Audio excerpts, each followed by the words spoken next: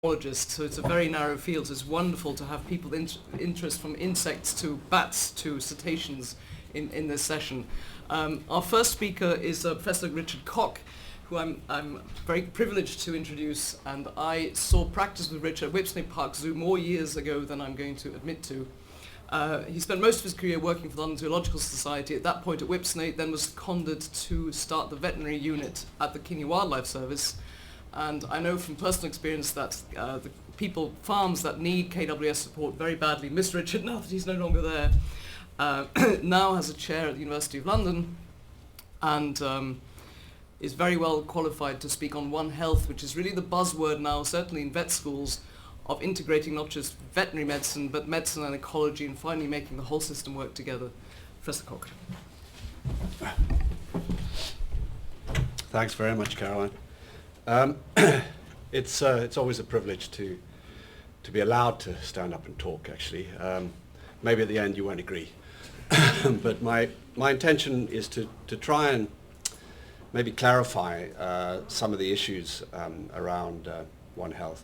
It's like all these things, people have different interpretations, and it's going to be useful, I think, for our profession more generally in the different sectors to understand, in a sense, what the consensus or sort of global feeling as to what One Health really is or should be. And I think the first question we all need to ask is, why is this necessary? So I'll try and give some justification as to why we should be using this paradigm to move our activities forward. I understand the audience is mostly vets, but also a lot of hunters. Is that right? No, I'm only joking. But I know this organisation had a background with hunting, and I have absolutely no problems with that side of things. And many organisations have had to sort of change how people perceive them, and had to change names even. And maybe One Health actually is just really another iteration of an approach to try and persuade people to move forward. There are questions about how practically we might want to integrate health disciplines, and so I'll talk a little bit about that. And maybe where do we actually start with these things? Well, it started, but where do we start on these things? In this audience, I think we have to go back to global issues, and most people are pretty bored, hearing that the world's about to explode. But I think the underpinning science is definitely showing that we have a stressed resource base. So this is from the Global Footprint Network, showing the trajectory we're on in relation to resources. So we're looking for another couple of planets in order to be able to continue what we're doing. So anyway, we're looking, and maybe we'll find them. Also, Rockstrom, I think, provided a very good way of looking at these stresses, and I think a lot of people think it's just climate change, but in fact there are a whole range of problems that are developing, and Rockstrom produced a nice simple diagram.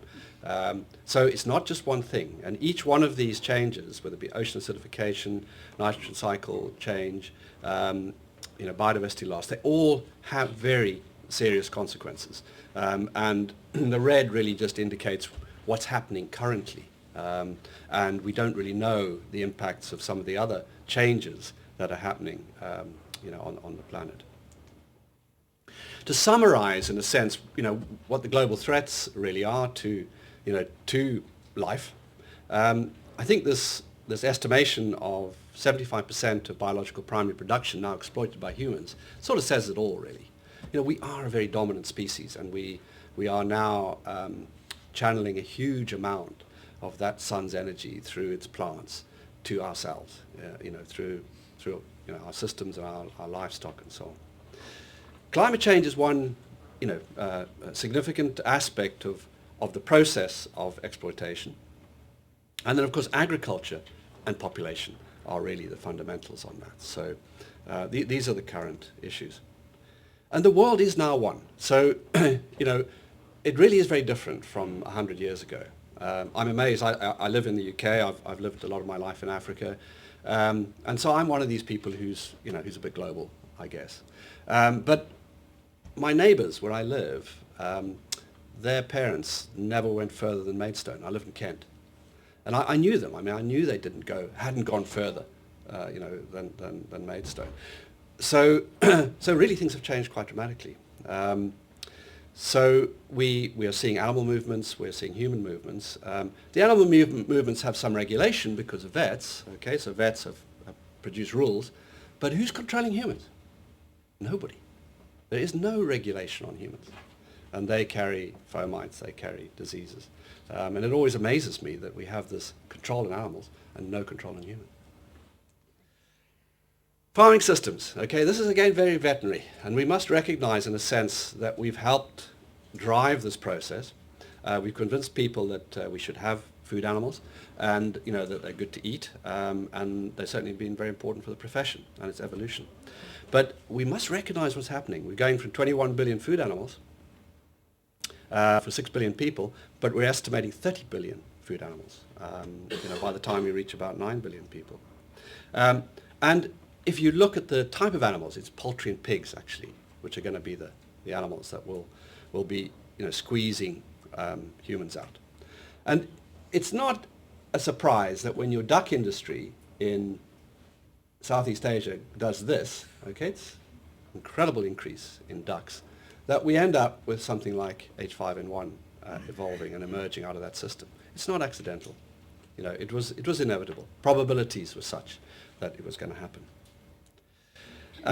Another aspect I think which we need to think about is that all this change is not even. Okay, it happens at different rates, and we actually have a history of change on the planet. You go to India, many of the changes there happened 10,000 years ago, and it reached a sort of equilibrium there. Parts of Africa are going through a rapid change. So agriculture, whatever you like to look at, this is agriculture at the bottom here, it's uneven as to where these impacts are. So we need to keep that in mind. The context is important. And we know that some of the impacts relate to diseases, okay, infectious diseases. So this is just a list, you can choose many more, where we can directly correlate the emergence of certain infections with changes happening in the habitat. We know the costs, and they've dramatically changed in relation to emerging infectious diseases. Some of this is probably through the fear factor, actually. Not so much direct impact of the disease, but how society interacts and reacts to disease. And, it just carries on. So we do have a problem here in relation to how we perceive diseases and how we deal with diseases. And the other thing about disease is it affects people in different ways. So often poor people get the worst end of it. And the rich people somehow manage to avoid most of the impacts. Okay, and that's a really important thing for us to recognize as well. And if we look at things like avian influenza and what lessons we learned a lot about the economic impacts, both from the fear factor but also direct impacts on livestock systems.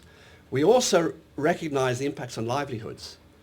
We actually increased poverty in our reaction to avian influenza.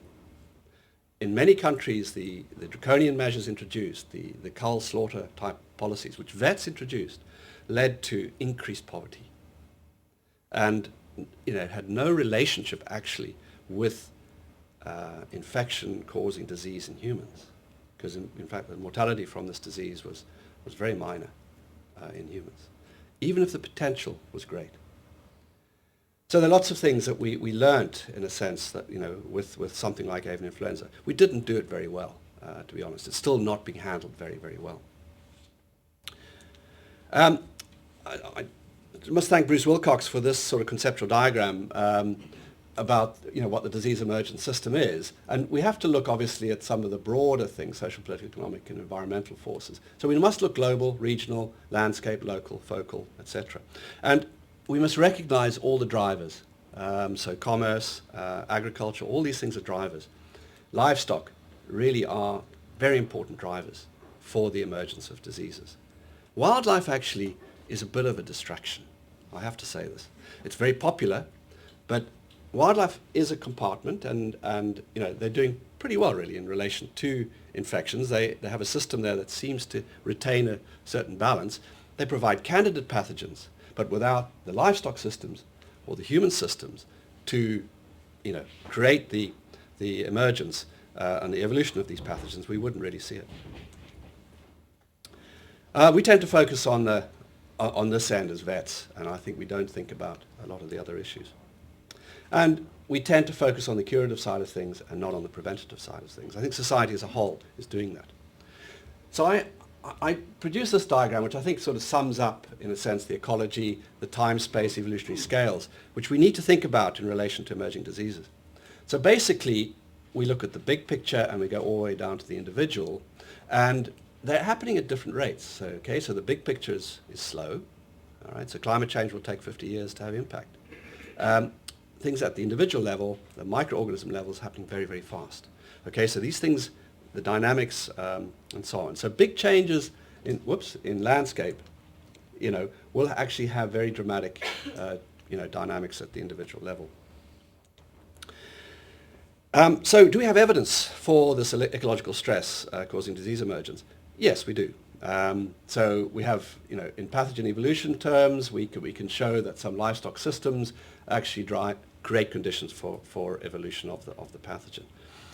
We know some of the big things like climate change can impact vectors, can change the position where these parasite host systems function, and so we'll see change. But it may be positive, maybe negative. It's difficult to predict on these things.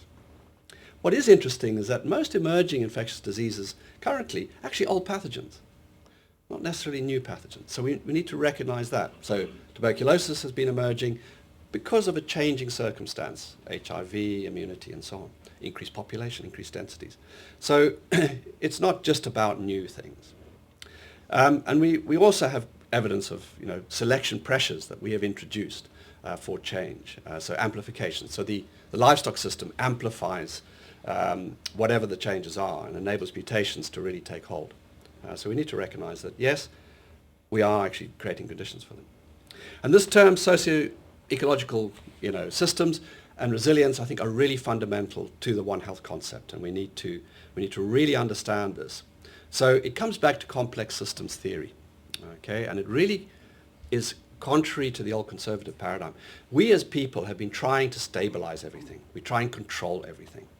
We want everything to be nicely boxed and managed. By doing that, we are creating many problems. We're not allowing that adaptation, that change, which all biological systems really have evolved with. We're really bucking the evolutionary system.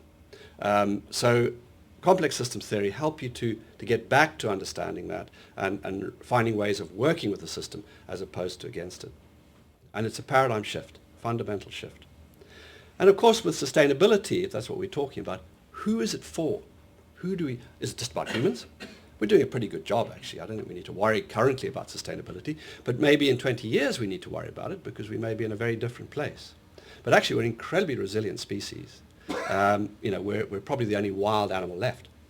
We could go anywhere and do anything. But what we are doing is eroding this resilience, and we're creating vulnerability. And we have this tendency for techno-fix. Okay, so we're wanting to stabilize everything. I think we need to look much more at adaptive systems, how to allow adaptation to become the dominant feature. And that brings us back to genetic diversity, biological diversity, and the heterogeneity of the landscape. So being a wildlife conservationist, it's not actually about saving species. It's about creating that complexity that enables that adaptation and for life to continue, in the way that I understand it. And that brings us to One Health, because in social systems, the existence of institutions and networks that learn and store knowledge and experience create flexibility in problem solving and balance power amongst interest groups and play an important role in adaptive capacity. So One Health is about a community of people who will help to drive the transformation, the changes that really need to happen. It's not about zoonoses, okay? A lot of people like to use that as an example. It's a good example, but it's really not what One Health is about. So the new paradigm is about learning to live with change and uncertainty, nurturing diversity for resilience, combining different types of knowledge for learning, creating opportunity for self-organization towards socio-ecological sustainability. That's what One Health is about. Okay, maybe we understand what One Health is now. But what's it going to look like? How can we actually go there? People have been trying. Believe me, a lot of people have been trying, and we can go back to Hippocrates, talking about, telling, town planners, for goodness sake, don't put the town, in a certain place, because you're going to end up next to a swamp and you're going to have malaria, or or a disease, if the wind direction's wrong, and so on. So people have been trying to think ecologically since early times. Jenner, this is a cartoon of Jenner and cowpox. He was laughed at because he talked about the use of a cowpox material for treating smallpox. People laughed at him. Big cartoon. What an idiot. And that's society. Society doesn't like to think we're animals or related to animals. They don't. We like to think we're very important and we're separate. People who don't worry about that sort of thing have contributed significantly to our health. And Jenner's a good example. And there have been many others. Victor Zur, Virchow, Osler. This guy, Calvin Schwabe, who's still alive, tried very, very hard to get across these ideas about breaking down the barriers between human, animal health professionals. And then, I've had the privilege in the last 15 or so years to be associated with colleagues trying to come from the sort of wildlife conservation side of things to convince people that we need to do this. We're at the brunt of this because wildlife's disappearing so rapidly. So, it's in our interests, actually, if that's what we believe is important, to try and get this to go. So the Manhattan Principles sort of came out of a bunch of meetings, which really were just about this same old story of one medicine, one health, and so on. There have been a whole range of international meetings now, funnily enough. It's incredible how these things do actually begin to take on momentum from quite small beginnings. But it really has become now a sort of governmental level of things, and as it was mentioned, a veterinary level thing now. But there are a whole bunch of activities, and there's no need to go into the detail, but people are thinking about this across a wide landscape. And from the veterinary side and the conservation side, we've had the conservation medicine movement, we've got the eco-health movement, and they all really talk about the same things. And they've all evolved in different places and different points. And that's typical for change. It's typical for the way society behaves and acts. There's no criticism. It's the way it is. And there's no reason not to accept and embrace all the different sort of approaches. Jakob Zinstag, who's a very prominent individual in this whole movement, has been trying to articulate this in terms of the health professionals, and he produces this diagram, which is quite helpful. So we can look at general medicine, you look at veterinary medicine, human medicine, look at zoology. So it's just trying to package these things and get people to think more holistically. We've looked at policy development because you've got to justify these things. Governments won't accept change unless you can justify it. So I worked with a group mostly in the US, looking at One Health interventions. Could we actually, by working in this way, can we improve the situation?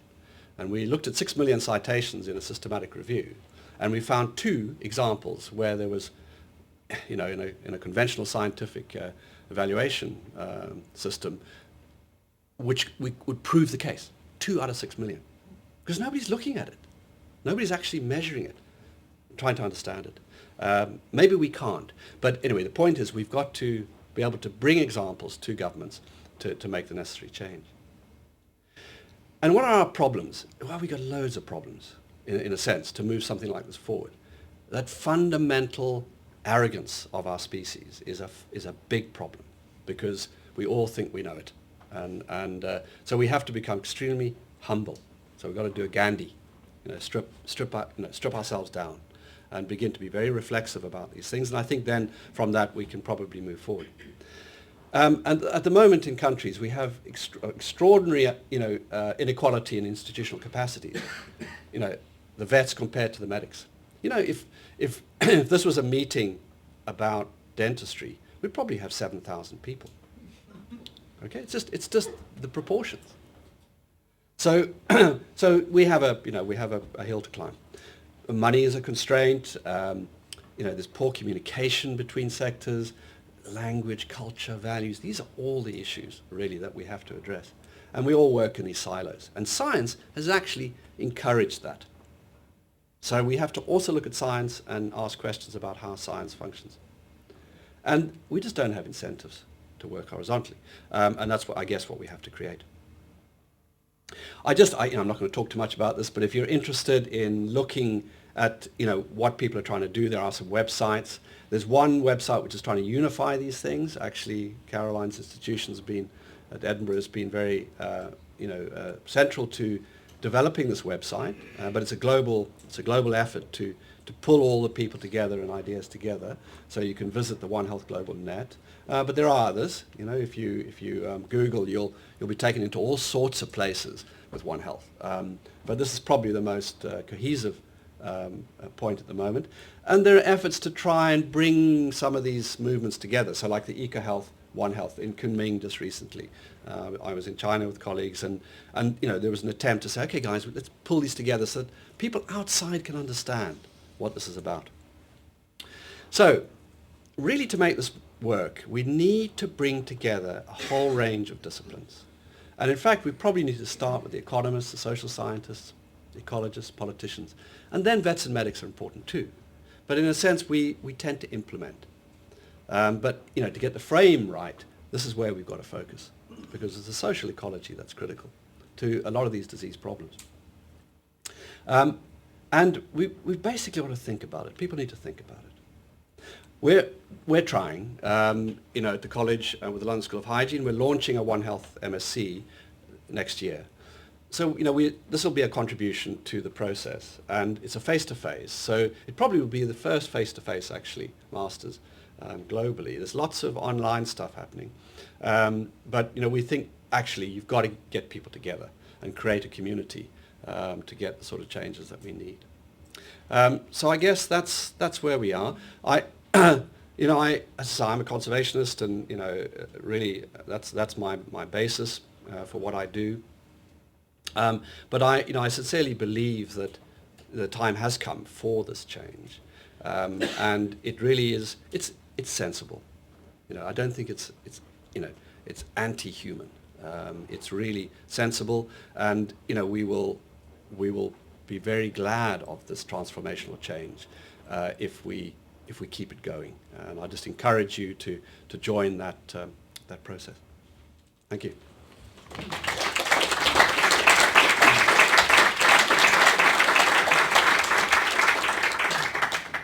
Professor Kock, since I'm chairing it, I have the privilege of being allowed to ask the first question. Professor Kock, the issues seem to be almost insurmountable for an individual to do anything, but Richard was instrumental in us getting rid of rinderpest, which I think is one of the greatest things veterinary medicine has ever done, is to rid the world of cattle plague. So it can be done. Individuals can make a difference. Are there take-home lessons from that for you or for us of what we can do as a person? What do I do that's different now? I'm a great believer in as I said, the power of one. I think you just do it. I think you have to step out of that, out of your comfort zone. So I think as individuals we have to reflect on these things. So in whatever decisions we take, every day of our lives, I think it's just about making that decision. I'm going to do it. I'm not going to use my motor car, perhaps, or I'm going to have. I'm not going to be a global, a globetrotter, because I know the impacts aren't that great. I'm going to try and encourage, a less consumptive pattern of living. So I think this is the individual, and when it comes to professional life, my involvement with rinderpest, it was accidental. I was not part of the community, the silo, the rinderpest silo, when I got involved with silo, with rinderpest, and I was an outsider, but I said, well, sod this, it doesn't really matter. I'm going to just do what I'm going to do. And it actually sort of changed the whole approach to eradication, because wildlife had not really been considered. It wasn't in the silo. Wildlife was outside the silo. So I had no constraints on me in the work I was doing, because I had a different, sectoral, leadership, different ministries. So I was not constrained. The veterinary service didn't like it. They really didn't like it, and they tried to deport me several times from Kenya. But I just tried to be nice about it, and actually in the end the change came, and we were able to use the wildlife to indicate where the virus was still circulating. And through doing that, they could focus vaccination and eradicate the disease. So it was a very simple thing, actually, but it led to, to a significant product. So I think we as individuals can have that impact. We might get squashed in the process, but that's the risk you take. And so I have no fear, in a sense, even with things like One Health, is to ask difficult questions and say to ourselves, okay, what do we need to change? Industrialized livestock is a very good example. Are we going to carry on doing what we do with livestock?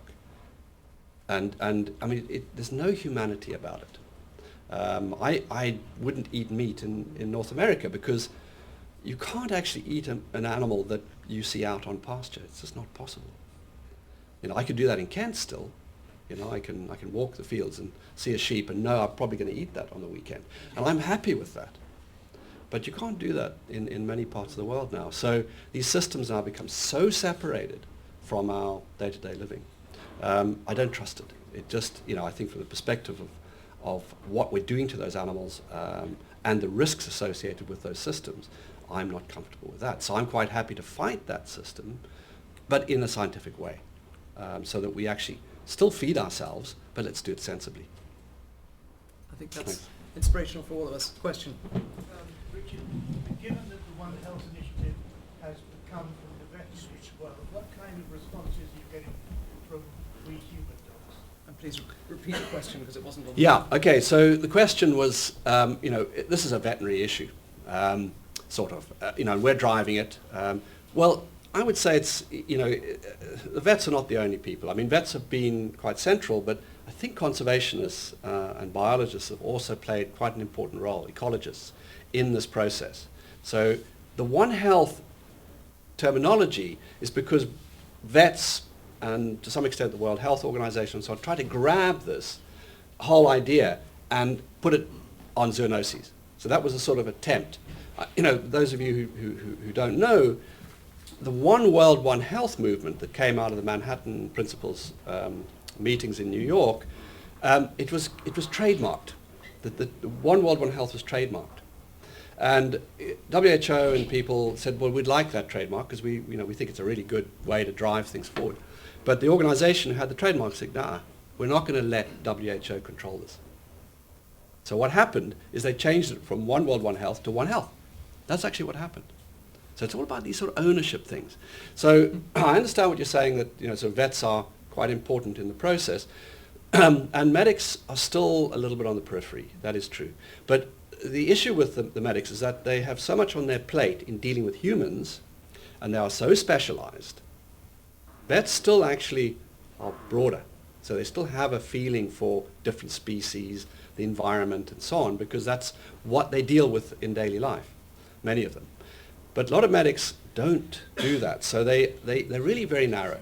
So I think that's part of the problem. So to generate within the medical professions this sort of sense that we need to change is a big challenge. And I think, and it'll take individuals within that profession, I think, to drive some of those changes. And there are some. I mean, there definitely are some.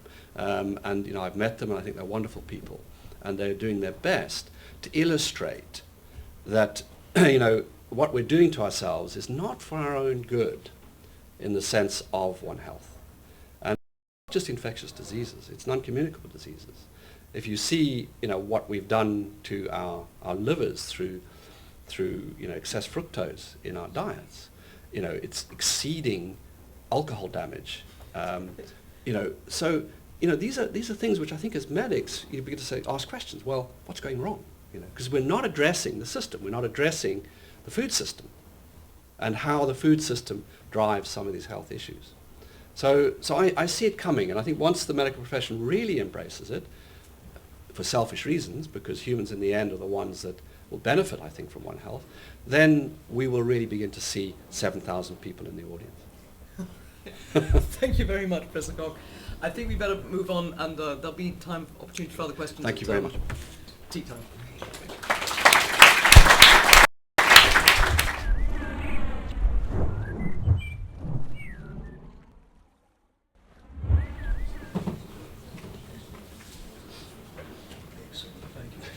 And our next speaker, Professor Sarah Randolph, fits in very well with the One Health system as being as chair of parasite ecology at the University of Oxford, and being particularly interested in vectors, but not only that, but also how people encourage getting diseases from vectors. So that will fit in very well. Thank you very much for that introduction. In fact, yes, you're right. I am amazed and thrilled at how much my talk echoes what Richard has just said, which is entirely by chance. But what I'm actually going to do, I hope you'll bear in mind everything that Richard has just said, because I'm going to take one system and look at it in some depth. And even if it's not a system you're particularly interested in, maybe it will have some object lessons, some case study lessons that you can apply exactly to the themes that we've just heard about.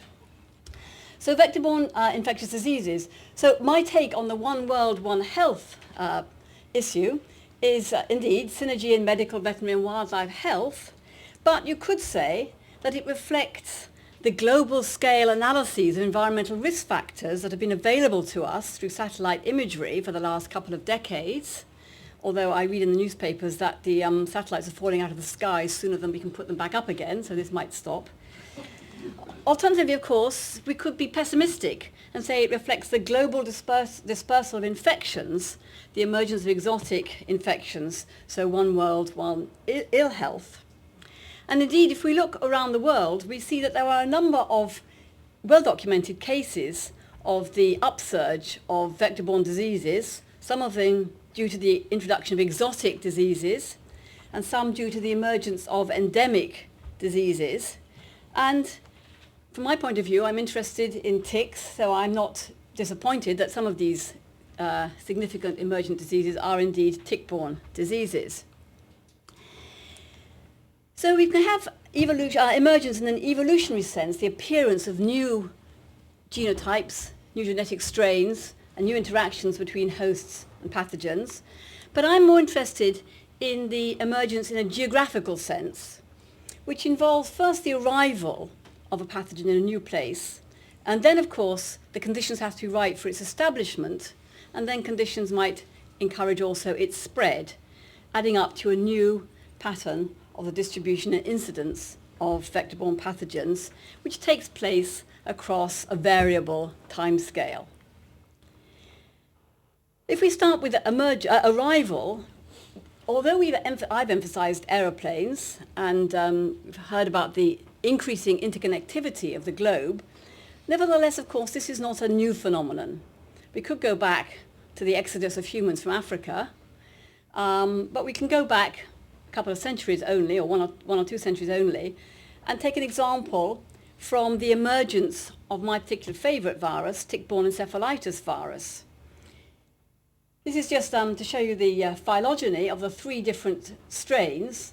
There's Far Eastern strain, the Siberian strain, and the European strain that are all transmitted by forest rodents. And this outgroup here has shifted evolutionarily and is now transmitted via ungulates instead.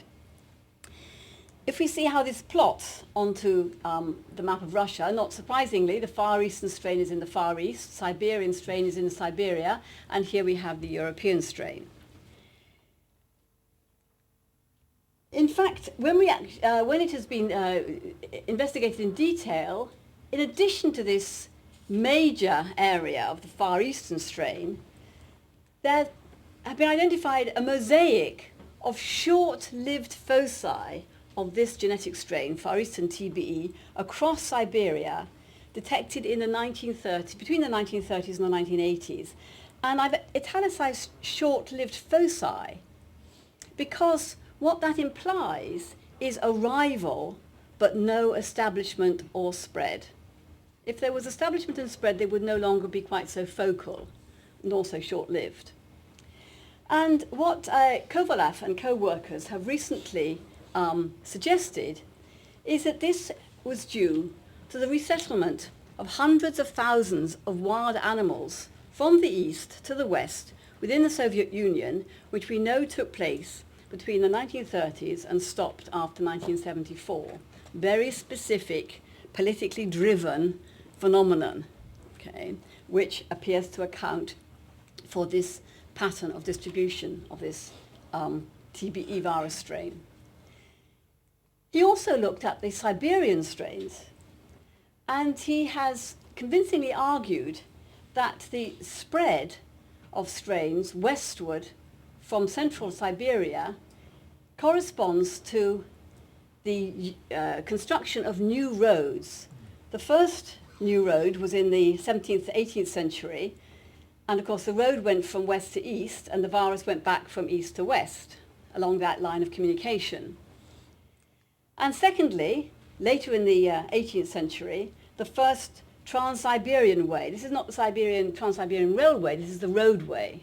Okay? Again, going from deep in Siberia, to deep in Siberia, and the virus travelling back. And his analysis of the genetic strains, the phylogeography of this virus, is very convincing. And he summarises this with the sentence that the victims of TBE in Europe are the price paid for the colonization of Siberia, which I think is a lesson that we can all think about. Within Europe, this is the typical pattern of this virus. It's extremely focal within the distribution of the tick, the vector tick Ixodes ricinus, very familiar to us here in the UK. That was at the end of the 20th century. In the last 10 years or so, our knowledge of its distribution has grown, but nevertheless there is convincing evidence that the distribution has spread out somewhat. Okay? And don't let us forget that it's rather difficult to decide when we see the expansion of an endemic pathogen like that.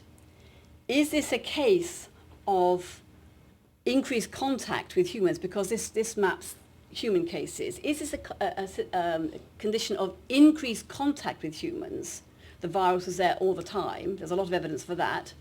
Or is it actually introduction of exotics on a micro scale?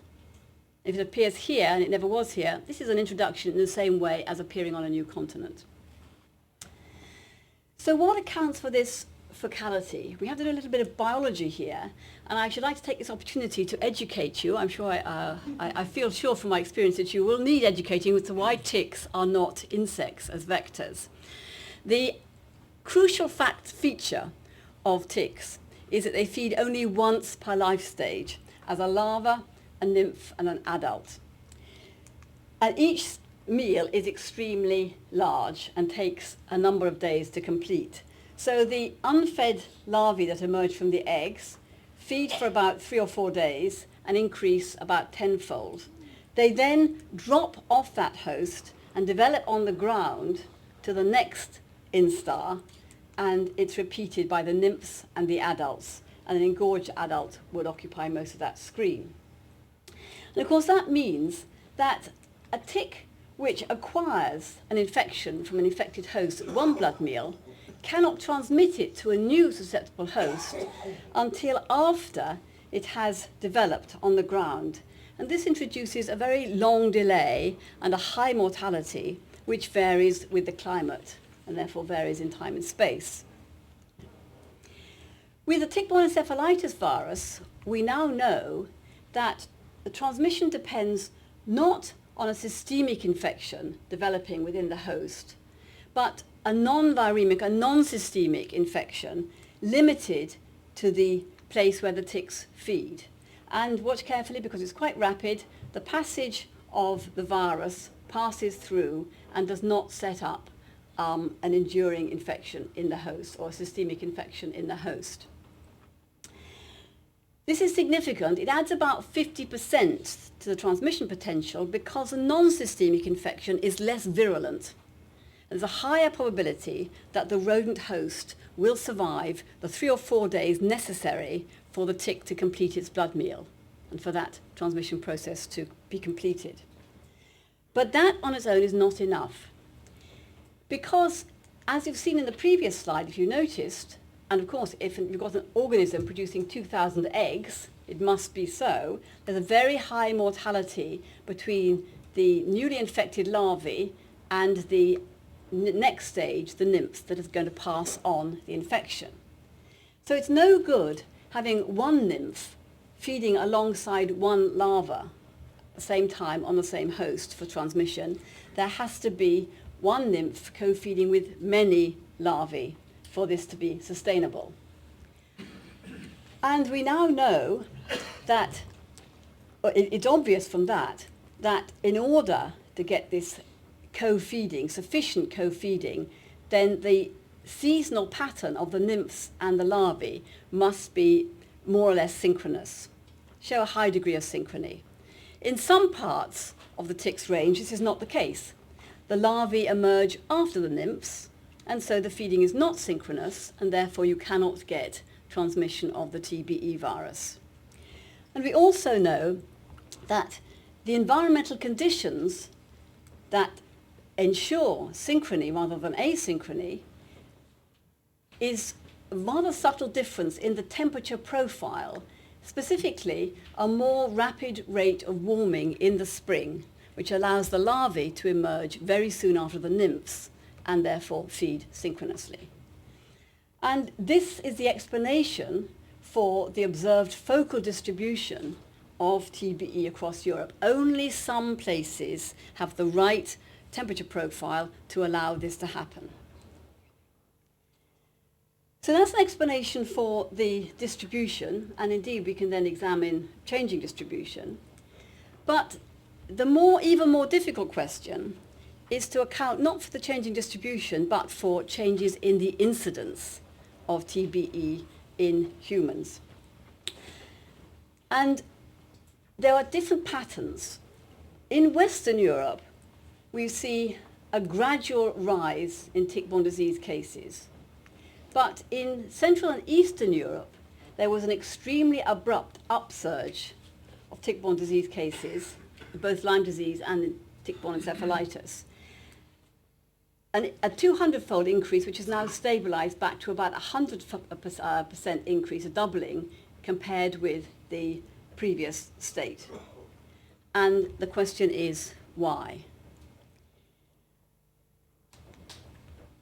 Again, echoing exactly what Richard said, tick-borne diseases are a prime example of complex systems. Okay. As biologists, we took this in with our mother's milk, quite honestly, and all these institutes of complex systems say, oh, well, we know that, that's biology. Most of biology is a complex system, okay? So we need to simplify it down. We need to be analytical about this. And quite simply, the risk of infection has two major parts to it. There's the hazard, and there's the exposure to the hazard.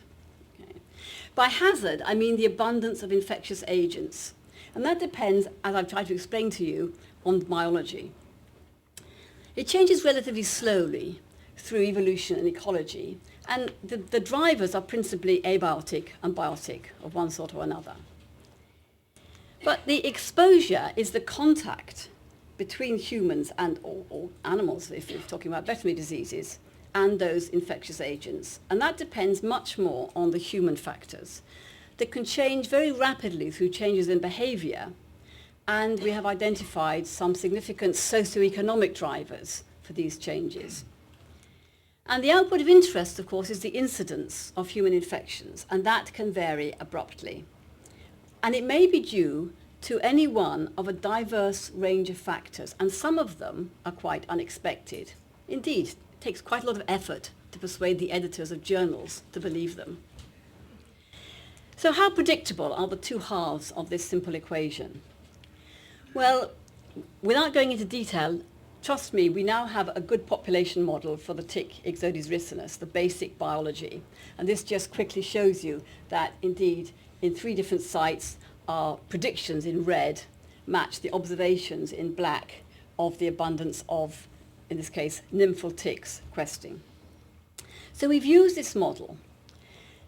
Without going into detail, I'm going to give you the bottom line of our use of the model in looking at the effect of real climate warming on tick populations, taking real data from Met sites.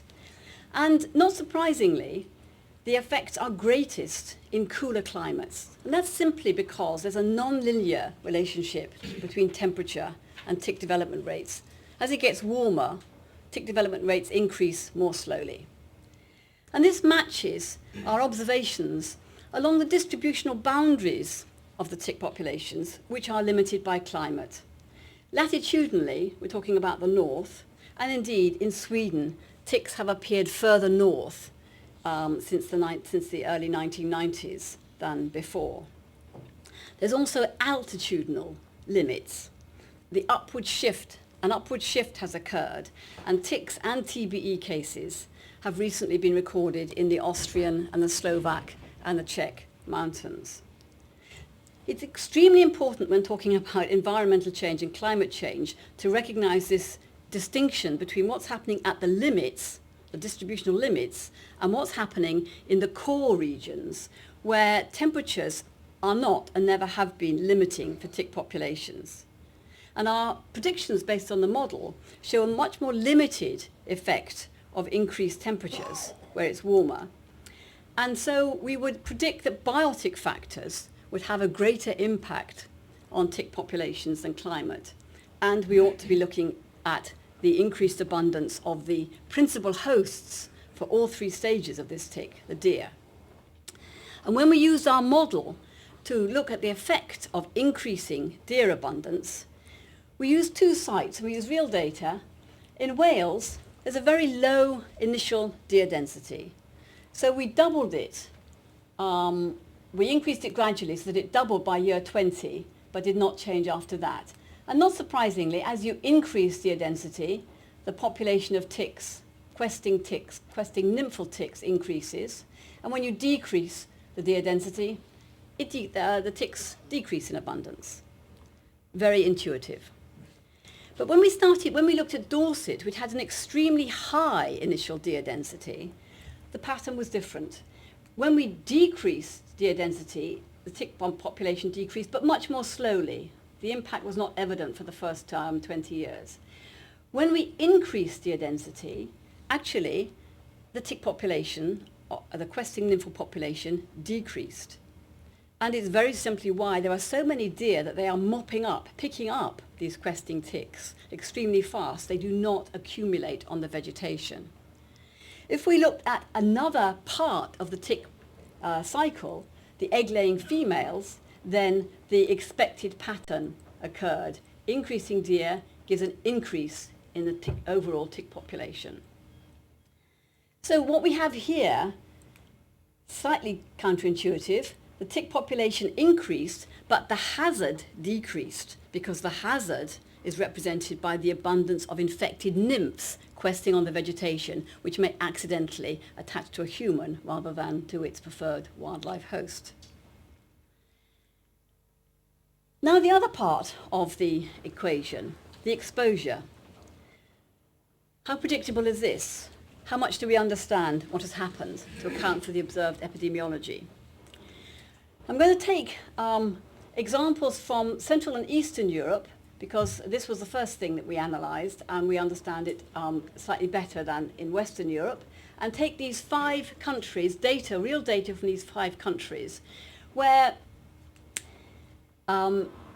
tick-borne encephalitis is distributed throughout each country. And many of the drivers I'm going to show you, we can only get them at the national average level. So it's important to have national TBE data at the same geographical scale.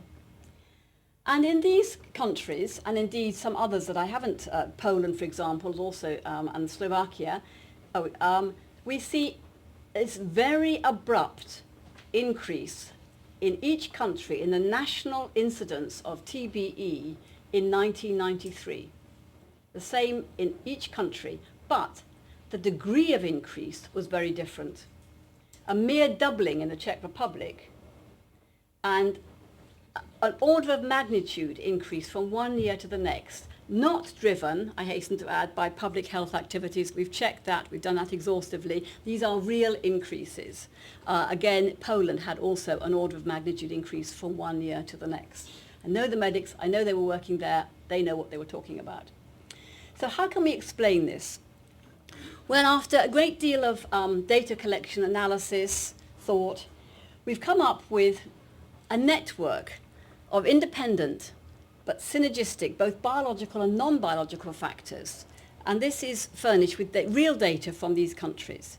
If we start with climate change, because at the time, and still I'm afraid this is everybody's knee-jerk reaction, the real change was a sudden increase in temperature in 1989 at every site from northern Sweden right down to mid-Italy. That is the pattern in Europe, and very little change thereafter. There was a 1 to 2 degree increase in the mean annual temperature in 1989 from 1 year, step increase. I focused on what happened in the spring because that's important, as I've said before. And our conclusion from analysing the data is that at best this could advance the onset of TBE virus transmission each year by 10 days. Now, the question is whether or not that's sufficient to account for the observed epidemiology. It's certainly not sufficient to account for the heterogeneity in patterns in space and time that we've just seen. Okay, we saw the national data. The increase was in 1993, but within different regions of each country, it was anywhere between 1990 and 1998. Okay, so maybe a small contribution, but not sufficient on its own. In addition, the hosts for the ticks have increased, either the deer or the wild boar here in Latvia, the Czech Republic. And where there is a long-term record of tick abundance here in Latvia, we see that ticks have also increased in abundance. The cause of this sudden increase in the spring, most climatologists agree that global brightening is important, driven largely by the reduced industrial pollution and the Clean Air Act at the end of the 1980s in Europe. Of course, another factor occurred at the end of the 1980s in Europe, and that was the fall of the Berlin Wall. The major socio-economic transition that coincided with the end of communist rule, the collapse of the Soviet system. One of the effects of that was a massive decline in industrial activity, a decline in industrial output and employees, which would have contributed to global brightening. Another important effect was the decline, the reform of agriculture, the decline of the national herds to a differential extent, more extreme in Latvia and the Czech Republic than in Slovenia, a decline in field crops, agriculture, abandonment of very many of the grazing pastures and the agricultural fields, the regeneration of shrubs, and the colonization of these newly wooded areas by the rodents that are the transmission hosts for tick-borne encephalitis virus. And also a decline in the use of pesticides, which would have had a direct impact on the survival of the ticks. And for my money, the most exciting and interesting effect of the socioeconomic transition was this polarization of society. An increase in poverty, on the one hand, from higher unemployment, and an increase in wealth and leisure, on the other hand, in different sectors of the population. And we have a great deal of evidence that supports the idea that both these factors results in a greater exposure of humans to the ticks in the forests. In the case of poverty and unemployment, a lot of this is mediated through foraging for forest foods, the mushrooms and the berries. In the case of the wealth, then the leisure and the recreation, and the increased possession of cars to get there. So we think that all these factors, and maybe even a few that we haven't thought of, add up. They operate with different force in time and place, and add up to this different pattern of changing epidemiology of TBE virus. But there's a problem here. All these relationships are based on correlations in time. Yeah, there are some nice disparate discontinuities, nice jumps and things. They all work out. But it could all be coincidence. They could all be co-varying with some other factor. So we look for correlations in space to try to substantiate our ideas of causality. And we found it. Here is the national relative increase in TBE incidence either side of this jump point, 1993. And we found an extremely strong relationship with poverty, or in this case, the percentage of total expenditure spent on food, which is a very close correlate of poverty. The poorer you are, the more you spend, relatively you spend on food. So we think that this shift from correlations in time to correlations in space substantiates our notions of causality. Here we are in the Royal Society of Medicine. Medics don't like this sort of epidemiology. Not one bit they don't. You need a good case control study. All this ecological correlational stuff doesn't cut any ice whatsoever. So my colleagues in Poland did just that. It's extremely difficult to achieve this, and they are to be congratulated. Paolo Stefanow led this from Warsaw. And the results are entirely consistent with our rubbish ecological studies. When we look at the adjusted odds ratio for TBE in Poland, occupationally, the unemployed and those in low-paid employment have the highest odds ratio, along, of course, with those working in forestry. The data come from forestry and fisheries, but it's forestry that matters. When we look at recreational exposure, the massively greatest adjusted odds ratio is amongst, we've lost a bit of a caption here, for those people who are collecting forest foods in mixed deciduous woodlands. Okay? And in Poland and Latvia, this activity is very strongly associated with unemployment, low income, and trying to augment the family income. So it is indeed consistent with our previous analyses. So I'm actually going to slip over this because it's an old joke and we don't need it. Okay. What we've looked at up to now is the long-term increase in TBE incidence, which I argue is the unforeseen consequence of post-Soviet socioeconomics. This is also substantiated by short-term fluctuations, some annual spikes in TBE incidence that has occurred recently. When you get a spike, it really is a gift to an epidemiologist, especially when you get it in real time when you're actually working on the subject. And the first spike occurred in 2006. We saw a spike in 2 Western European countries, Germany and Switzerland, and 2 Central European countries, Slovenia and Czech Republic. There was a high incidence, but not an exceptional spike in Poland and Lithuania, and no spike at all in Latvia and Estonia. And the gift element of this is that at that time, we were actually sampling ticks in 40 plus sites in these 8 countries. So also based on our knowledge of the biology, we can say categorically that the annual and seasonal TBE incidence was not determined by changing tick abundance. We have the data, we can say that. Instead, these spikes seem to have been driven by a very warm, dry July to December in 2006, which was especially favourable for mushroom harvest and also encouraged human activity in the forests.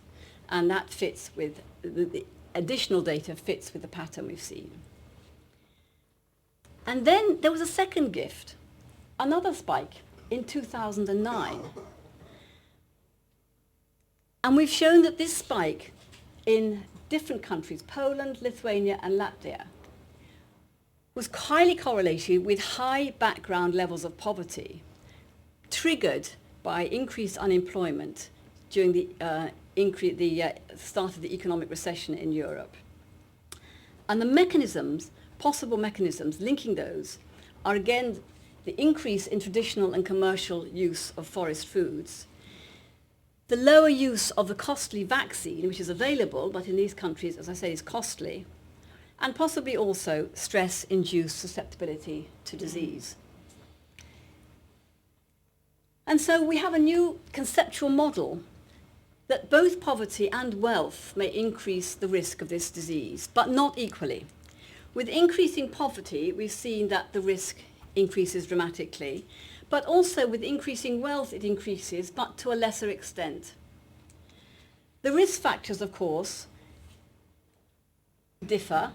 I've said that with increasing wealth you have greater recreational opportunities, with increasing poverty, subsistence activities, and perceived economic vulnerability. And that means, of course, that the potential for amelioration differs. It is very much more limited in the conditions of poverty, in the conditions of wealth, people have greater choice, greater potential for adaptability, avoidance and self-protection.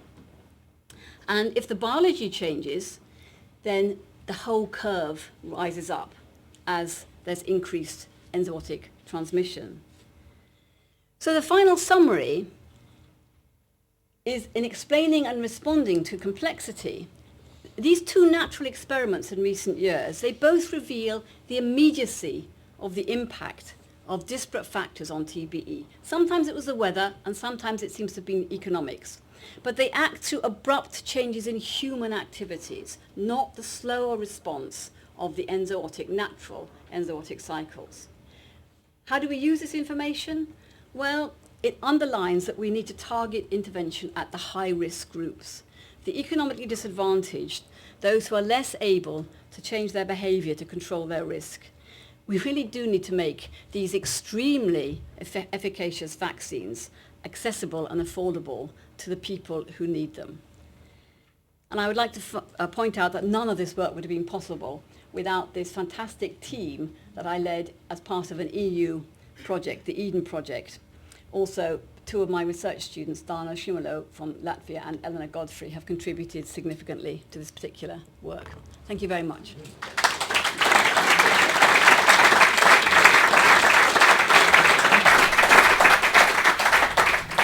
Thank you very much. What a wonderful example of why One Health is important. I mean, the fact that the collapse of the Soviet Union caused people to die of tick-borne encephalitis, people should know about. And it's obvious the way you say it. We just don't think about that. How do we broadcast it widely? We do our best, but indeed I think it's still our group's job to disseminate that. Because we're going to go very much behind schedule, I think we'll have one question. Who gets their hand up first? Please, if we can say that an increase in deer population mops up the ticks, if you like, is the converse true, that localized fall in deer populations will increase the availability of ticks to infect humans? Yes, it's unfortunate, of course, my talk was littered with summary statements without going into the details behind some of these statements. Of course, if you have a higher population, overall population of ticks, you have an increased potential for the transmission and the maintenance of tick-borne diseases. So you would expect perhaps the prevalence of infection in the ticks to be higher. So again, it's a complex system. You need to do the sums, you need the models to work out what is the bottom line, what is the net effect of increasing and decreasing deer populations on the risk to humans. You know, if you're interested in risk to wildlife, it would be a different answer. Risk to humans, you need to work out the abundance of infected nymphal ticks in the population as a result of either increase or decrease in deer. And actually, I can't tell you here and now precisely how that balance would come, you know, what balance would be the outcome in any one place. Either are possible. Sorry, but it's just, that's how it is. I think we probably better leave it at that and catch Professor Randolph doing the coffee, please. Thank you very much. Could we...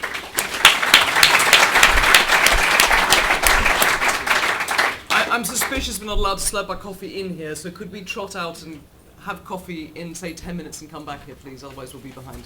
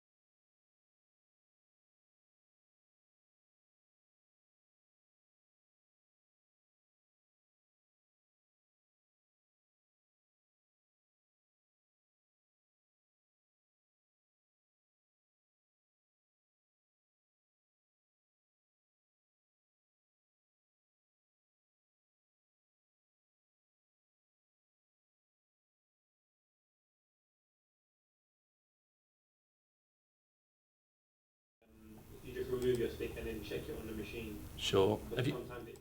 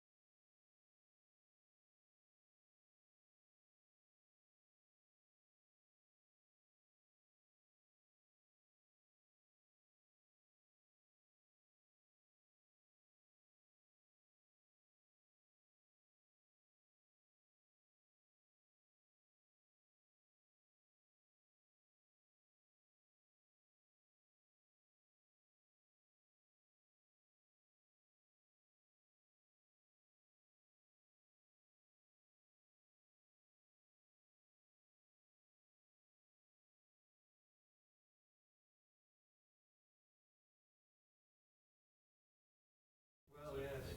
Well, thank you for stepping in. Yeah. I must admit, I haven't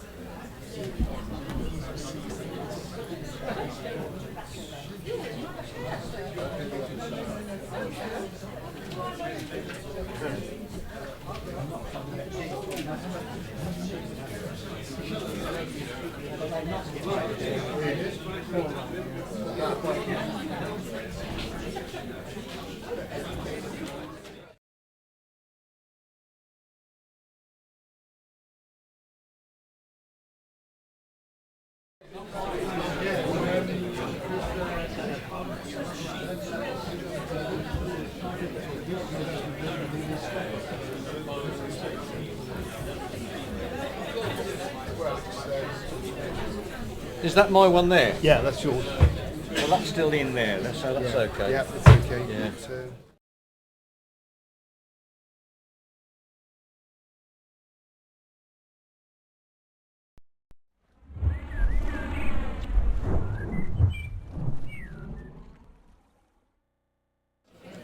You need to talk to Chairman, I think. Caroline, how do I get back to my...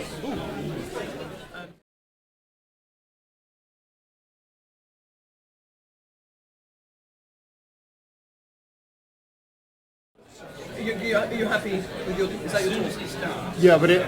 Okay, apparently you're going to get it. It's under control. Hello.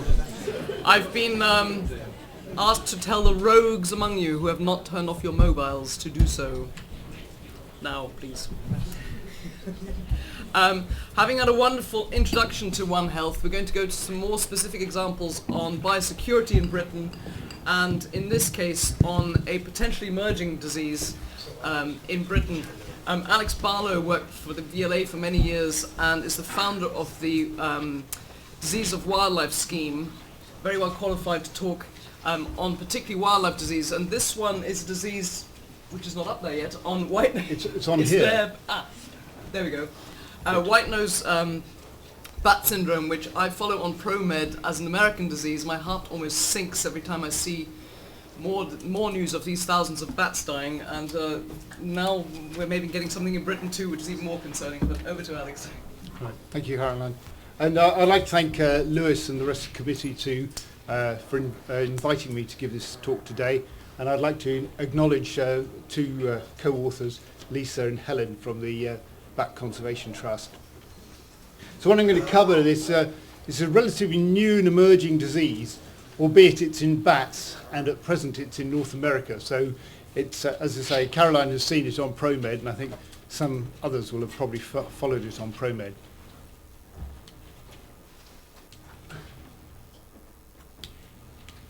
Right. So it's a relatively new disease. The first reports of it were in January 2007 in New York State. People were reporting abnormal behaviour in bats near Sockhurry Caverns in Albany County. Bats were seen flying during the day in the winter, which is a bit strange, and they were finding dead bats sort of lying around outside the cave entrance. And surprisingly, 2 months later, some biologists went to some nearby caves, Hale Caves, and there they found thousands of dead bats lying all over the floor, and 50% of the survivors had this sort of white muzzle, and hence the name white nose syndrome. And this photograph taken by Nancy Heaslip is really sort of iconic. Wherever you hear white nose syndrome, often this picture is put up. And so a lot of this was put on the internet, and this prompted a caver who'd the year before visited another cave in Albany County. This is Howe's Cave, and he'd been there the previous February, and he saw similar changes in bats there. So this appears to be the index case, and it's quite interesting. I'll come on to why Howe's Cave is a sort of good site for an index case. And it sort of ties in actually with Prof Randolph's and Prof Cox's talk previously. So bat examination, what are you actually seeing in bats in the field? And remember, this is a disease affecting insectivorous hibernating bats. And so the severely affected bats, these are pictures taken in the cave, have this white ring around their muzzle. You may see little white foci fungal hyphae on the wings. And what we do to encourage bat researchers is actually to take photographs of bats in the cave, because obviously these are dead bats, when they're handled and put in the post to be sent into a lab, the fungus will rubs off, so you don't get actually a clear picture of what you might see in the cave. And on the wings, you may just see sort of pale, depigmented foci on the wings. And also what we do encourage them to do is actually take sellotape impressions of these lesions. So you just have the sticky side out of a loop of sellotape and just touch it on the area of fungal hyphae, and put that onto either a microscope slide or a thick bit of clear plastic, which you can again send into the lab with the bat. And dead and dying bats, it's reported, and in the first few cases, that they appeared to be very thin, had little or no fat reserves, and appeared to be dehydrated. So what organism is involved? After some detailed work done by USGS in America, they identified this new fungus, Geomyces destructans, and this was consistently isolated from affected bats, and it's been detected in hibernacula that have infected bats by PCR. And the growth requirements, this is an obligate psychrophytic fungus, which requires darkness, low temperature and high humidity. And obviously these are ideally provided by caves and hibernacula. And Geomyces destructans, it's a primary fungal pathogen, which is quite unusual because often fungal disease is secondary to immunocompromised individuals or intercurrent other diseases. So it comes in as more as an opportunist. And all the work that's been done, no viruses, bacteria, parasites have been consistently isolated from these cases of white nose syndrome. And transmission studies carried out by USGS have confirmed Kock's postulates. They've taken the fungus and put it into bats and got the same disease. So the natural transmission in the field, this can be bat to bat, either at roost, they're roosting in large numbers together, climbing over each other, so it's an ideal environment to spread the fungus, or during the autumn mating swarms when all the bats will meet together. And then the fomite spread, people visiting caves, such as cavers, wildlife scientists. And as Prof. Kock says, you can't control people. The bats you have no influence over, although the bats tend to stay in certain areas, but people cannot, bats will stay within the same continent, the same island, but people don't.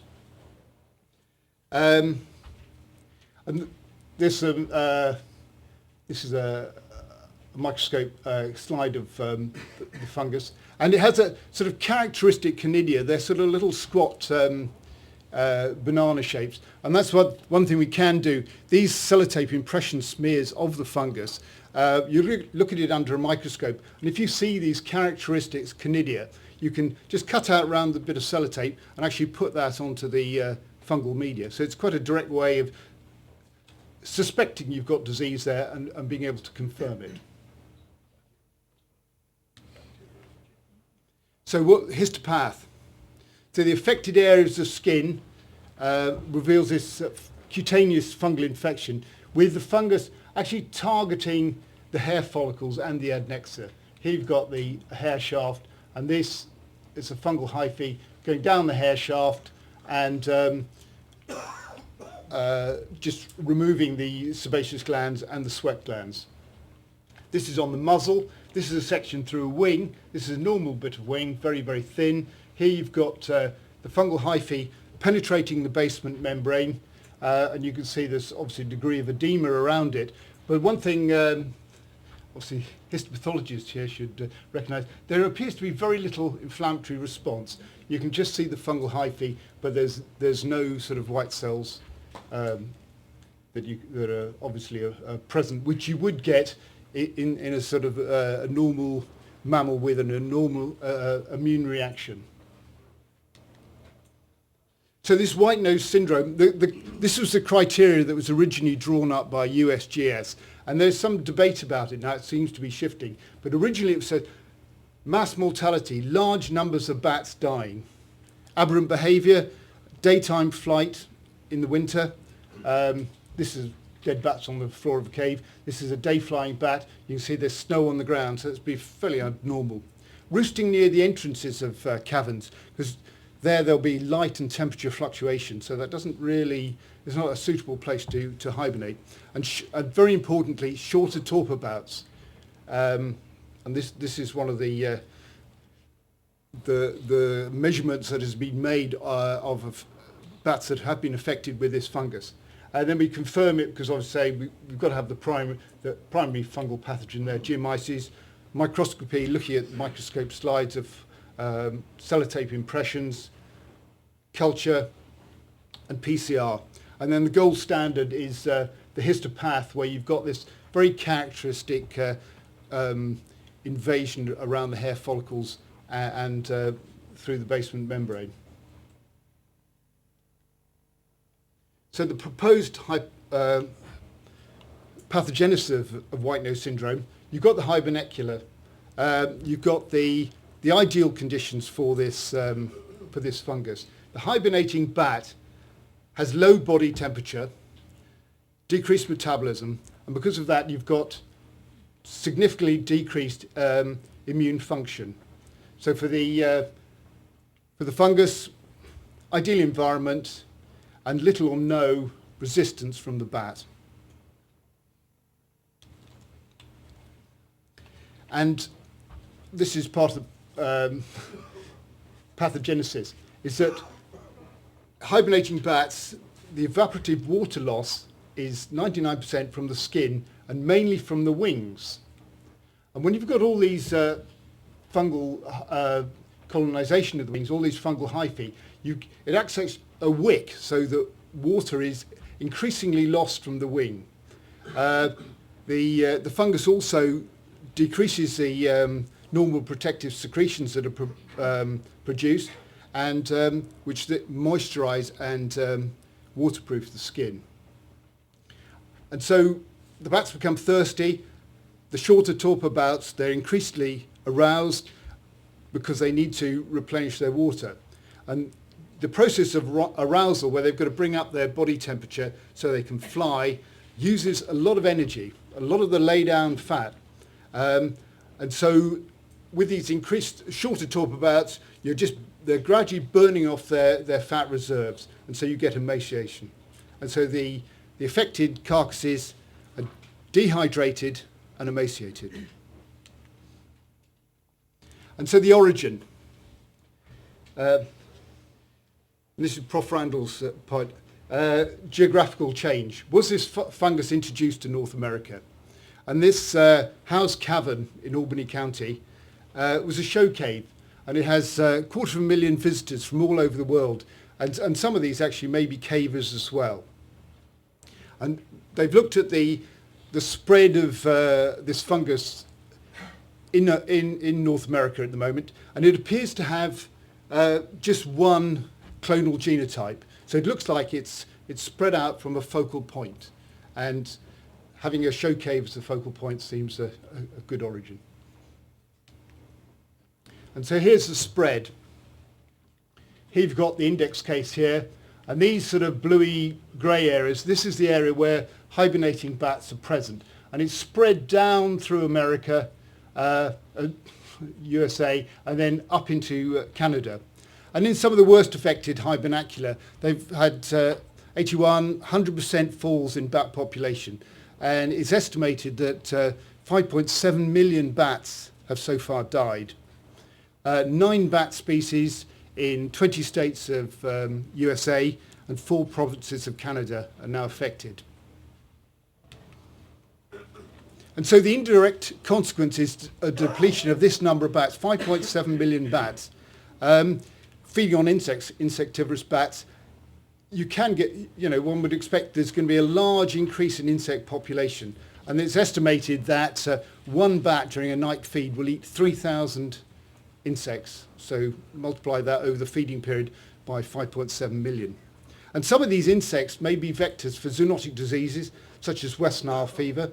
And as you know, the eastern seaboard of America has had problems with disease in humans with West Nile virus. Also disease in farm animals. You know, we've seen blue tongue here, and wildlife such as epizootic hemorrhagic disease. And also, these insects may be crop pests, and so one might suspect that to replace the function the bat has been carrying out, that they're going to have to use more agrochemical pesticides. So there's going to be an increased cost to the farmer. And the direct consequences to the bat, this is the most catastrophic decline in North American wildlife species caused by infectious disease ever recorded. 9 bat species have been affected, but mainly 6. And there is a mortality rates vary between species. The little brown bat, very susceptible. 93% mortality rates have been reported. And the big brown bat, it's a larger bat, maybe a decreased evaporative water loss, and that's sort of less than 50%. And obviously this level of mortality can lead to extinction of bat species, either because they're very rare, such as the Indiana bat, or because they're highly susceptible, such as the little brown bat, or maybe a combination of the two. So what's happening in Europe, a bit close to home, continental Europe? And so now there is evidence that GD is present in European bats. It's been isolated from 8 myotis species, 6 of which are present in Great Britain, although greater mouse-eared bat, I think there's only 1 in Sussex. And it's been isolated or suspected in 18 countries across Europe, including the France, Belgium, Netherlands, actually bordering the English Channel, and sort of fairly widespread, sort of Denmark right down to Turkey. So once we started looking, compared to America, where they've initially it was in one place and it's gradually spread out over time, immediately we've looked, it's all over the place, and also there appear to be different clonal types. So it suggests that it's been there quite a while. And at present, no more mass mortality has been reported in bats in Europe. And here we get the problem about white nose syndrome. Is it mass mortality? Because you may see there's a paper from the Czech Republic saying that they have white nose syndrome. They have fungal infection due to GD in a number of bats, but they haven't had any mass mortality as they have had in North America. So why no mass mortality in Europe? Different bat species, although some of the same genus as Myotis, which is sort of a common species. In America, there are much higher numbers of bats, so you get much higher density in the hibernacula, so you could get increased build-up of GD and also much greater contact rate. Or, which we probably think it is now, is it a recent arrival? The evidence would suggest it isn't. So is it indigenous? It probably was indigenous to Europe. So our bats have or continental bats have certainly appeared to have co-evolved with this organism. Non-pathogenic strain, they have, USGS have now done some work, and they have actually taken continental Europe isolates of GD to North America and infected their bats, and they get exactly the same disease. And I think we can rule out this other unidentified or other predisposing factors. So what's happening in Britain close to home? So the AHVLA wildlife group, working with bat researchers from the Bat Conservation Trust and the Vincent Wildlife Trust, have been investigating suspect cases. And there's talk now about surveillance and how robust it is. And there are 5,000 members of the BCT, and they have 89 bat groups scattered around the country. So we think our surveillance is pretty robust. And over the last 2 winters, because I say it's a problem in hibernating bats, 543 hibernacula have been visited to check check on bat numbers and to see whether any are dying. And so far we've had 40 incidents we've investigated between January 2010 to the present date. So we're just coming into the sort of hibernation period in the next month or so. And this is funded by DEFRA through AHVLA Wildlife Project. So here's the 40 incidents we've investigated, and so we've had 43 carcasses, and we've either had swabs or these sellotape samples sent in. A range of bats, surprising quite a number of lesser horseshoe bats, because we get quite a number from the West Country where they are more common. And what have we got? So a variety of fungi have been isolated.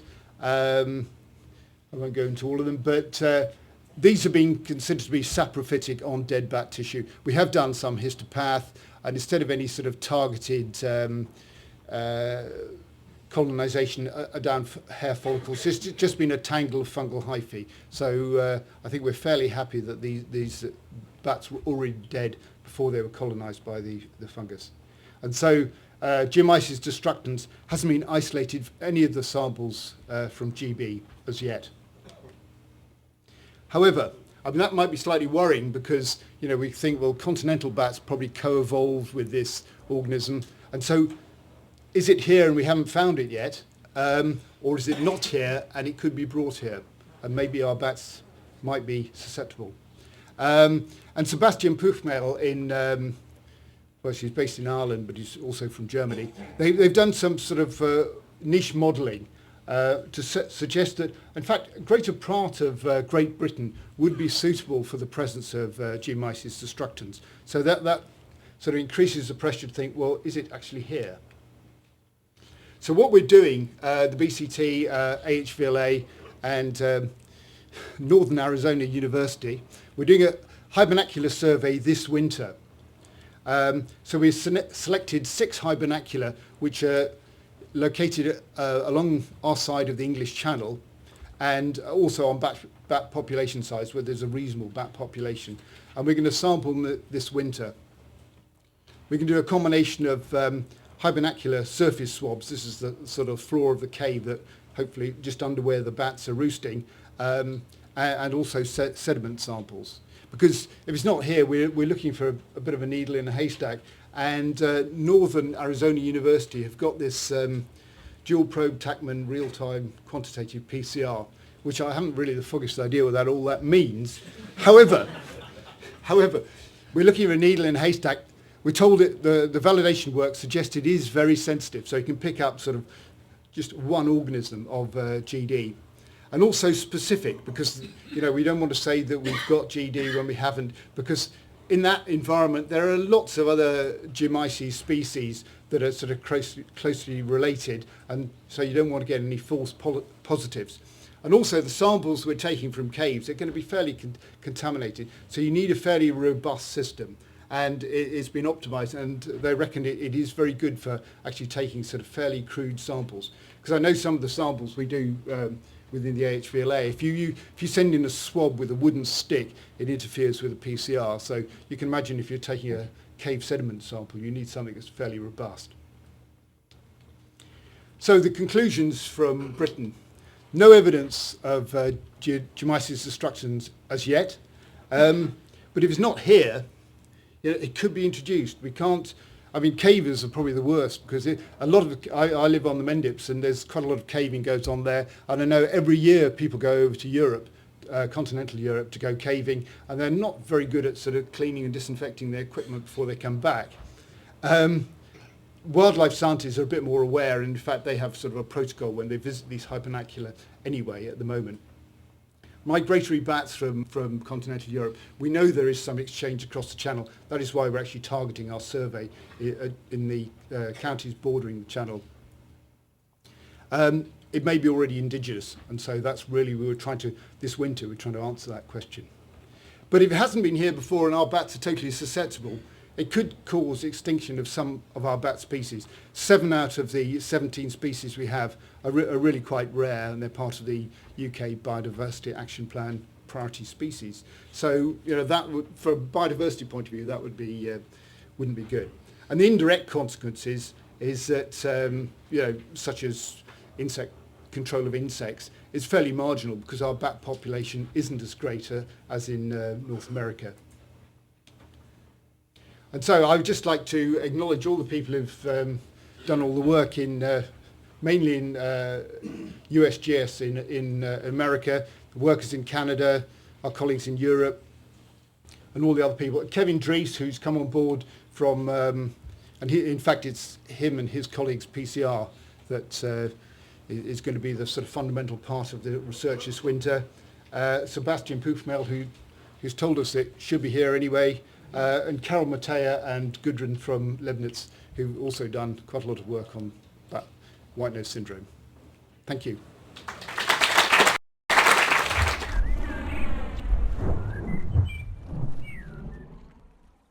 Thank you very much, Alex. I'm even more depressed than I was before about these little bats.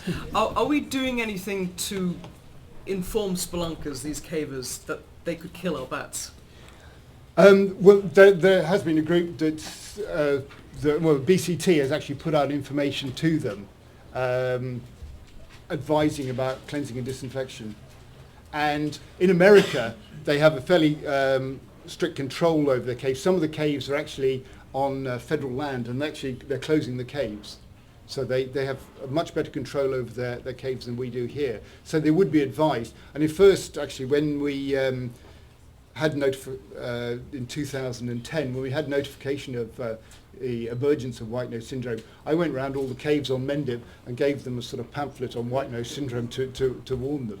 But I think the BCT has met with all the sort of caving organisations, and so there is something that could be put in place.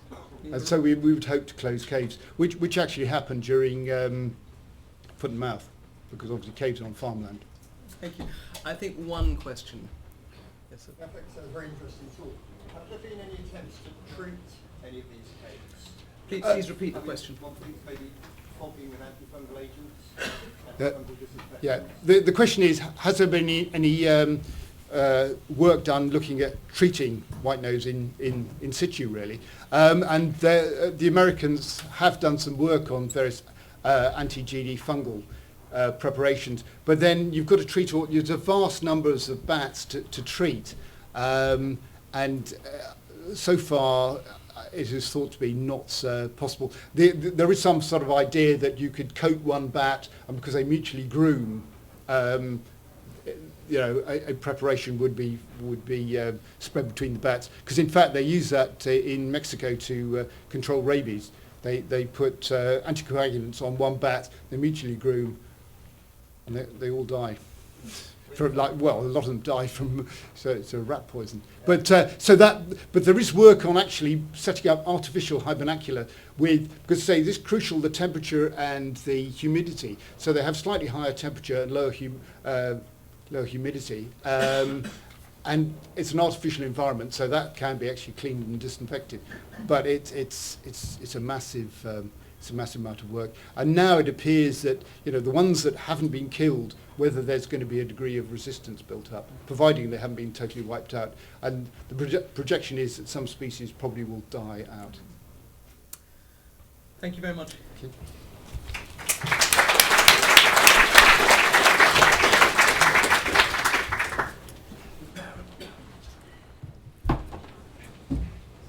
Our next speaker, Vic Simpson, worked for MAF for many, many years and had the good sense to retire just before the last foot and mouth outbreak.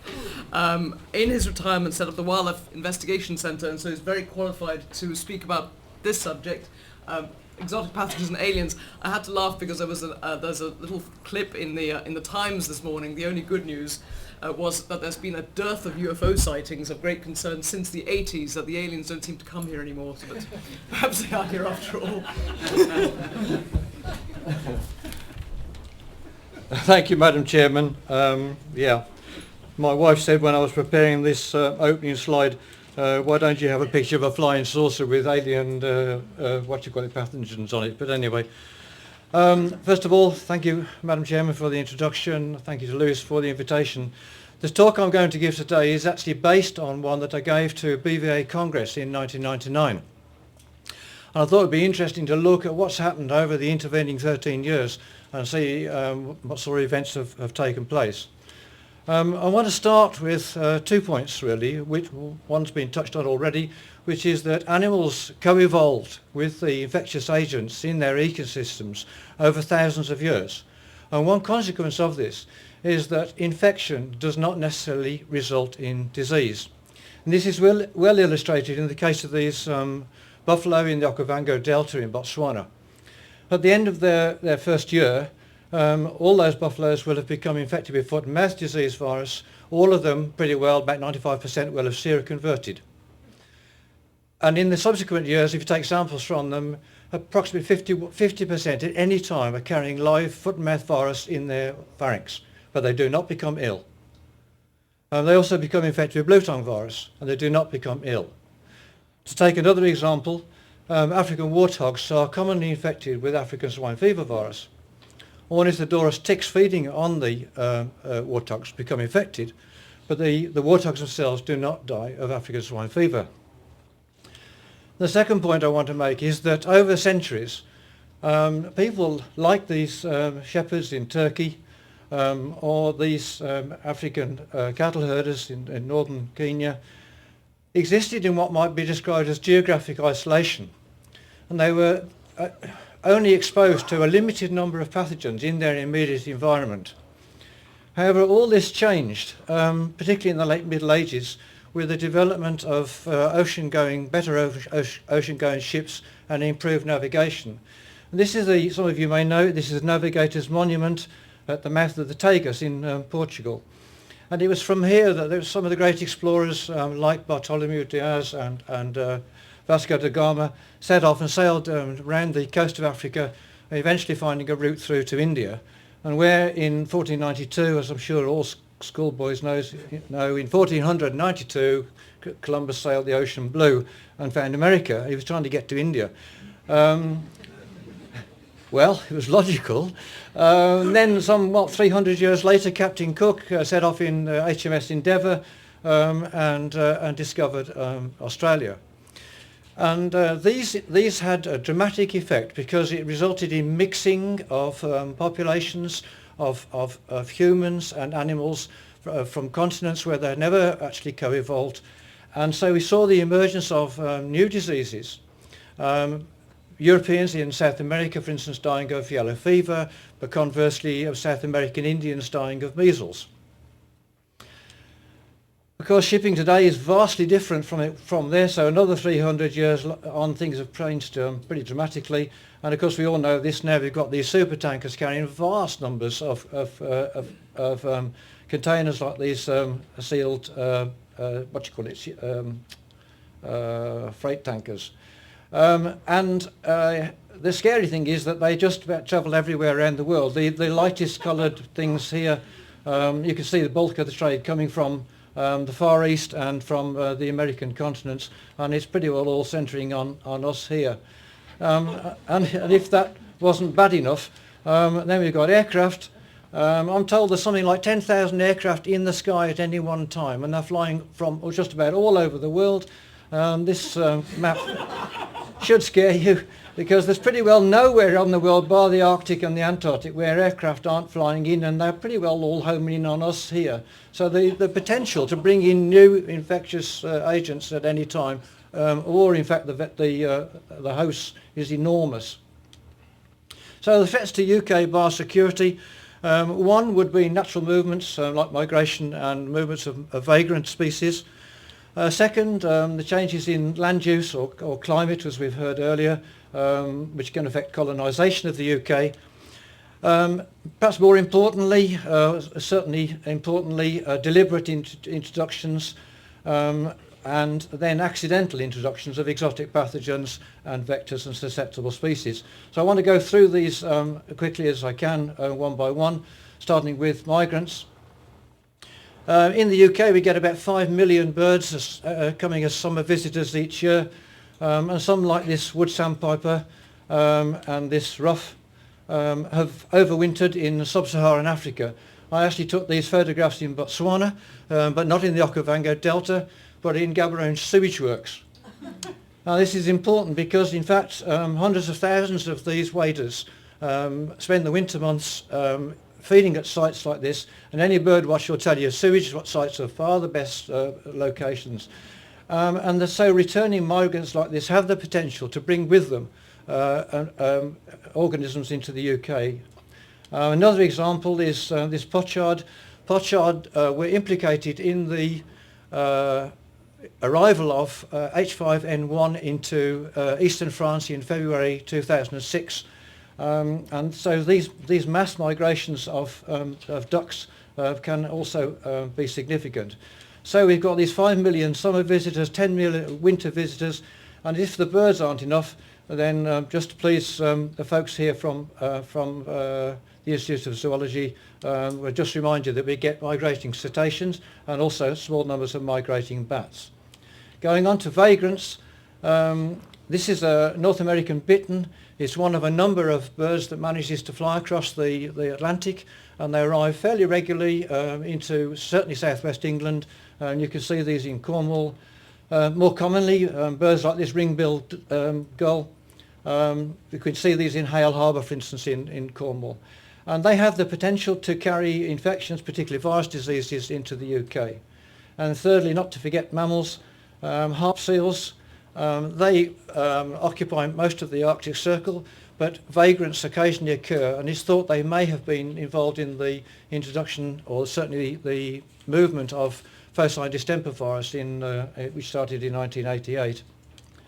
Going on to colonists, this is a little egret, again an African species, but has now colonised, as many of you I'm sure know, most of southern England. It arrived in the 1990s, it's now a breeding species, and it's very common.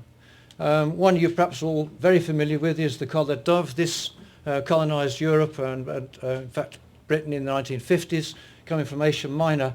It's now a very common garden bird, and unfortunately it suffers very badly from trichomoniasis, and you get these big die-offs in garden situations, and it is very likely that this is the source of the trichomonas infection, which has decimated our finch population, particularly greenfinches, and this disease has now actually spread, believed to be in migrating chaffinches going back to Scandinavia in the winter months.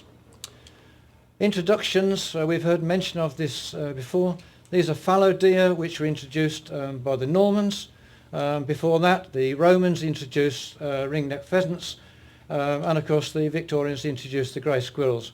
I put those all together on the slide at the same time because they are all believed now to play a part in the epidemiology of Lyme disease, which is now, as we've heard from Professor Churchill, are increasing.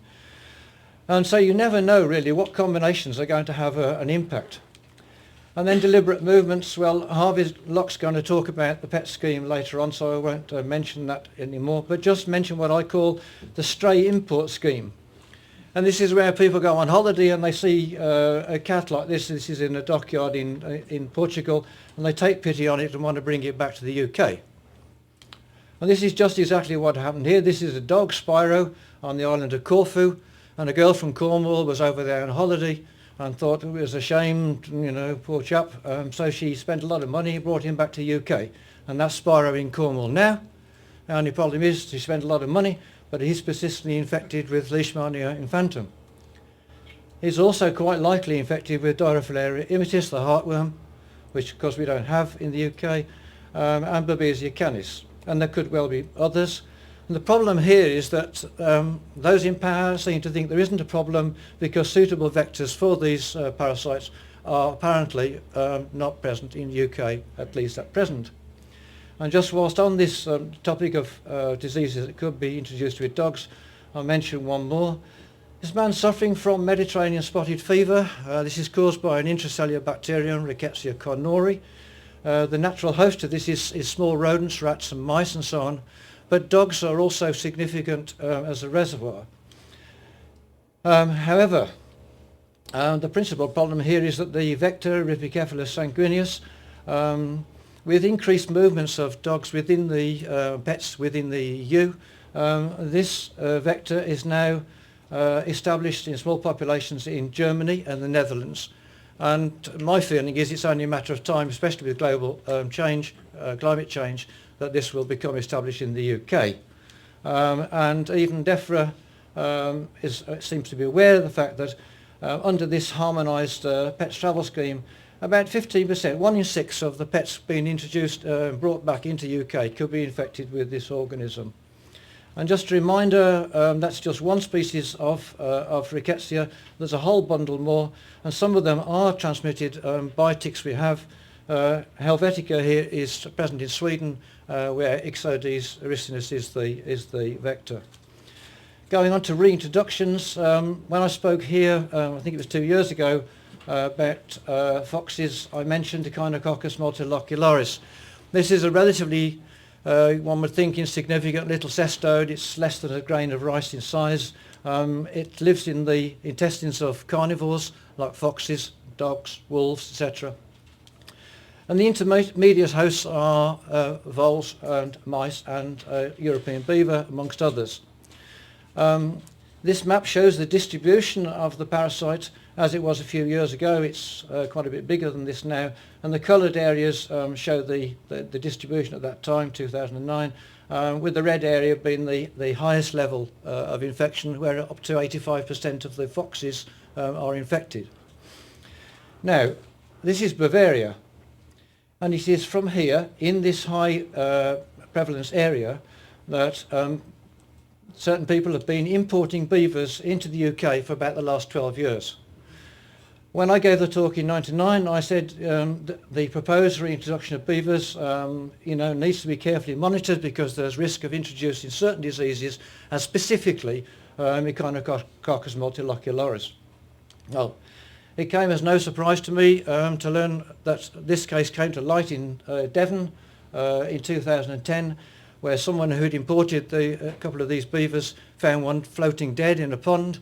The owner opened it up, thought the liver looks funny, put it in his deep freeze, which is to a credit, but buried the carcass. And then by chance, Alex Barlow, who you've just heard from, happened to be visiting those premises on another matter and was offered this liver, and to his considerable credit, he took it and produced this, with the help of these folks in Bern, this very nice paper showing, yes, this is the kind of Echinococcus multilocularis in the UK. Now, the person who imported this was known to have imported at least 55, so there's another 54 out there somewhere. And some of them escaped. They're quite good at escaping. They're very good at escaping. And the concerning thing, of course, here is that this carcass was not incinerated. It was buried. And it could have easily been dug up by a fox or a dog, and so could have any of the other ones that have been imported. We should be concerned, but we don't seem to learn. So what else might we expect? I'm running a minute late. Tularemia. Francisella tularensis is a bacteria that causes pretty unpleasant disease. There's 2 strains, one in North America which predominantly affects terrestrial mammals like these cottontail rabbits. Most human infections over there are due to people being infected by being bitten by infected ticks. In Europe there's a second strain, strain B, which affects both aquatic mammals, including beavers, and terrestrial mammals, particularly brown hares. Cases in aquatic species are predominantly in Russia and the Baltic states, and in terrestrial species, the hares, etc., mostly in places like Czech Republic and Hungary. People become infected by 2 routes, basically. A lot of them are in hunters, people butchering carcasses that they've killed or skinning them, etc. But the other source is by being bitten by infected ticks. So if we go to import beavers into the UK, and this seems to be the current big whiz thing to do, they should at least be screened for this and check that they're not carrying infected ticks. Brucellosis, I'm not going to talk about melitensis or abortus, but Brucella suis. Brown hares and wild boar in Europe are commonly infected with this infection. It not only causes problems in wild boar, but it's a very significant zoonosis. Now the chaps in the audience will certainly all agree with me because it causes orchitis. It's very nasty. You don't want that. I also mention in relation to wild boar, bovine TB. Wild boar in Europe, particularly Spain and Portugal, play a significant role in the epidemiology of bovine TB. And this is illustrated by this very nice paper by Christian Gortizar and colleagues, and I know we can see it there, but they got 53 wild boar there that were shot during the hunting season. All of them had growth lesions like this in the mandibular lymph nodes. They've got a serious problem there. But we've got a serious or potentially serious problem. There's some 400 wild boar living in the wild in UK, and as far as I can say, there is no real attempt to do anything about it. We've already had bovine TB identified in 1 or 2 of them, but they have the serious potential to complicate the already dire situation we have with badgers and TB. And also a reminder that on the continent they are a significant reservoir of classical swine fever virus, Zieski's disease virus, which we've eradicated from the UK, and trichinella. This is a white-tailed deer in North America. These are the principal reservoir of an Ehrlichia species, which causes human monocytic ehrlichiosis, a not very nice disease. In more recent times, this has been identified in humans in Europe, whereas in North America, the vector is Amblyomma americanum, which we don't have. In Europe, it's Ixodes ristinus, the sheep tick, or castor bean tick. And as well as deer, the other species that can be infected with Ehrlichia are horses. And there's an awful lot of horses moved around. And as some of you, certainly veterinarians, will perhaps be aware, we had a case of equine infectious anemia in Cornwall only a week or 2 back. We've had several of these cases due to horses being imported from Eastern Europe, and I think there's every potential to introduce Ehrlichia into UK in horses, if not in deer. And of course, ticks again play a crucial role. And just a reminder, like previous example, there's loads more rickettsias. There's loads of Ehrlichia species that can also come in with ticks. Spongiform encephalopathies, I think many of you will be surprised to see me standing here talking about spongiform encephalopathies in wild animals. I took that photograph of a case of BSE in our lab in Polwheal in about 1987, and I well remember at the time that the hysteria, certainly paranoia in parts of the world about this situation in UK, particularly for the Americans. But there's a big irony here, because the Americans have a condition in deer called chronic wasting disease, or CWD, and it's a prion disease, and it commonly affects mule deer and elk and also white-tailed deer. And the Americans, you all know, are great hunters, and they go off with when the hunting season starts, and they shoot, butcher, put the joints in the cool box, take them back home, stick them in the deep freeze. There's no meat inspection or anything like that. And it took years, well into the current millennium, before the Americans woke up to the fact that their hunters actually eating, in some cases, unquestionably, prion-infected meat. So does it matter what the Americans have got? Well, it does, unfortunately, because we import deer into the UK from all over the place. We've got Sika deer from Japan. We've got these reindeer in Scotland, which of course reindeer are the same as caribou in North America. We've got deer that are imported and go into zoos, as here in Whipsnade Zoo. Some of you may remember that during the BSE outbreak, we actually had cases of BSE in kudu in London Zoo. This is a greater kudu in Botswana, but it was lesser kudu in London Zoo. So if we imported CWD into the UK and it became established either in zoological collections, which is perhaps controllable, or worse, in the wild in Scotland, this could have a major impact. Can you imagine the impact on the deer hunting in Scotland if we had CWD in the deer up there? I'm damn sure the Americans wouldn't be coming over to shoot. But there's another twist to this, is this current fascination with eating meat from just about every dang thing. Apart from the risk of elk, which I've mentioned, how many crocodile farms are there in UK, or kangaroo farms and whatnot, or llama farms, or springbok farms, or whatever? Well, where is this meat coming from, and what is the potential, of eating this? I'd just love to know. Anyway, I must push on. Hantaviruses. These are a nasty group of viruses. They cause hemorrhagic fevers. Humans become infected by inhaling dried excreta, urine, faeces, etc. And they're unusual in that each virus has its own mouse as its reservoir. The infection came to light during the Korean War when hantavirus killed a whole lot of American troops. But currently today it's reckoned that its stronghold, if you like, is in China, and they get about 50,000 cases a year with about 10% mortality. And this little chap, the striped field mouse, is the reservoir host. Closer to home in the Balkans, you've got Deaville virus, which is carried by the yellow neck mouse, again 10 to 15% mortality in humans. And we of course got yellow neck mice in the UK.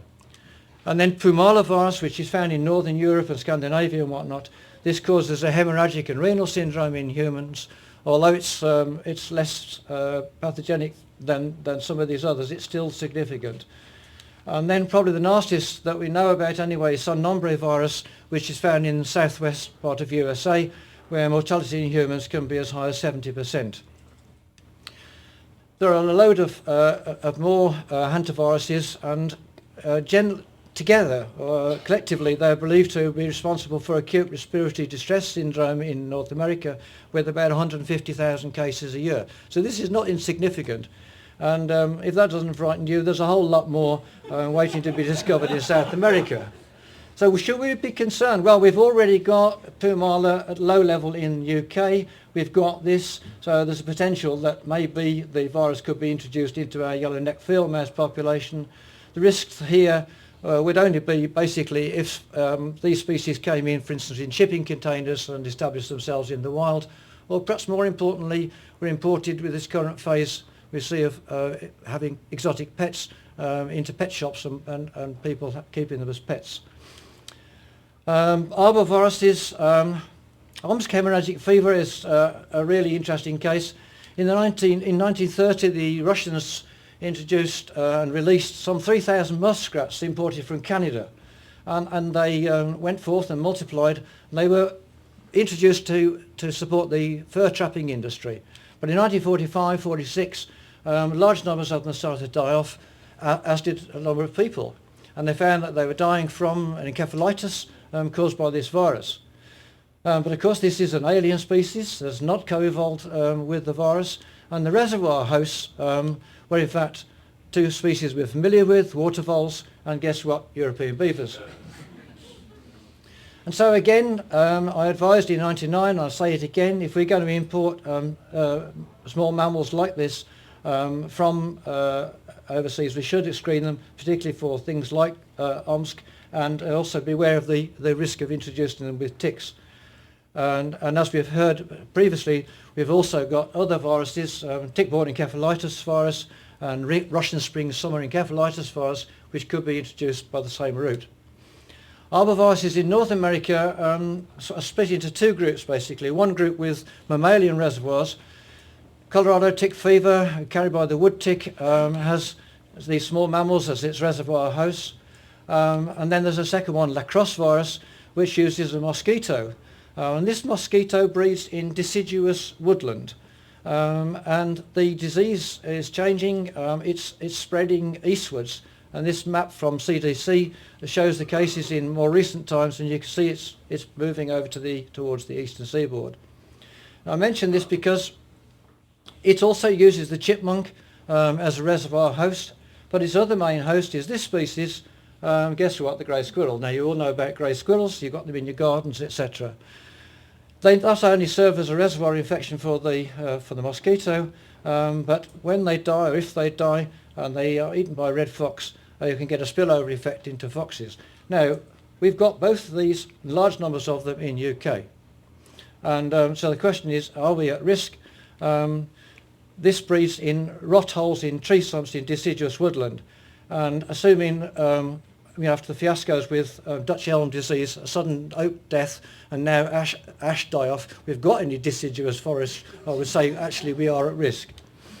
Going back to the avian reservoir species, there's three species I want to mention. St. Louis encephalitis, this is pretty ubiquitous across the States.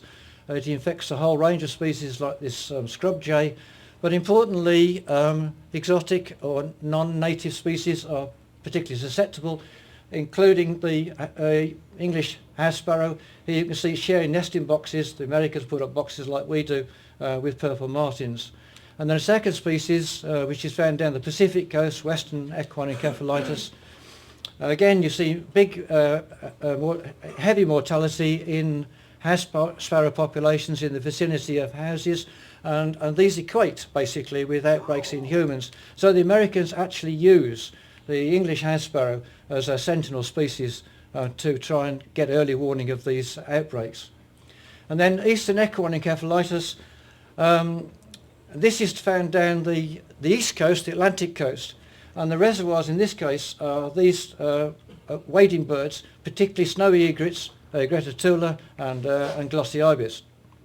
And what happens during the breeding season is when there's a lot of chicks, the level of infection in the birds builds up. The chicks have very much higher viremia than the adult birds, and the level of viremia in the mosquitoes increases, and you get a spillover effect, and other species like alien, non-indigenous species like ringneck pheasants die, and also you get cases in humans and in horses. Now the situation in 1994 got a whole lot worse when it was discovered that this species, the Asian tiger mosquito, was actually also driving these outbreaks. Incredibly, the Americans have been importing second-hand car tyres into Florida and whatnot, and these had carried the mosquito larvae from Asia into America. Now that's bad enough, and you think we'd learn from that, but the Europeans have followed suit, and currently we in the UK are importing, guess what, exactly the same thing. It's insane. Anyway, go back to eastern equine encephalitis. In 1999 at the Congress, I said, well look folks, you've got Egretta tula over there down the eastern seaboard, you've got Egretta garzetta over here. What's the possibility that eastern equine encephalitis virus comes across? You've got your vagrant birds that I mentioned flying across the Atlantic. There's every possibility that some of those shipping containers could bring in the Aedes mosquito, and our habitat, and I say maybe our deciduous woodland, should provide a good environment. Well, it hasn't happened yet, perhaps, but maybe we're not looking properly. But the amazing thing was, if we go back 23rd of September, 24th of September, the CDC and USDA made an announcement that heavy mortality and bird deaths at Bronx Zoo by a veterinarian, Dr Tracy McNamara, have been shown to be caused by not one of their native encephalitis viruses, but by West Nile virus. Now this is an old world, I'm running late, West Nile flavivirus, and it has done the reverse of what I said, it had gone from west to east. The effects of this have been pretty dramatic. This is a slide from Dr McNamara, and you can see the Americans are still getting about 1,500 cases a year in the UK, with about 10% mortality. I'll wind up now with a nasty selection of viruses, starting with Lassa fever and arenavirus. This is carried by this rather grotty looking rat. It's called a cane rat, Mastomus natalensis. The disease came to light at a mission hospital in Nigeria in 1969 when a whole lot of people, including some of the doctors, died. Primates like vervis, monkeys, are also implicated with some of these diseases, including Marburg virus, and it was research workers in Marburg in Germany and also in Bulgaria in 1967 that died of this. This is a filovirus. So again, primates involved, but I'll come back to this in a minute. They can also carry simian herpes B virus, and some of you will know that it's not many years ago that rhesus macaques that were free roaming in Woburn Park were found to be carrying herpes B. This is a serious zoonotic infection, and I think these rhesus macaques were all were cold. Macaques are also famous for being associated with another virus, Ebola virus, another filovirus, and this is a major cause of mortality in chimpanzees and gorillas in the Congo and Uganda. And you know what's going on out there at the moment. There's well, there have been many years now, social turmoil, and interestingly, that many of the human cases although there's human-to-human transmission, many of the human cases are caused by direct contact with the animal tissues. Marburg and Ebola are now known or thought to be carried not by primates, but actually by fruit bats. And if I can try and wind up, talking about fruit bats, some of you will know that this Hendra virus outbreak occurred in Eastern Australia in 1994, affecting horses and people and cats, and it was body fluids from fruit bats and birth products that were the source of infection. It was only just 5 years later that Nipah virus, another Nipah virus, was identified in Malaysia, where deforestation had caused fruit bats to move into piggeries, and the pigs became infected with this Nipah virus, and then you spill over into humans.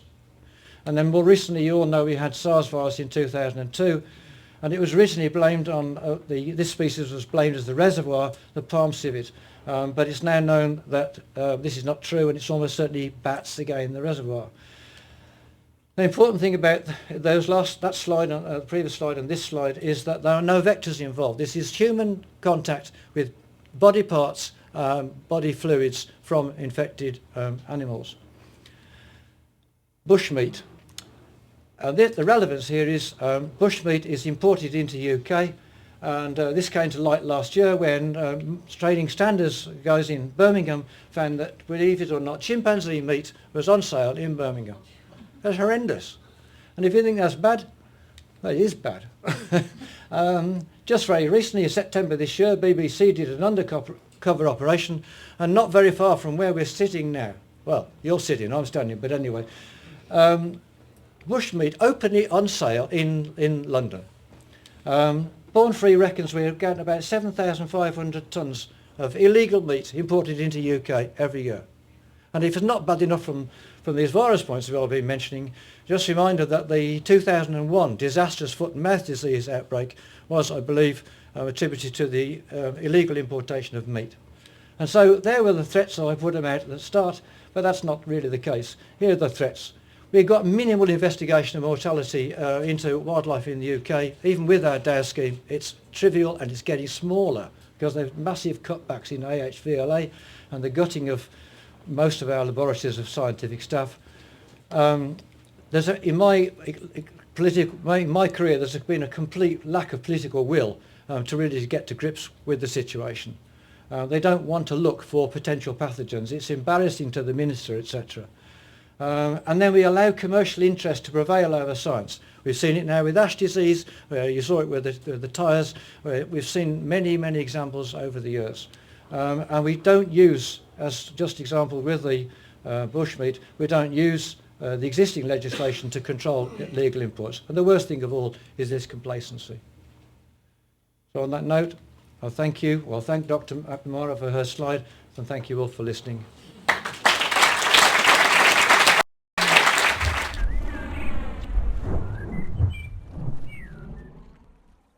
I'm now deeply depressed and scared. But I remember distinctly this group, the last meeting we had, giving a very hard time to a poor fellow who was waxing lyrically about the importation of beavers on exactly that subject, and seems to have done no good. One question, I think. Yes, sir. Please, there's been a recent report I've stressed in the popular press, not the scientific press, about an Ebola-like disease in orangutans in Southeast Asia. What do you think the chances are? Because if Ebola learns to fly, we're in deep trouble. Yeah, I mean, that one slide I showed there with the Philippine macaques, that was a version of Ebola called Reston virus. That was from the Philippines. Macaques seem to be particularly susceptible. I think there's every possibility that there is some truth in it, yeah. But what we do about controlling these movements, I don't know. Great. On to the next paper. We're running a bit behind, but we'll just eat our sandwiches quickly. Harvey Locke spent an impressive 40 years in practice and 25 years in veterinary politics, and so is very qualified to speak on the vet travel scheme, which I always worried was controlled by stewardesses. I'm hoping he'll tell me that actually isn't the case. And I suspect the BVA lost a fight on this, but again, we'll hear more. More biosecurity, pet travel scheme. Thank you very much, Madam Chairman, and thank you, Lewis, very much for inviting me to speak to you today. Well, we've had 4 fantastic presentations so far, but it's down to earth with a bump now, because I'm afraid my talk is going to contain quite a lot of politics. I'm a rather sad person, actually. I've been involved in veterinary politics now for a number of years, and in my time with BSAVA and more recently with BVA, I have been involved with the pet travel scheme, so it's actually quite dear to my heart, and I've seen it develop right from its outset. So I think it's just worth giving a little bit of background into the scheme and how it originated. Up until 2000, of course, as we all know, any animals that were imported had to go into quarantine for 6 months. And there was a lot of lobbying of politicians led by an organisation called Passport for Pets. Lady Mary Fretwell is probably a name that's very familiar to you. And the government actually then agreed, yes, we will do away with quarantine and we will allow the movement of dogs, cats and ferrets subject to very stringent conditions.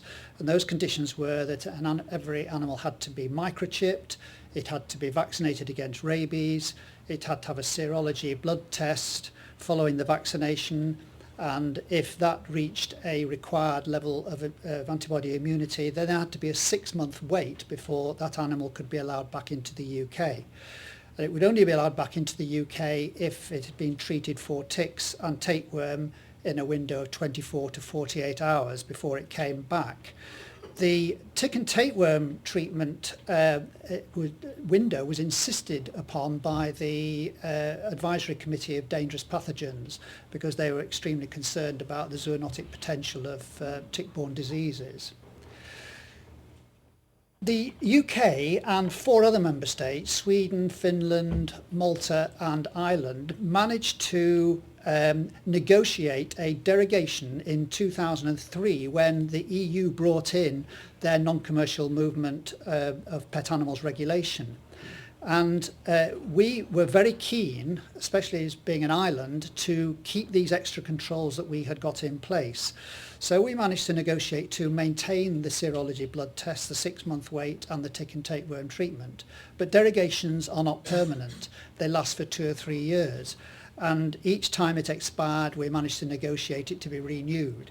Until finally the Commission lost patience, and in 2010, when we managed to negotiate the 3rd and final derogation, they said at the end of December 2011, that is it. There will be no more derogations after that, and the UK and the other member states will have to fall into line with the EU regulation. Sadly, one of those member states, Sweden, up until late 2011 was free of Echinococcus multilocularis, and then it was detected in some foxes and they lost their EM free status, unfortunately. So what happened after December 2011? Well, at the beginning of this year, we and the other member states had to align with the regulation. But we felt that we still needed to retain particularly the tapeworm treatment for Echinococcus multilocularis. We had lost the argument for maintaining the serology test for rabies, and in all honesty, the controls, DEFRA said the controls had to be proportionate to the risk. And what had happened was that rabies vaccine has advanced over the last decade. The antibody titer testing, there were questions over its validity anyway, and there was no data to expect the compulsory tick treatment to continue, unfortunately.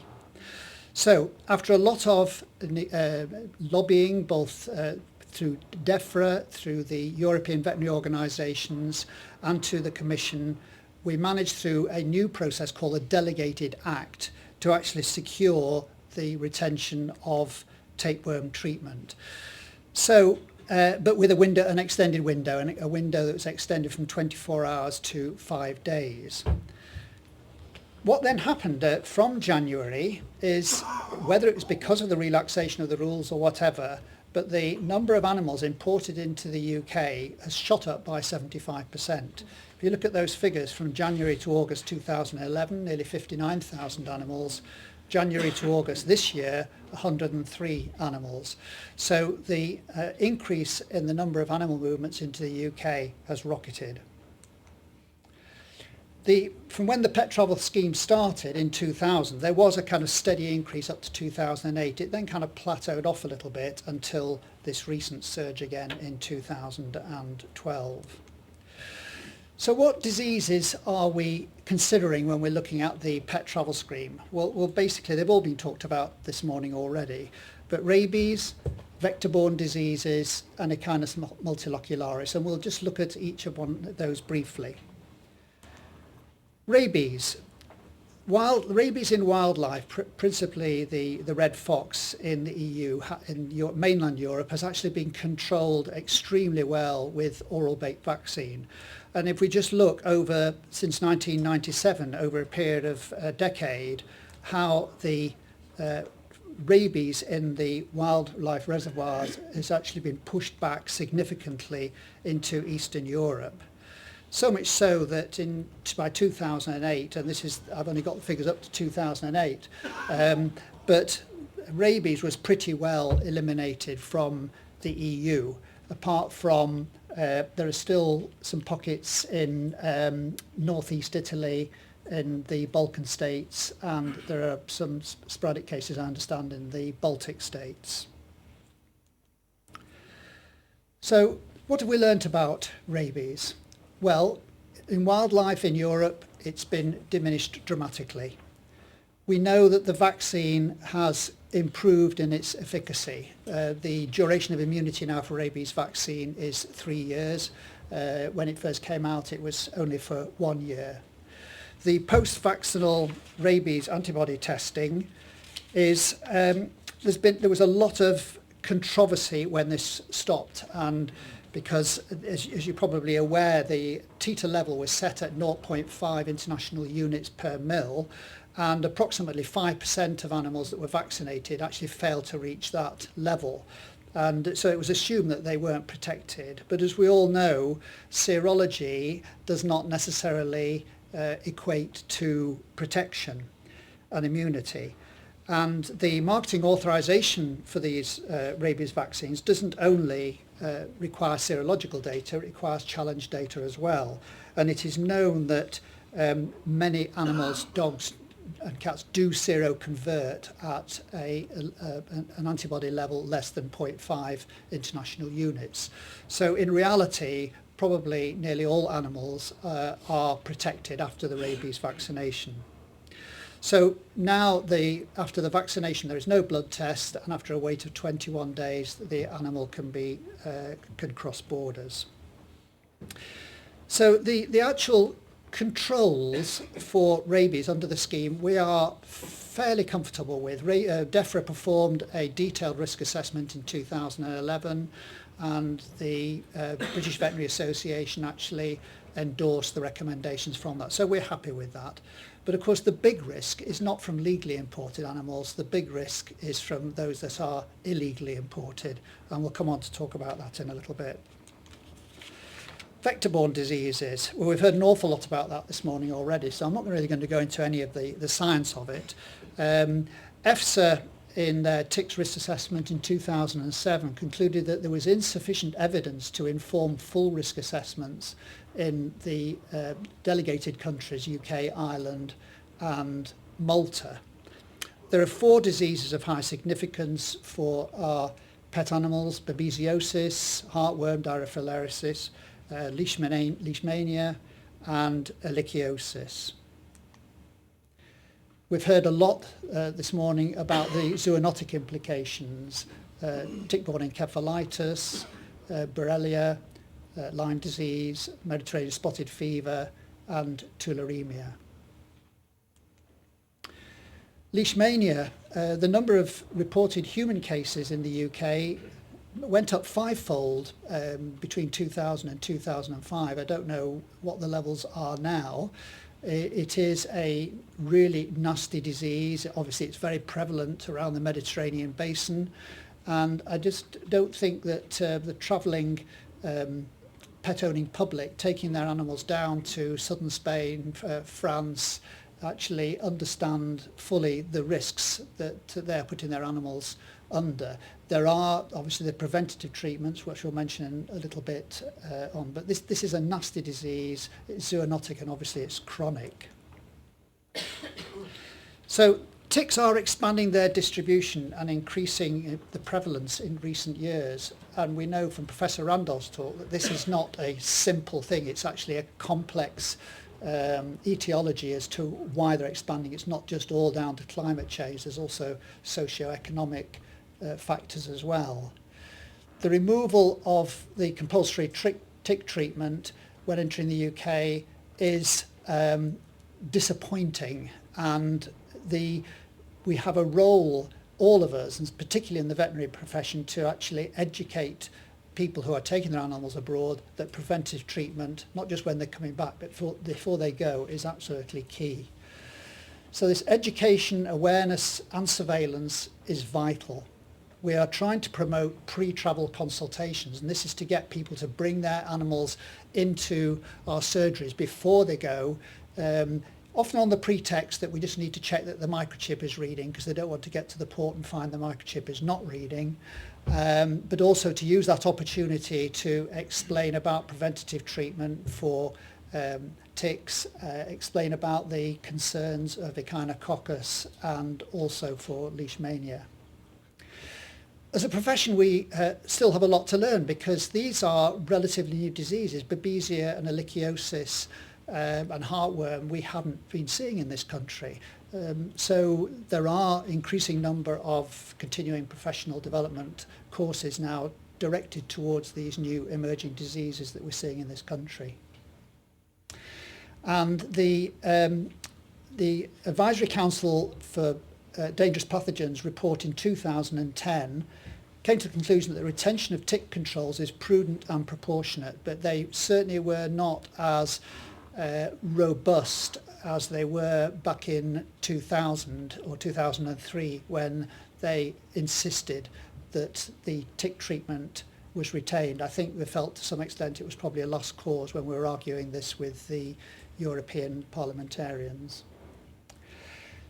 Interestingly enough, we talked about Rhipicephalus sanguineus not being in the UK, but there was a letter in the vet record in September saying that live ticks had been picked up on a dog that's just been imported from Greece, and the AHVLA and the Health Protection Agency are encouraging vets to actually submit any ticks that they are picking up in the surgeries, especially if people have just brought their animals back from abroad.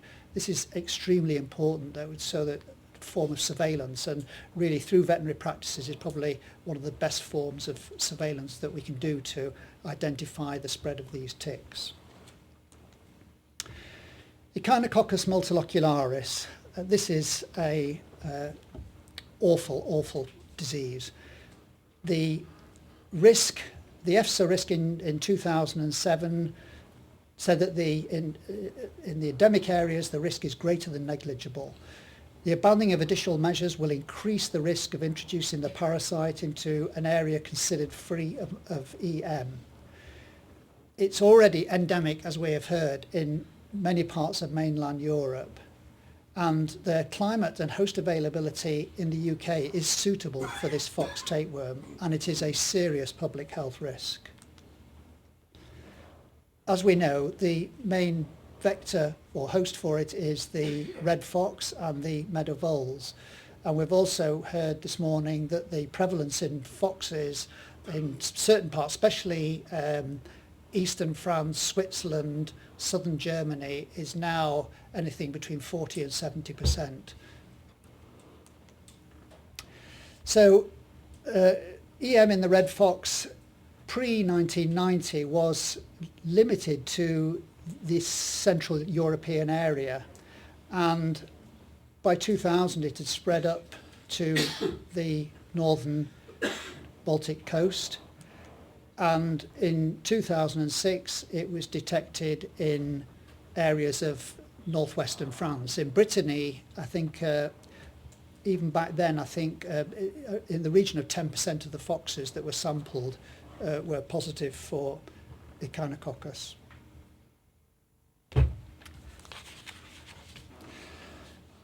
So, this is a horrible zoonotic disease, as we have said. If people are untreated with this, the mortality rate is greater than 95%.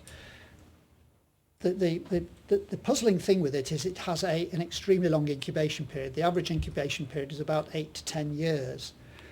And the primary lesions are in the liver. It forms like a kind of cystic, almost cancerous looking lesions. It metastasizes to the lungs and the brain. These are human cases that were picked up between 1982 and 2000, but now there are more than 300 cases, human cases per year in mainland Europe. The fox population, obviously, which is responsible for the spread, the fox population has increased dramatically, ironically, because we've actually controlled rabies. The limiting factor now controlling the red fox is sarcoptic mange, not rabies anymore.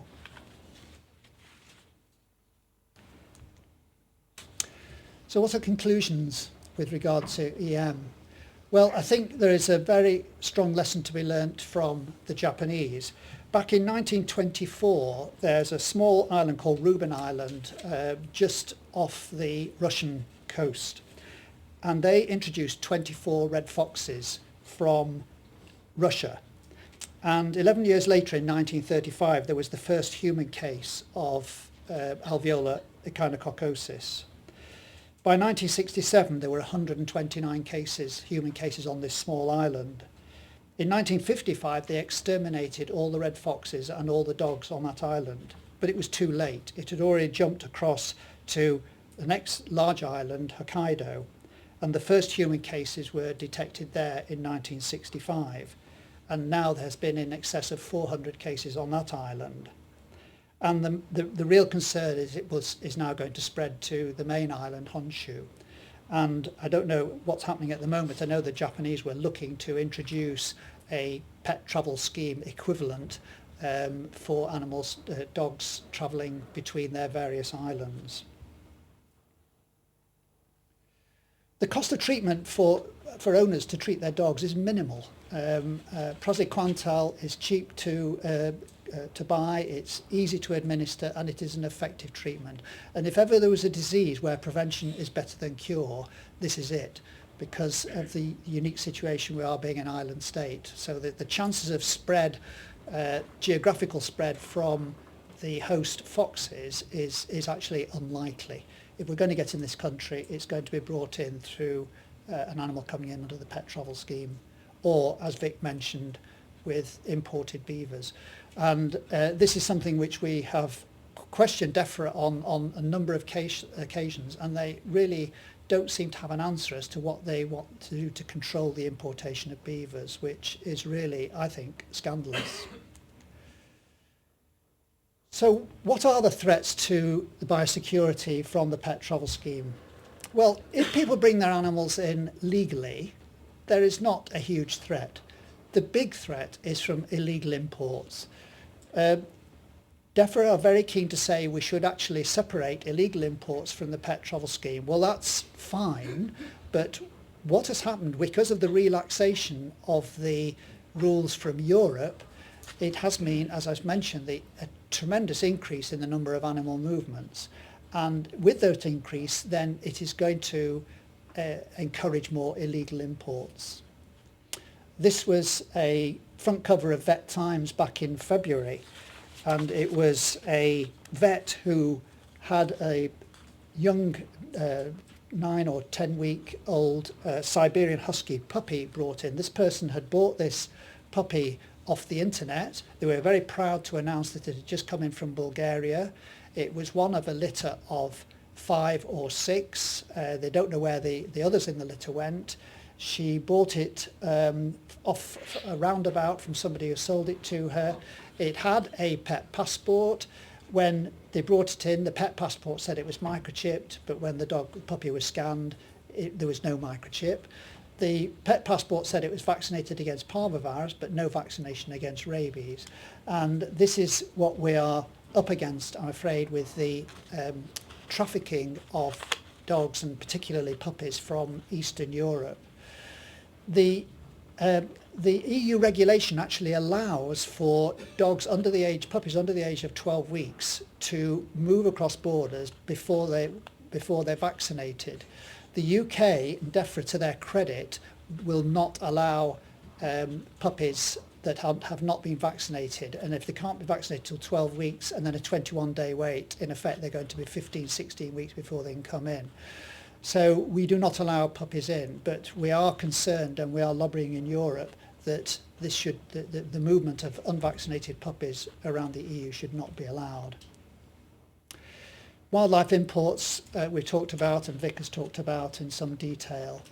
Border security is a big concern. The number of checks, compliance checks, is supposed to be 100%, but we know that it is not. And we are getting stories all the time from practitioners who are having dogs brought in, either dogs that have actually gone abroad on the pet travel scheme and they've come back and they just have not been checked when they come in.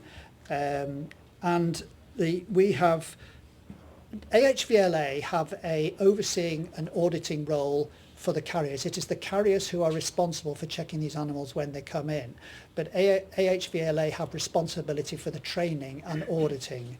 And we are pressing DEFRA to provide the profession with a hotline number so that we can actually report any cases of non-compliance, because DEFRA want to know about cases of non-compliance so they can actually tackle it. The concern also is with financial cutbacks and with the push from the European Commission to make travelling things a lot more easy for the travelling public, is that the number of border security checks will, over the next few years, will actually drop off anyway, which is a serious concern. And surveillance, of course, is absolutely vital. And surveillance is not just government, it's not just DEFRA doing surveillance on foxes for EM, which they have to do anyway, but surveillance is down to all of us, and it's certainly down to vets in practice that we should be looking for these new emerging diseases, we should be reporting cases of non-compliance, so we all have a role to play. The last kind of sting in the tail is that the regulation, the pet travel regulation, which I mentioned, which came into effect in 2003, is just being repealed as we speak, and a new regulation is coming in 2013. And this actually went through the committee stage in the Commission only this week. And the problem with this regulation, it is another step chipping away at border security, at trying to relax rules to make it easier for people to travel. They are not doing anything about the movement of puppies. They are talking about having a derogation not even to have dogs vaccinated against rabies against countries, member states who have got similar disease status. That cannot be done unilaterally. Both countries have to agree, but it does mean that there is a possibility that animals will be travelling around Europe that aren't even vaccinated against rabies. So what's the role of that new profession? Well, we're there to lobby the government, our government. We're there to lobby the European Commission to try and talk about all the things that we've been talking about this morning. Surveillance we've talked about, not just DEFRA, but all of us in private practice have a role to play. And education is the key. It is amazing that the number of pet owners who don't understand at all anything about echinococcus. They just assume giving the dog the tapeworm treatment is the common garden dipylidium tapeworm treatment that they're having all the time. They just do not understand the potential human health threats to this particular tapeworm. And of course, people just still not understand about taking their animals abroad, the risks for these animals that have no immunity against babesiosis, ehrlichiosis, leishmania, that they are putting their animals at risk. People still all the time think about rabies. Rabies is not the concern. The concern is these vector-borne diseases which are causing serious problems with many dogs. So that's it. I'd just like to acknowledge I plagiarised a number of slides from Professor Bill Ollier, Phil Craig at Salford University, Susan Shaw, Dilys Morgan of the HPA, and Nigel Gibbons from Chief Veterinary Officer. Thank you very much.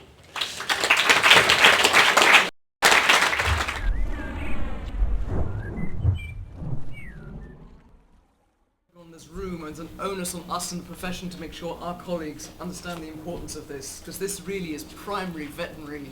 We need to deal with this. No one else is, I suspect. Any questions? Ooh. There you go. Hi, thanks for your talk. My name is actually Kaylee Hansford, and I work for the tick reporting scheme for the health protection. You speak up. Oh, right. Sorry. I work for the tick reporting scheme for the health protection agency, and it's part of my reason for coming here today is that it is really, really important and communicate and connect with the veterinary community and actually tell you guys that we've got this scheme and that we really want people to start sending us their ticks, particularly for people who are bringing back companion animals, or if they come across illegal imports and they've got exotic ticks. And just to update you, we actually had some more Randolph sanguinea sent in just last month Right. from somebody bringing a dog back with them from Thailand. And these ticks were alive, they were feeding on the pet dog, they got through the quarantine at the airport and were actually picked up in a veterinary practice. So. Do we know whether these people had actually treated their animals for ticks before they came back, even though they don't have to? Is that something you're asking? I'm not sure. I don't think that they did. Okay. And I'm not actually sure that the tick treatments are effective against that specific species anyway. But yeah, this is all sort of unanswered questions. That's why we really need to get people involved. So if any of you are here and want to find out more, please come and find me at some point today. Sorry, just for the tape. So where should people send these samples to? To the Health Protection Agency at Porton Down. It's the Medical Entomology Department, and you can find more information about us if you just search ticks on the HBA website, or email us on tick@hba.org.uk. Or contact the BVA and we could pass the information on. Thank you. And there's one more question. Harvey, of the about 46 to 47% increase in movement showed on your earlier slides, do you know what proportion of those are short-term re-imports, as opposed to imports? People are taking dogs abroad, and I'm particularly thinking with all the relationship to ticks for working dogs, going out into forests, working during shooting seasons, for instance, and coming back again within 5 to 10 days. I don't know definite statistics for that. What I do know is that the vast majority of movements are people taking their animals abroad and then bringing them back again. Of course, a lot of people have second homes in northern France, Spain, and take their animals there for 2-3 months over the summer periods. So I think the majority of animal movements are animals going out of the country and coming back, but I don't know the actual statistics. Thank you very much. Thanks.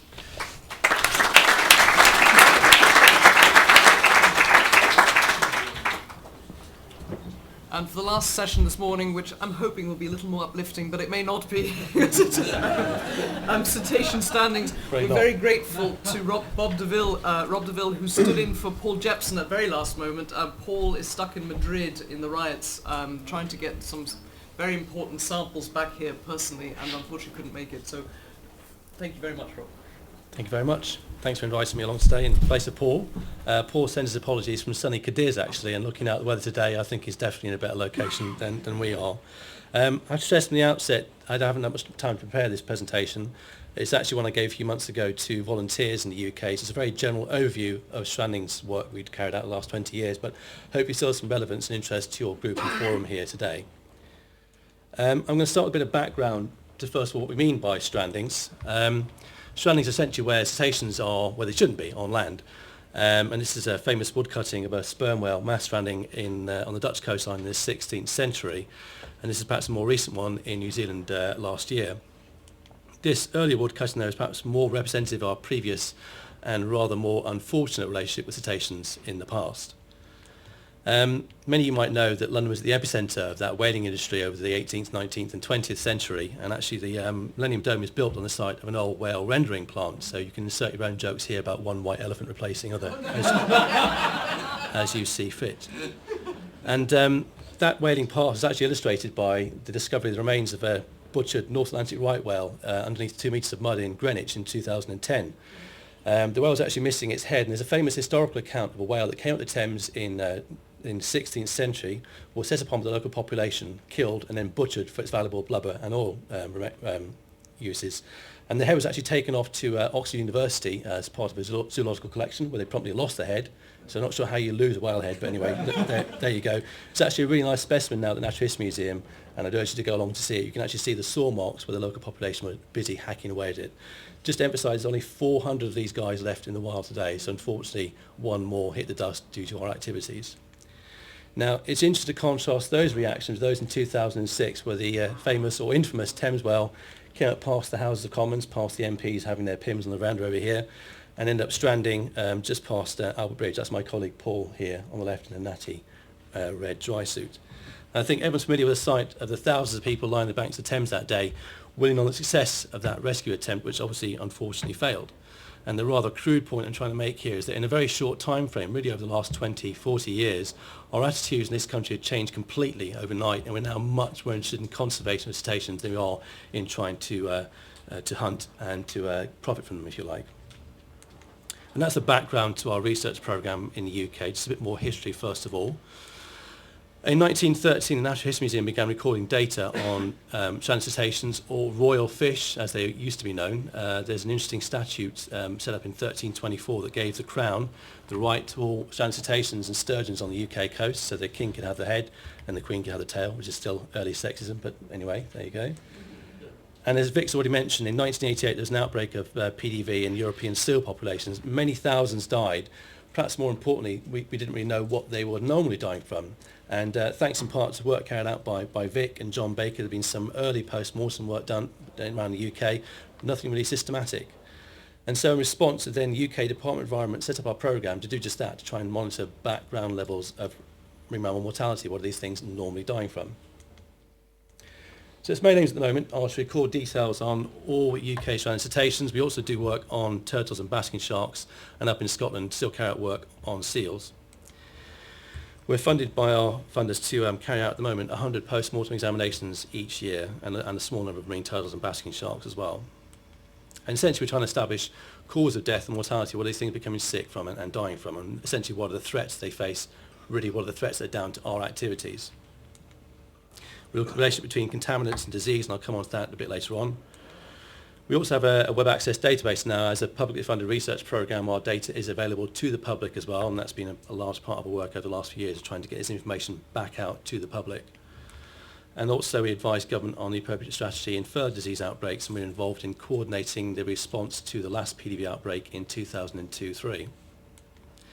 And the research is really driven by several international conservation agreements, and I've given one here, ASCABAND, which is a European agreement for the conservation of cetaceans in the Baltic and North Sea region, and the UK is a signatory to that agreement. It's a consortium-led group. We have our funders, DEFRA, but also the regional governments in Wales and Scotland. JNCC sit between our funders and ourselves to act as the project steer.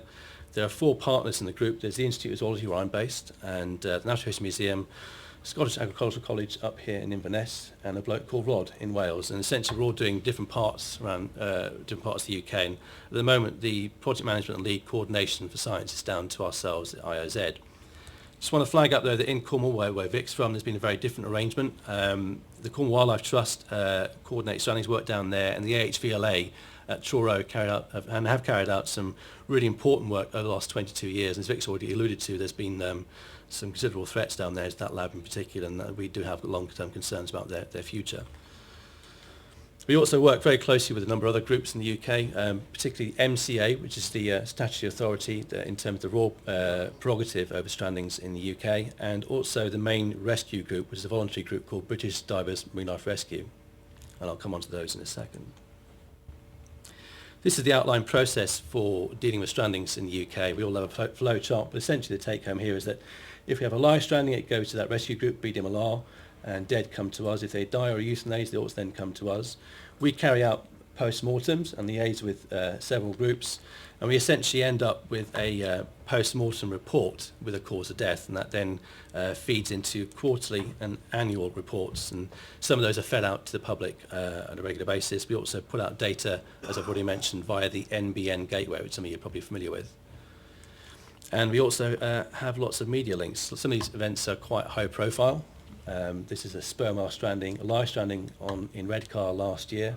Lots of public line on the beach, and then obviously lots of potential to interact with media and talk about the need for conservation of these species. If we look at the number of strandings over the last 22-year period, this colour is all cetaceans, the dark colour are porpoises, pale colour shortbeak common dolphins. There's a general upward trend during the last decade, peaked at about 800 or so over 2003-04, and has then declined somewhat in more recent years, but we had last year 617 strandings in the UK, and that's a pretty average figure. This increase and then decrease is largely driven by an increase of shortbeak common dolphin strandings in the southwest, where Vic's from, and porpoises in most parts of the UK, particularly along the east coast of the UK. Break that down still further over the last 5 years, looking at where we see strandings in each country. As in every year of the study, most strandings occur in England, with a small number in Scotland and in Wales, and a very low number of strandings in Northern Ireland. This is partly effort driven. The more effort that there is, perhaps the more strandings you might discover. And certainly not the case that we document and record every single stranding in the UK, particularly in unpopulated areas like northwest Scotland. But over that last 22-year period, there's been 10,500 strandings of cetaceans around the UK coast. The most common of which is the harbour porpoise. Over half of all strandings are porpoises. That's not surprising because the porpoise is a coastal species, so we tend to see more of those than the more pelagic or deep water species. This is a very thin harbour porpoise, loss of muscle condition along its back. Shortbeak common dolphins, the second most common species, predominantly in the southwest. And then more exotics like this sperm whale, which live stranded in Pegwell Bay last year. And this humpback whale was actually found dead underneath the QE2 bridge in the Thames in 2009. So again, these high-profile events have the ability to attract a lot of media and public attention. And we have a range of indeterminate identity cetaceans. So this is a rather manky-looking dolphin where we can't ID it to species, or perhaps even somewhere they've stranded and then washed away before we can actually get out on site and assess them. But there's at least 21 species that were stranded in the UK in that period, making it one of the most species diverse regions in Europe in terms of cetacean diversity.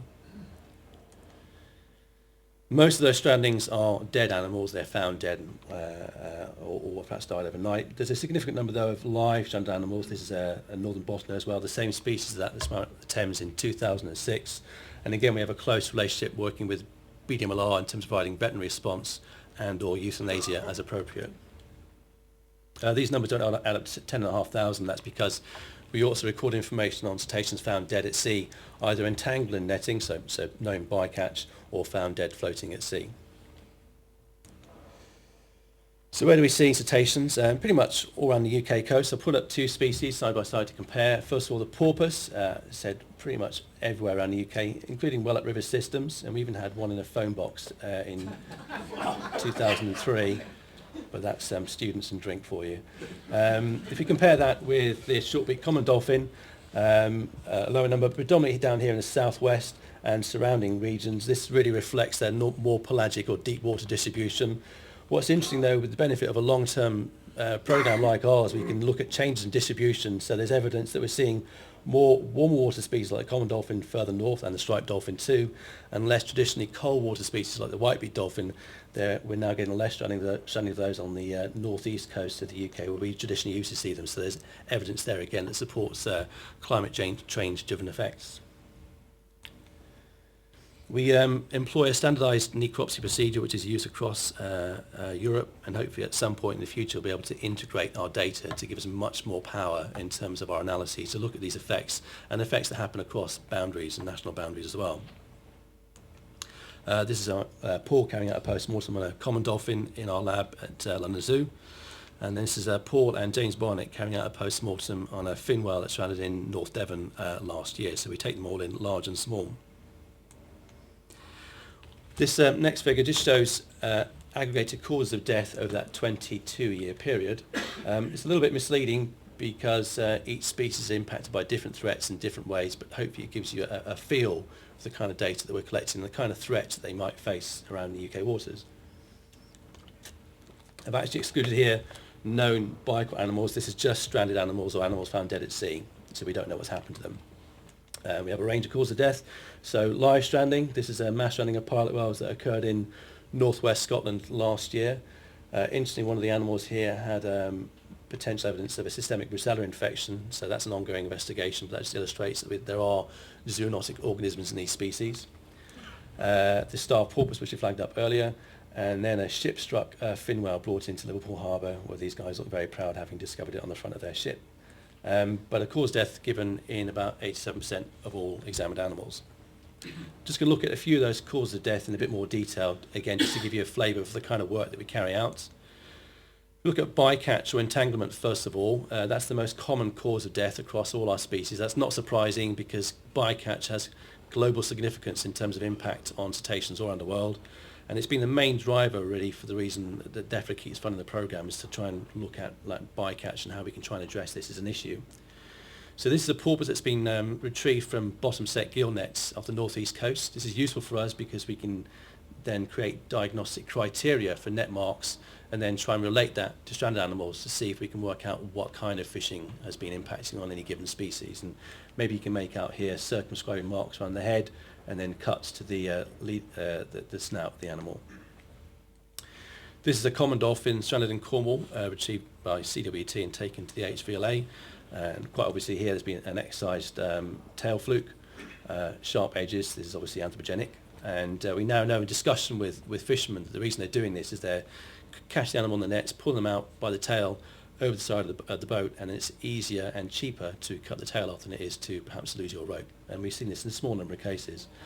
Also evidence of attempts to sink the carcass by deliberate evisceration. These are 3 common dolphins that were retrieved by Greenpeace from the Channel in 2004.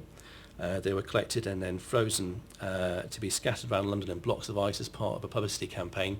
So we had to go down to the French embassy one morning to go and retrieve a frozen dolphin sickle, which is quite an interesting day out.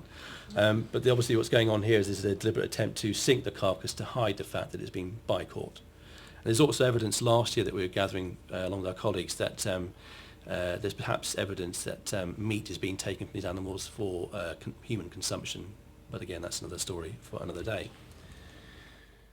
What I've done here is just lined up bycatch across the main taxonomic groups in the UK. So we have porpoises, dolphins, baleen whales, beaked whales, sperm whales, and then pygmy sperm whales in terms of the number of examinations and then the proportion of bycatch. And again, the take home here really is these 2 groups here, the Phocinidae and Delphinidae.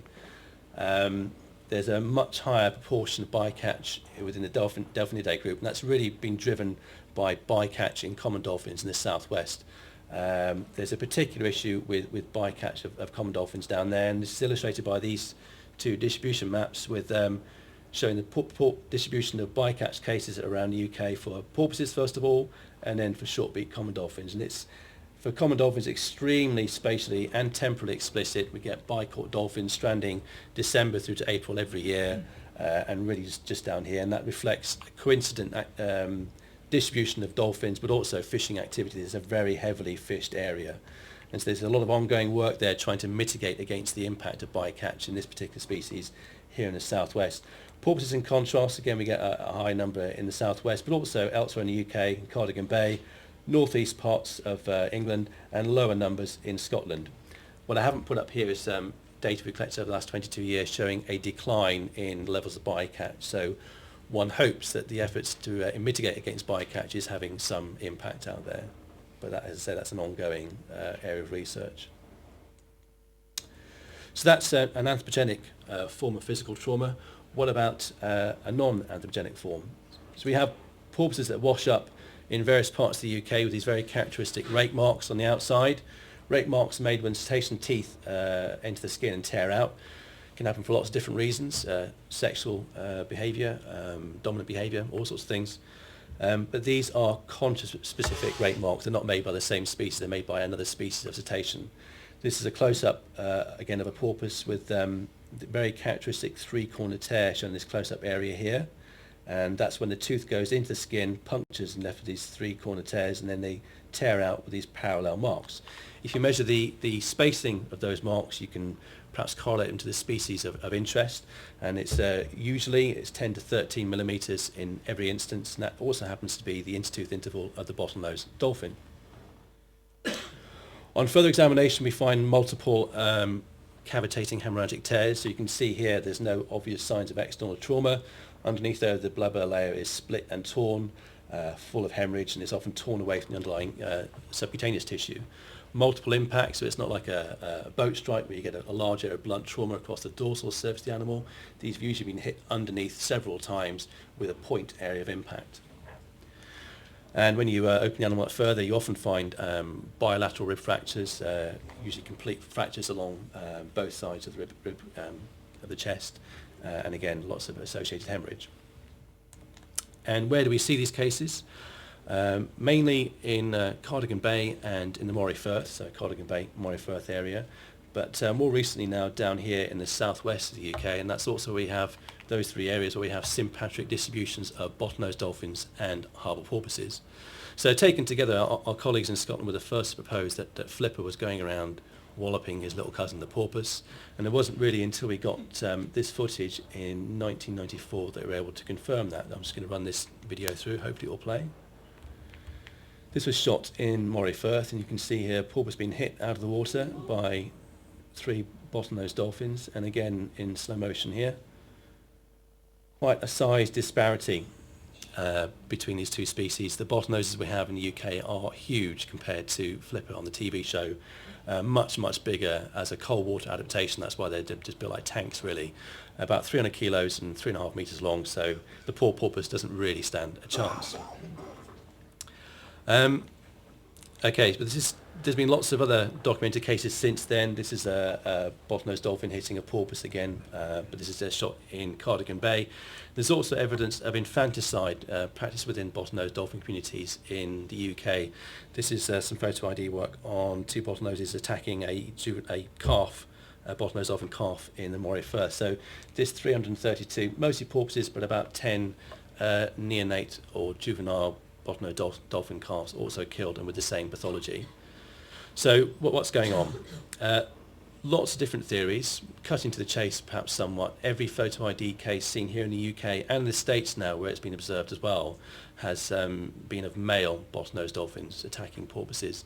So it seemed reasonable to presume to conclude in that case that in this instance perhaps sexual aggression, that it's males hopped up on testosterone taken out on the poor harbour porpoise. But equally it may be that there's a range of different reasons that might be explaining this behaviour. But it's interesting that because of our work, this is the first evidence that showed this kind of interspecific aggression, and it's been seen in many of the species now.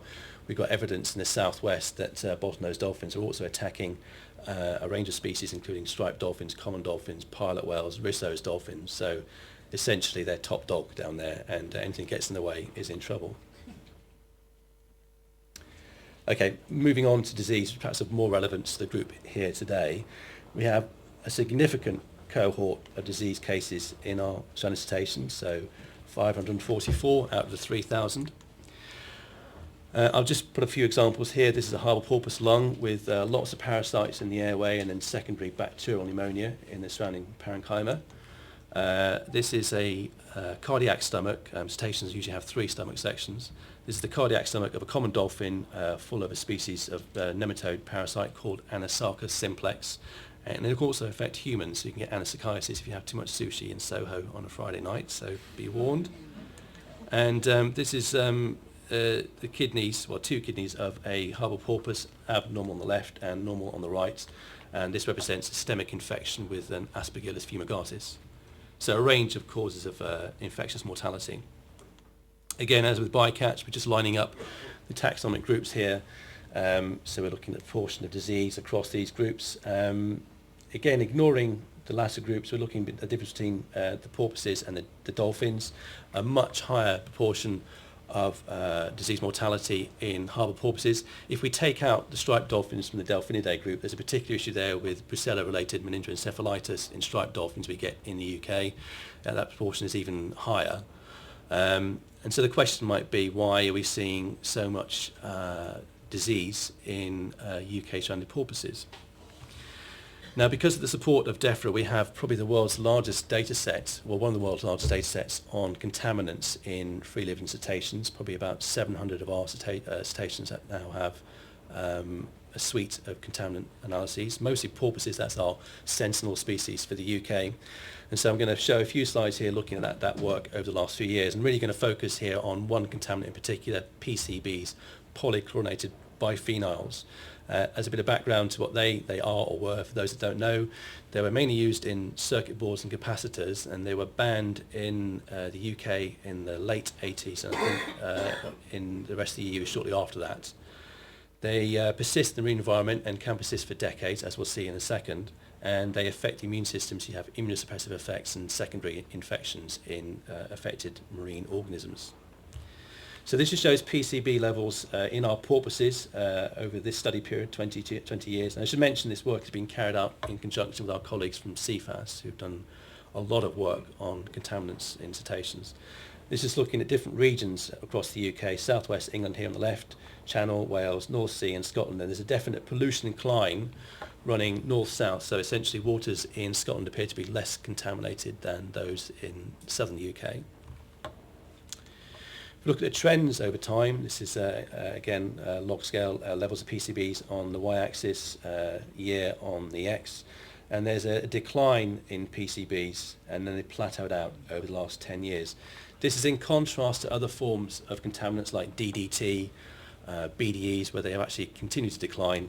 There's a plateau going on here, and we think this is because of continued diffuse inputs from a variety of sources, landfill sites where we get wash off during rain, and some other esoteric sources as well. They're also used, PCBs were used as building joints in prefab buildings. So unfortunately, when they're taken down, we get continued inputs back into the marine environment. So essentially, PCBs are still an issue. And that's illustrated by some of the work we carried out looking at essentially the risk of an animal developing disease. It's a bit like the risk with smoking. You can't say that somebody's died of cancer, it's because they smoked. There's a correlation potentially. What you can do with where we have lots of data, like our research program, is we can aggregate that together and do some case control studies. So we have 4 cohorts here. Ignore these 2 for a second. On the left here, we've got porpoises that died of trauma, the so-called healthy porpoises, and then porpoises that die of infectious disease. If I put in this red bar, this is actually a theoretical threshold of toxicity proposed by Cannon and colleagues in 2000, above which you are at a predisposed risk of developing disease. You can see here there's a significant correlation between the porpoises that have disease and an increased level of PCBs. What's interesting to us, though, is these 2 groups, the bottlenose dolphins and killer whales, and we have admittedly small sample sizes at the moment. There's an order of magnitude higher level of PCBs in these 2 groups. And so essentially we're much more concerned about those 2 species as a conservation concern and priority than we are perhaps about the porpoise, because it will take decades for levels to come down to a level below which they may recover from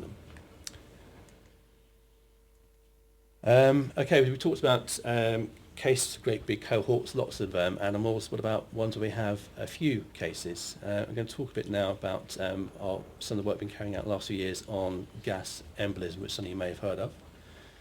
This is a Risso's dolphin that stranded in Anglesey in 2009. Paul carried out the post-mortem on site. This is the spleen. And for those of you that don't know how big a cetacean spleen should be, and why would you unless you're there perhaps, the spleen should be that big. So it's massively enlarged, and this is the liver just underneath it, and perhaps you can make out there appears to be some bubbling under the surface of the organs. This is the liver from another animal, a common dolphin that stranded in Cornwall in 2002, and again this is a close-up. So what we have here are multiple gas-filled cavities throughout the tissue. These are fibros. They are long-standing chronic conditions. They haven't developed overnight. They're not a product of decomposition. These are all freshly dead animals. And this just shows a kidney raniculi from that same common dolphin. Again, gas cavities forming directly within the tissue and then surrounding areas of hemorrhage and localized necrosis. If we line up the taxonomic groups again, there's a predominance of cases in deep diving species like the beaked whales here, and also within Delphinidae. If you strip this down by species, there's a high proportion of Risso's dolphins that also have these cases. So we're really talking about deep diving species that have developed these lesions. Emphasize again, they're not cysts, they're gas-filled cavities. So we began to think about what might be causing these lesions to develop, and we made some perhaps obvious conclusions, but it wasn't really until we went to a conference in the Canary Islands, we get to go to exotic locations sometimes, and we spoke to colleagues there who had just dealt with a mass drowning of beaked whales that we began to try and put two and two together. Just as background to this, there's been a large number of beaked whale mass drownings associated with naval sonar. What I'm going to do now is just run a piece of video through from Channel 4, which will hopefully explain this better than I can.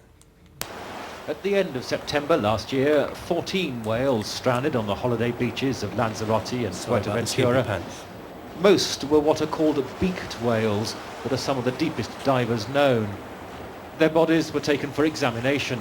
What the scientists found was intriguing new evidence that might explain why so many mass whale strandings seem to happen near naval ships using underwater sonar.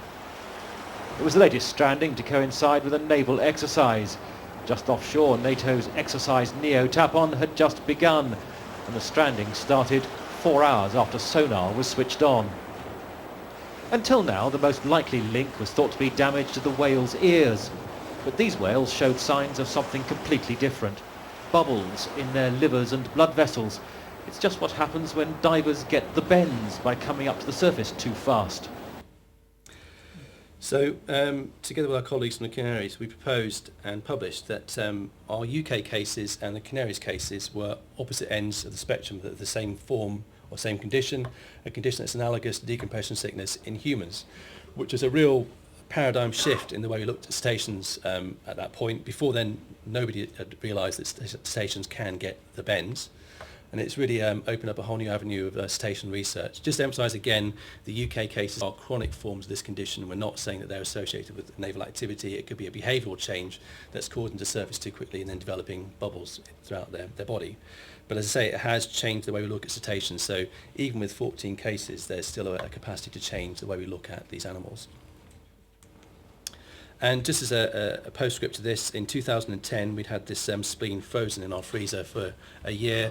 Colleagues from the Canaries came over and actually managed to extract the gas underwater and take it off for analysis on the carry-on luggage back to the Canaries, and nitrogen in these lesions was at 94% in comparison to atmospheric. So that's a nice way of bringing the circle around again to show there is actually a definite link between a correlation rather with decompression sickness in cetaceans. So I've kind of rattled through 22 years worth of work, and I hope it is of some relevance to today's proceedings. But just in summary, in that 22-year period, we've had over 10,500 strandings, 3,000 necropsies. It's one of the most significant data sets of its kind in Europe, if not the world. And because of that long-term nature of our work, we're able to look at things like distribution, where do we see these things, obviously pathology, microbiology, but also things that you can only study through work like this. So we can look at life history, looking at the gonads, we can look at genetics, see the population structure of these species, how they all link together, exposure to marine contaminants, as I've already mentioned, and potentially now the impact of anthropogenic noise and also climate change, big buzzwords out there in terms of cetacean work. It's not just the cause of death being established for DEFRA, though. There's a lot of spin-off science that comes out of this work. We have, as my colleagues from the Institute will testify, freezers that occasionally break down. We have about 80,000 samples scattered around the building in various locations, and that the samples and the data have contributed to over 200 peer-reviewed publications in that 20-year period. It has a very real-world impact, though. It's not just science for the sake of science. Our work links to policy at a local, national and international level. I've given some examples here. One I'd particularly like to flag up, though, was the EU-wide EU-wide ban on pentamix BDE, which is another form of marine contaminant. Our work contributed to that being banned across the EU, and then we had some post-monitoring since the ban, and they've seen a decline in BDEs picked up in our porpoises. So again, there's nice circularity to this. We pick up a threat, and we're able to then monitor its decline in the marine environment. And finally, perhaps most importantly though in a way, our data is publicly available. We are publicly funded, and we do try and inform the wider public about the problems that cetaceans face and perhaps the wider need for conservation per se. We always want to finish by thanking our funders and a huge variety of other individuals and groups that help us in our work. And I hope this is of some interest to you. Thank you for your attention.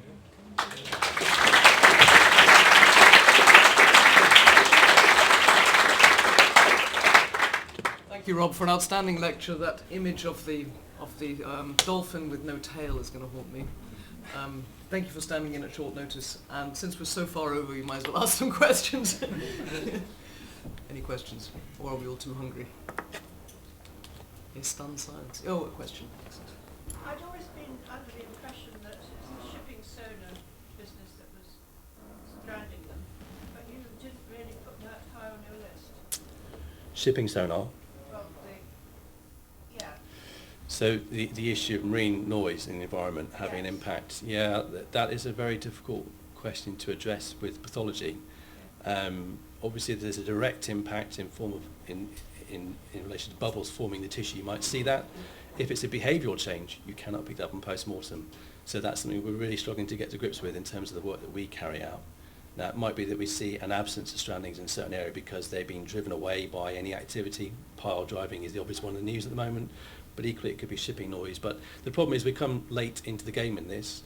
There's ongoing human activity in our seas that have been going on for decades. So actually, in a way, it's not a normal environment for cetaceans. They are putting up with our activities there. So we come in doing this work from 1990 onwards. We've got no idea what normal represents going back 50, 60 years. So it's a difficult one to address. Yeah, I accept that. And there was one more. No?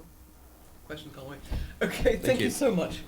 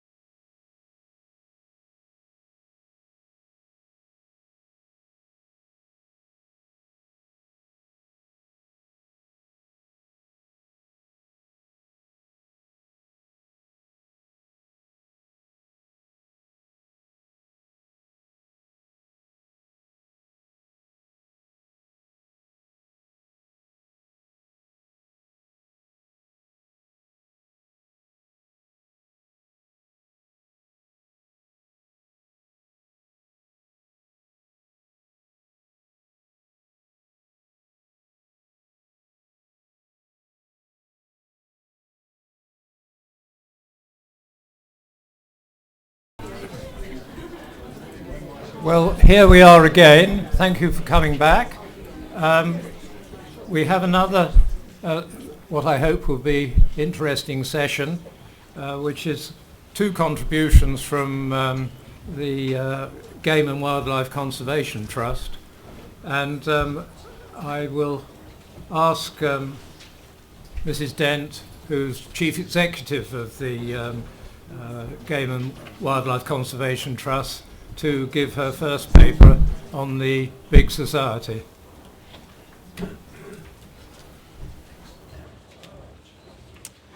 Well, good afternoon, ladies and gentlemen. I've got the slot after lunch. So I'm going to be aiming for a bit more upbeat than this morning. Try and use that as my technique to keep you awake. But it's very nice to be invited to speak at the symposium, and thank you very much.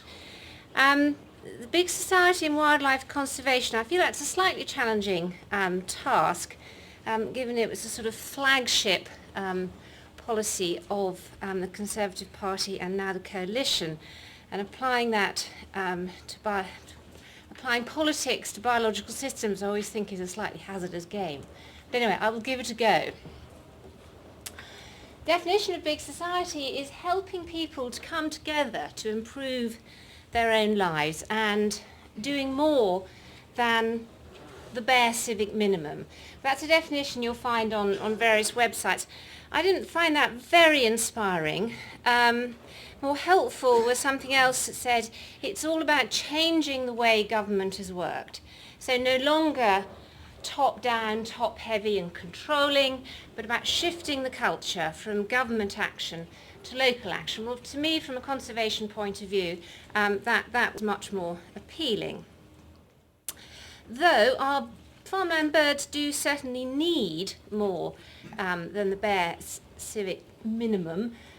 We're all familiar with this graph that shows the decline in farmland birds from the 1960s down to recent years.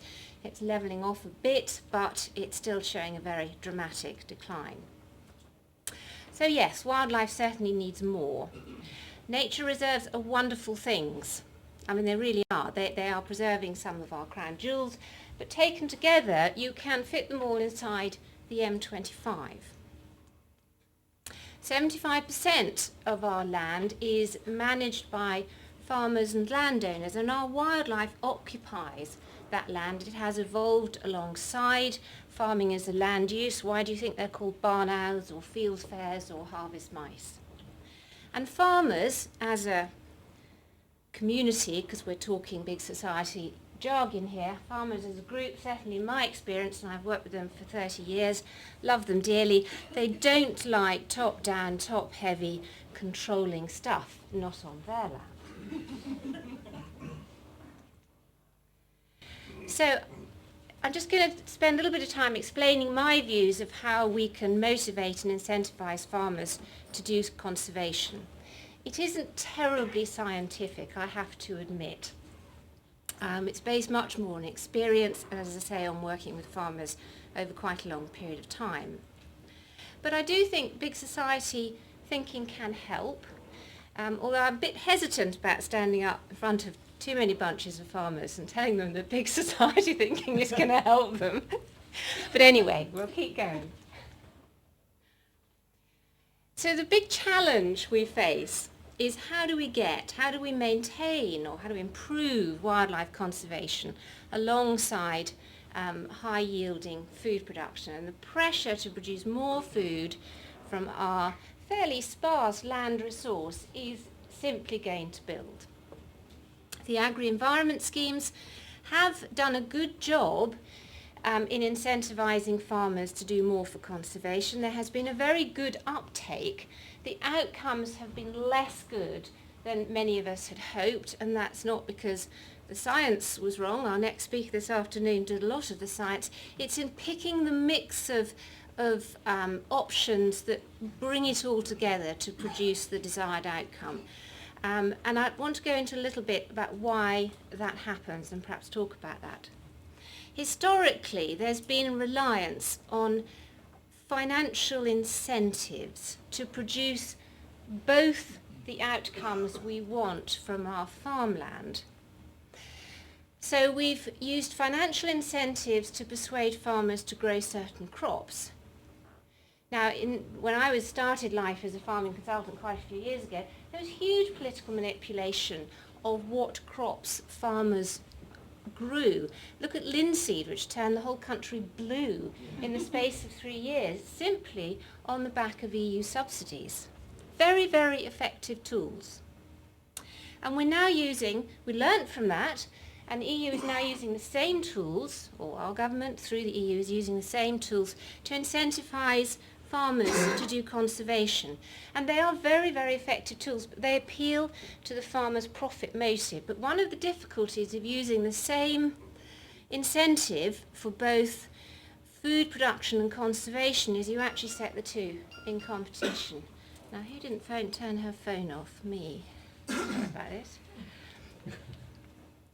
I can't blame any of you if your phone now bleeps at you. Right. And we have seen this competitive phenomena in recent years. As the grain prices fell, farmers became very happy to devote more land to wildlife, and they took up entry-level agri-environment, high-level agri-environment with alacrity. There was then a period of dismay. I remember Sir Don Curry, who invented entry-level scheme, being very dismayed as grain prices rose and less land came out of agri-environment schemes. But with hindsight, perhaps we should have seen that, because we'd set up this competitive structure. And I so remember how a wonderful, well, not necessarily wonderful, but interesting moment in my office, just as grain prices were roaring up the graph for the first time in recent years, and I had a senior DEFRA official in my office, one of the most senior and another less senior. And when I went out of the room to make coffee, we're a small, not very rich charity, I came back to find them saying to each other, well, how are we going to control farmers now that grain prices are at this level? Interesting insight into the psychology. So how do we motivate farmers for conservation? Well, to my mind, where it's happened best is where there is a different motive other than the profit motive. And I think it would do us good to think hard about the difference between motive and incentive, because I think we very often fail to separate the two and get quite confused. To me, motive is about why somebody does something. Incentive is what produces more of it. People seldom react to just incentive. They have to have an underlying motive. And I don't think incentive is why.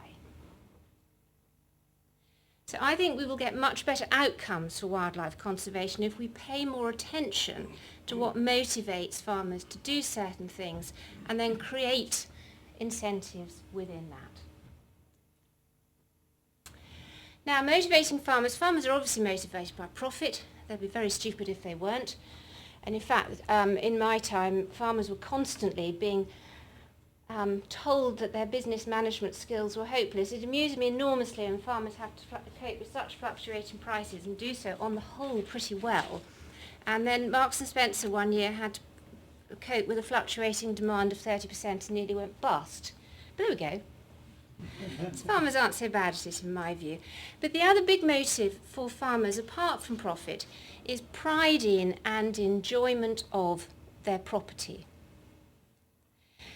And what that leads me on to is with the profit motive, which is very strong, but the only incentive that works is money. Whereas if you start looking at the pride and enjoyment motive, you can start thinking about what other incentives there are. Enlightened self-interest is one that I come across a lot in the charity world, not only within the charity world, because it's a reason why a lot of people give to charity, I give to childhood leukemia because I've always had a fear that children, my child, might somehow get some dreadful disease. And the same thing happens in conservation. A fisherman will invest in conservation that helps the fish in his river, but will also help a whole suite of other wildlife. And the other one is altruism. Farmers do love their wildlife, and if you get a farmer who loves lapwing, they will practically do anything to help that lovely bird.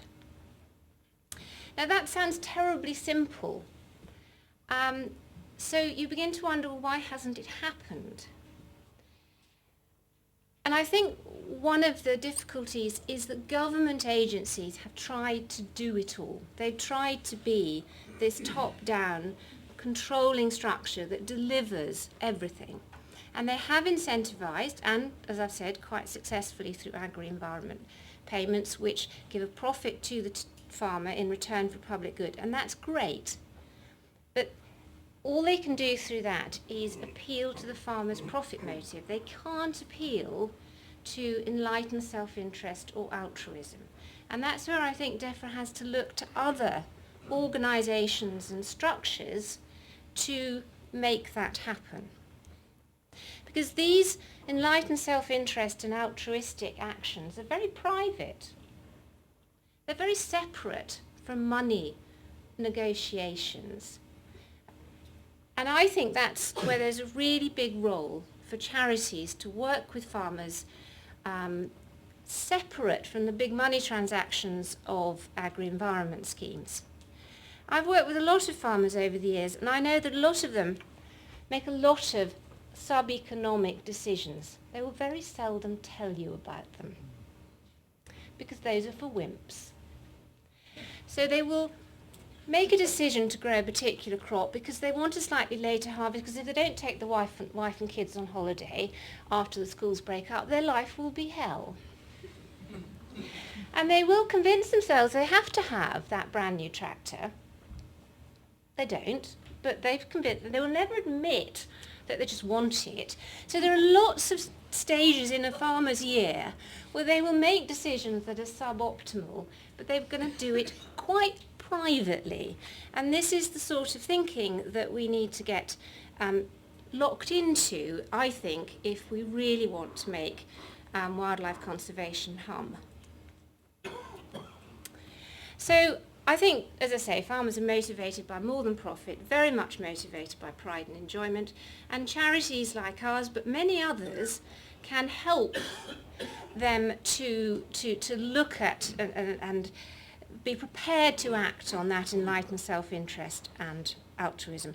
And trust me, farmers are seldom just motivated by profit. The only ones I've ever met who were the institutional landowners, and on the whole, they've sold up.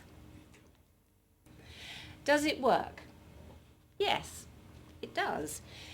We did a survey of 38 farms in Leicestershire, some with shoots and some without shoots. And there were roughly 30% more songbirds on the farms with shoots than without. Well, shooting is a classic example of enlightened self-interest. All of those farms were based around our demonstration farm in Loddington, in Leicestershire, and a lot of those farmers would have picked up conservation lessons that have come out of our research and demonstration there, and it shows that it's working. It's also worked very well on that farm. We were gifted the farm by Lord and Lady Allerton, a very generous gift, in 1992, so that was the base year. Then we implemented a full game management system, and as you can see, the farmland birds, which is what's the blue bars on this graph, they rose dramatically in the first 3 years, levelled off, but ended up over double the number of birds that we had in the base year. And in fact, farmland bird populations within those first 3 years had got back to levels last seen in the 1960s. We then started to dismantle it because we couldn't tell which aspect of the game management would actually produced the birds. So first of all, we took away the predator control element, and you can see how farmland birds dropped quite significantly. And then we took away winter feeding, and it dropped again. We actually got to a point here where we were practically back to our baseline, and that was beginning to suggest that maybe there was no, rather surprisingly, frankly, there was maybe no contribution from the habitat. But it did then pick up the next year. This last bit of the graph is when we reinstated game management, and you can see bird numbers climbing again quite dramatically. So yes, it does work. This is the same results from that farm. This is the red, and that is the blue line is a local BBO bird count which tracks bird numbers in that area from 1966 to the current time. We took over the farm here, and the green line is actually the national wheat yield. So you can see this very opposite relationship between wheat yields and farmland birds. So without doubt, modern farming has had a major impact on farmland bird numbers, but also, as this shows, without doubt, you can really do something about it. I mean, other examples where it's worked is black grouse in the Pennines, which are mainly supported on shooting estates. Shooting motivates woodland planting, and management has a lot of downstream benefits for butterflies and woodland birds. This year, for the first time, we've had a sort of government-provided bottom-up conservation scheme, which I'm really delighted to see, in nature improvement areas, which were launched as a result of the Natural Environment White Paper last year. There was one group of farmers, bullied a bit by me, I have to say, but it was very nice of them, who have been accepted as a nature improvement area. And that's another, their motivation was pride in their farm and attraction to the scheme that allowed them to design their own conservation scheme. Nobody was telling them these are the agri-environment prescriptions. On page 36 you find all the things you're allowed to do. They were allowed to create their own scheme. And so there was a lot of altruism in what they've decided to do, and they've put together a scheme of 10,000 hectares involving 41 farmers. And I hope it will be a great success. It will be very, very interesting to see how it performs compared to the other NIAs, all of which look to be very good, but are all led by big conservation charities or national parks or AOMBs. Another good example of big society conservation was when we did a river restoration project on the mid-river Mono, which I think has been the subject of presentation at this conference before. And having restored the river, then controlled the mink, we then reintroduced water vole. And once the water vole population was established, we handed the whole thing over to the local fishing cooperative. And 2, maybe 3 years down the line now, they're still managing the whole river, sorting out invasive species, plant species in that case, keeping the mink at bay, maintaining their water vole, and everybody's benefiting from the income from lots more fishing. This is our grey partridge count scheme. This is another example of what I would call big society working in conservation. We have about 2,000 farmers around the country who are in our scheme, and 1,100 every year send us their grey partridge count schemes. This is comparing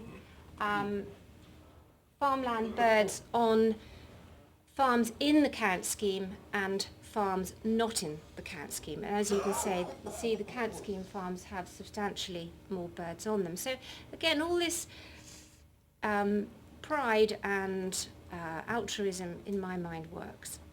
So why is it not happening more? Well, I think we find it quite awkward to reward enlightened self-interest. There's a sort of slight discomfort about rewarding people who also shoot or also fish.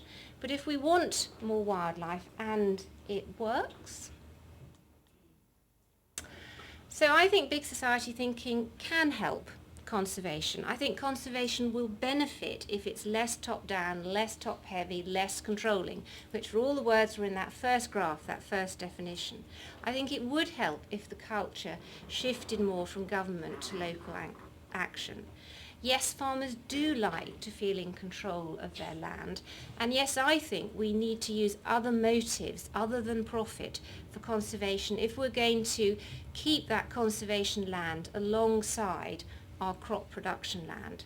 And I think we have to understand much more clearly and differentiate between motive, which is why, and incentive, which is more. And I think we need to reward what works, not what feels less awkward. And we definitely need farmers to work together to achieve landscape scale conservation. And I think we should encourage enlightened self-interest and altruism. And I think, as I say, non-government organisations like charities have a very, very important role to play. And in my experience, farmers are willing and able to do it. So what about broader community conservation? I think, yes, that can work if the community has control of the land. If the community starts to try and decide what the farmer should do with his land, I think that's a much tougher proposition, because in my experience, farmers don't like to relinquish control of their land any more than probably you would of your garden. Thank you.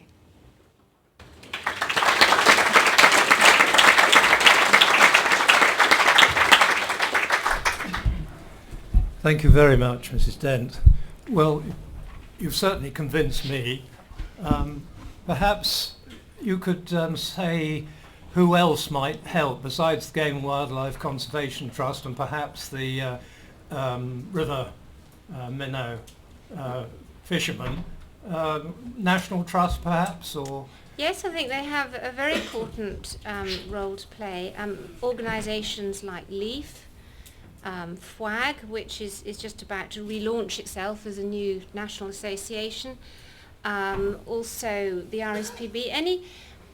It's just got to be a little bit separate from government and the channel of incentive through agri-environment. So you can appeal to different motives. We work particularly well with the shooting and fishing community, but that doesn't include everybody, and there are lots of other very good charities out there, the wildlife trusts. Any other? Sarah? I just want to ask a question. I'm sure half the audience knows the answer, but to what extent is the UK countryside owned by multinational absentee landowners? I mean, I was of the impression that this was increasing as farming kind of become uneconomic and people are losing their farms, and that must be entirely the farms are the guardians of our countryside. So what effect, if any, does that have? Question is, what is the scale of farm ownership by the multinational groups? Well, in my experience, it's now extremely little. I don't actually know the stats, but in my previous role before I joined the trust, I was with Stratton Parker, and we did a lot of buying and selling of farmland around the country. And the period of the big institutions investing in land was probably from the mid-80s to the mid-90s. They all came in together and they all left together. And there are relatively few of them in my experience now. As I say, I don't know the figures, but I would say that the vast majority of our land is in private stewardship. I think we must press on to keep to time. Professor Southerton, would you like to tell us about the success story?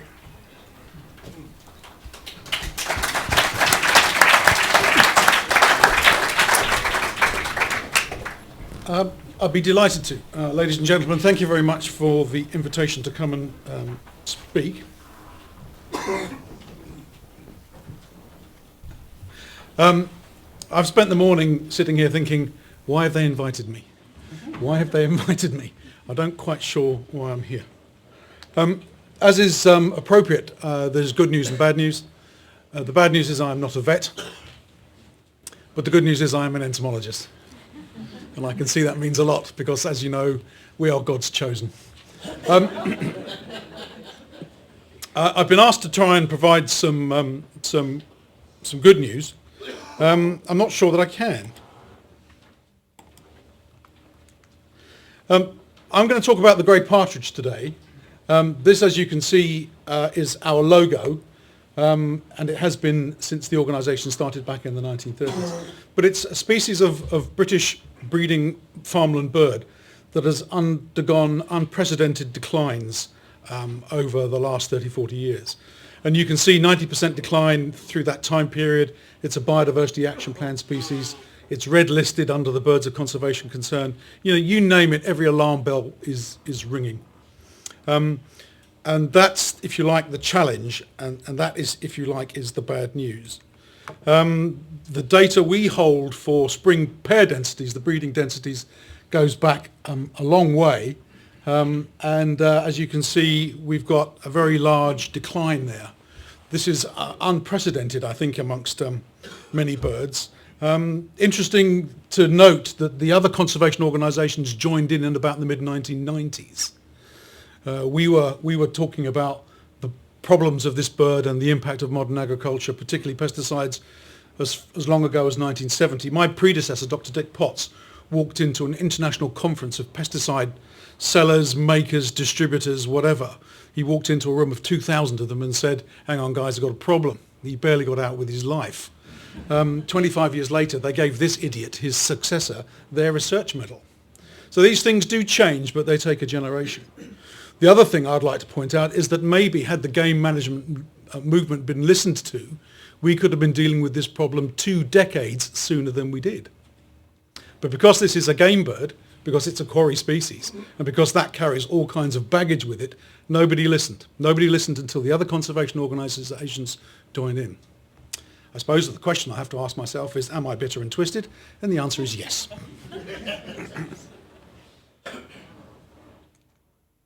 Okay, but because of what it is, because it's a game bird, and because of who we are the Game and Wildlife Conservation Trust. This is the kind of research niche we stumbled into. We've got 40 years of research now to tell us, first of all, what it's going wrong. That's okay, but more importantly, how to put it right. I hate these organisations that come to you and tell you there's a problem. I absolutely loathe and detest it. I've resigned from more of those that I can remember. But what we do is we come and tell you there's a problem, but we also tell you how to put it right. And that's the hallmark of our research. This is a ubiquitous, widespread species of farmland, and will we not be concerned by this nature reserve mentality? You can't buy a piece of land, put a fence around it and protect partridges. Only 6% of UK land is designated within protected areas. This is Teresa's land within the M25. 75% of the UK is farmed in some way, and there are 4 million acres of cereals out there. Now, are we going to ignore that? Are we just going to write that off as a conservation ghetto? I've never been prepared to do that. I've never been prepared to do that. So, problems and solutions. Not enough nesting cover, put nesting cover back. Not enough insect-rich strips to feed the chicks, make them. And we can tell you how to do it. All based on the soundest experimental research, all peer-reviewed. Too many predators. Predator control for those that can be legally taken. Provision for cover for those that can't. Not enough food in the winter, supplementary feed. Okay? Put it all together and you get population recovery. Okay? This is a study area on the Sussex Downs that we've been working on since the 1970s, where there were very good densities of partridges to begin with, 40 pairs per square kilometre, and showed that same national decline that we've seen from previous graphs, to the point there in about 2003 when there were 3 birds. Not 3 birds per square kilometre, not 3 nesting pairs, 3 birds. And we all sat in the pub that night and thought, we have actually sat here and over 40 years monitored that bird to extinction. But the land came back into ownership, the tenancy was given up, the land came back in hand, and that's what the landowner was waiting for. He called in the Game and Wildlife Conservation Trust, the advice was there, we put the package together of predator control, of feeding and habitat management, and bango, we're back. We're back to levels that we haven't seen on that estate probably in 100 years.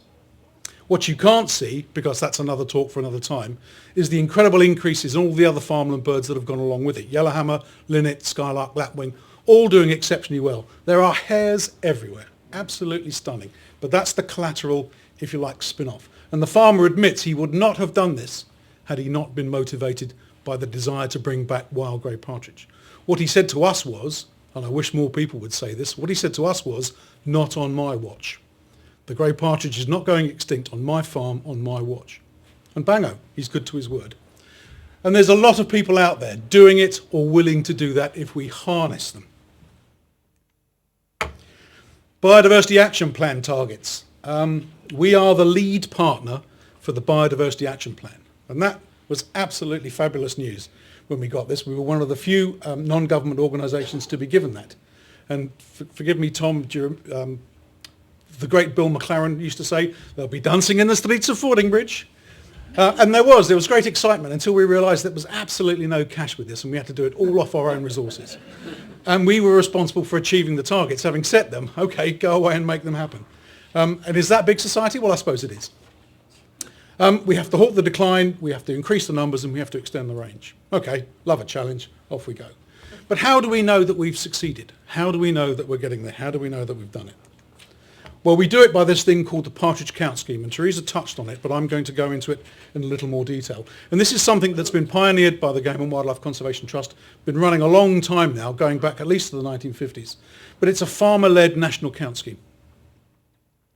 And those responsible for their land count their own wildlife.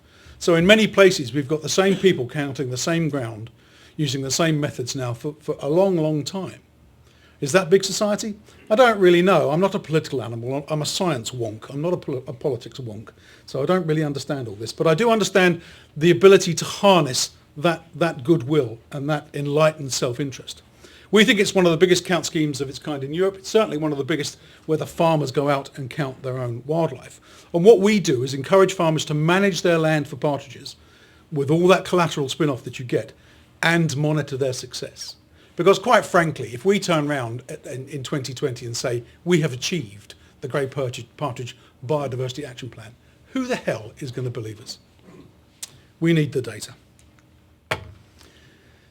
So we need targets, and these targets are based on habitats, and what we do is we go out and we look at km squares of the United Kingdom, define what is optimal and suboptimal land for partridges.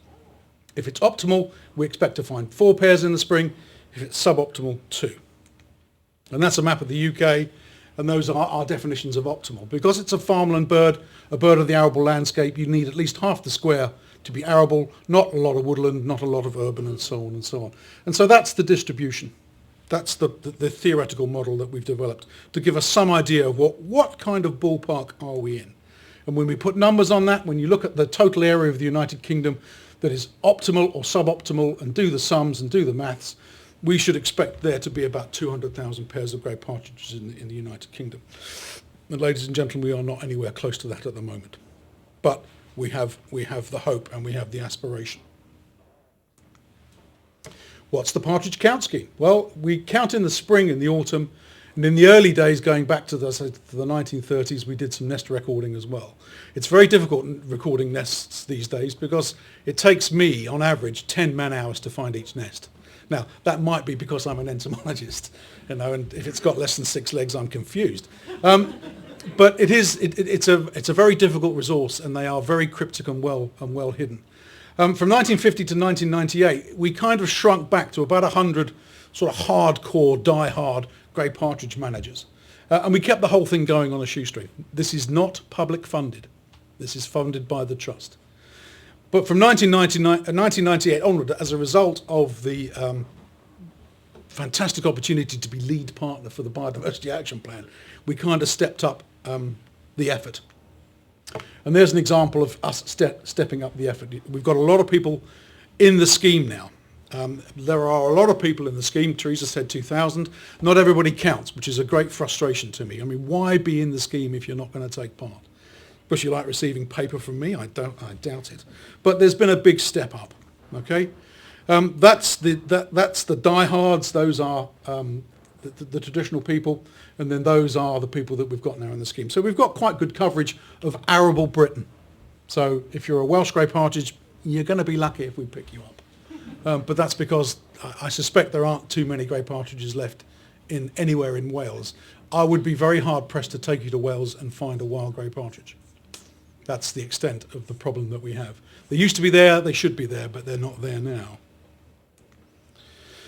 Okay, in the spring we count to calculate the breeding density, and we also count because that will be the measure of our BAP targets, how we have been able to halt the decline in the spring breeding densities.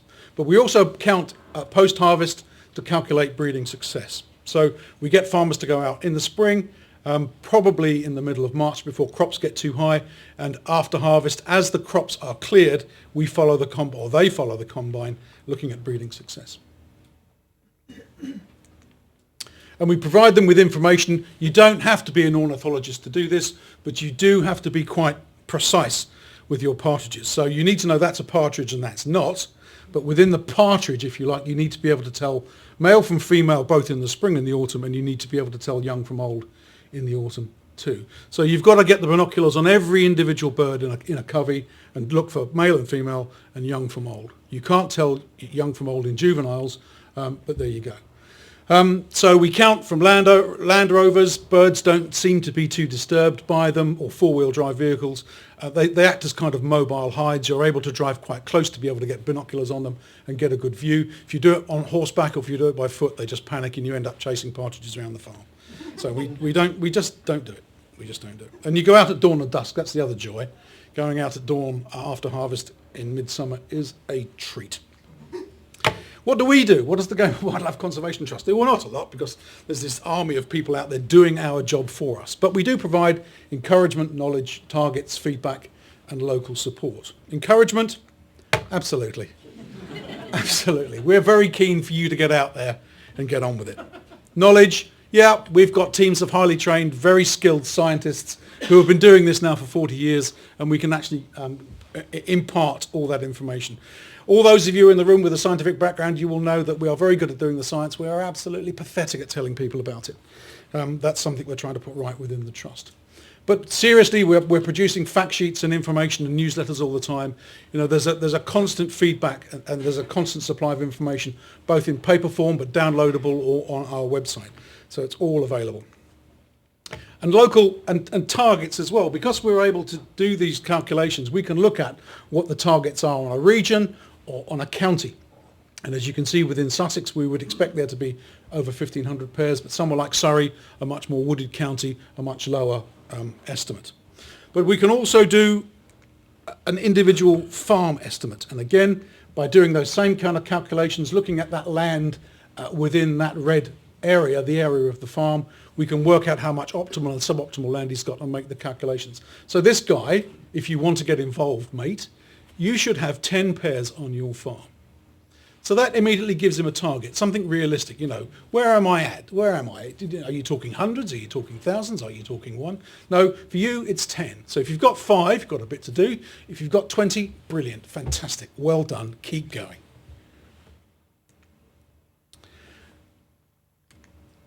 And every year after every count, we give him individual feedback on his farm. So we give him some vital statistics about his vital rates, like overwintering success, what his shooting target should be, and we graph it for him as well. So he always knows where he is in relation to his targets. And we feed back in the autumn, we give him a young to old ratio, we give him an idea of chick survival. So that scientific information is fed back to everybody who contributes. Local support. Within each of those blue areas, there is now a grey partridge group, which is a kind of informal gathering together of landowners and farmers and gamekeepers who get together probably twice a year. We come along and we'll give some kind of illustrated talk about the latest research findings, and we also will provide a farm walk in the summer. Farmers aren't very good at listening to talks or reading, but they love having a nose around somebody else's farm, and that's exactly what we do. And we say to people, you know, host a walk, come and tell us what worked for you, but also come and tell us what didn't work. You know, if you tried it and it didn't work, well, tell everybody else so that they don't make the same mistake. So again, we've got this network that's up and running and operating and proving to be very successful. So what are the local issues? What's the best agri-environment scheme? You know, what works in your patch, what doesn't? What are your predation control concerns? How can we help? How can we give you advice? You know, what are the best crop to plant, and so on and so on.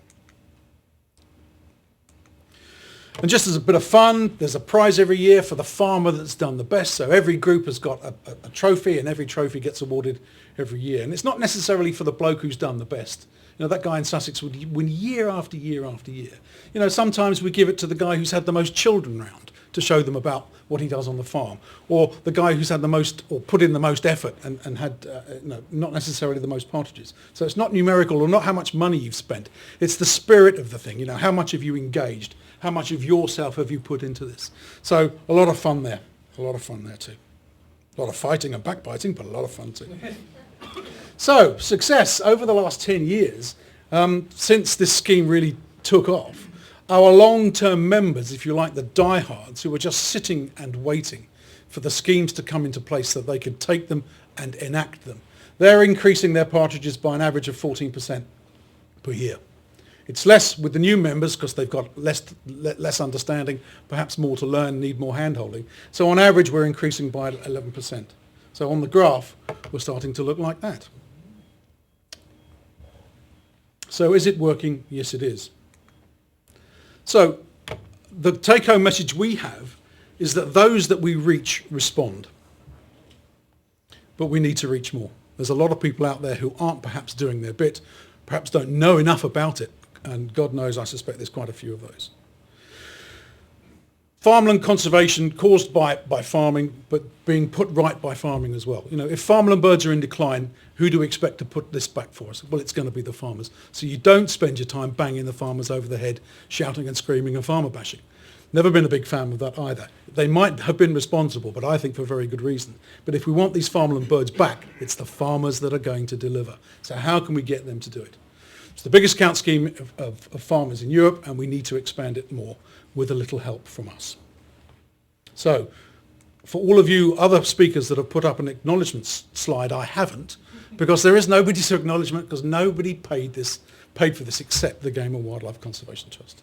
So I would like to thank all the farmers that have got involved and who continue to do so, and thank all my staff who schlep around the countryside doing all this, and maybe to you. And what I might like to do is leave a document that helps you to join the Game and Wildlife Conservation Trust if you think there is any merit in what I and the previous speaker have said. Ladies and gentlemen, thank you for your attention.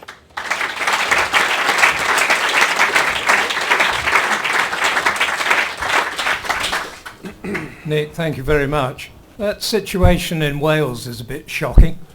It is. But then bird conservation in Wales is shocking.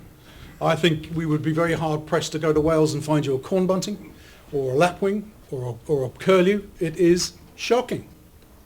It is shocking. Some questions, and please, I cut one of you off in the back. If you would like to ask questions directed at Mrs. Dent as well as Professor Southerton, please do. Sorry, do you want to? What's so special about the grey partridge? It's an iconic farmland bird that people love to have on their farm, and it provides some of the most exciting shooting imaginable. Does that make it low-hanging fruit? I mean, should you not? Are you focusing on other species that perhaps are more difficult? Well, we're studying partridges because we're studying partridges because I think of all the farmland birds, the knowledge base about grey partridges is the most complete. And to this day, it remains the only farmland bird where the cause of decline has been elucidated experimentally. So we know more about partridges than we do probably any other farmland bird. The Trust pioneered the work on corn buntings. We've done a lot of work on skylark and yellowhammer. We did all the work on turtle dove, and we're currently working a great deal on lapwing, because lapwing is causing us enormous concern. As a national species, its decline has been catastrophic.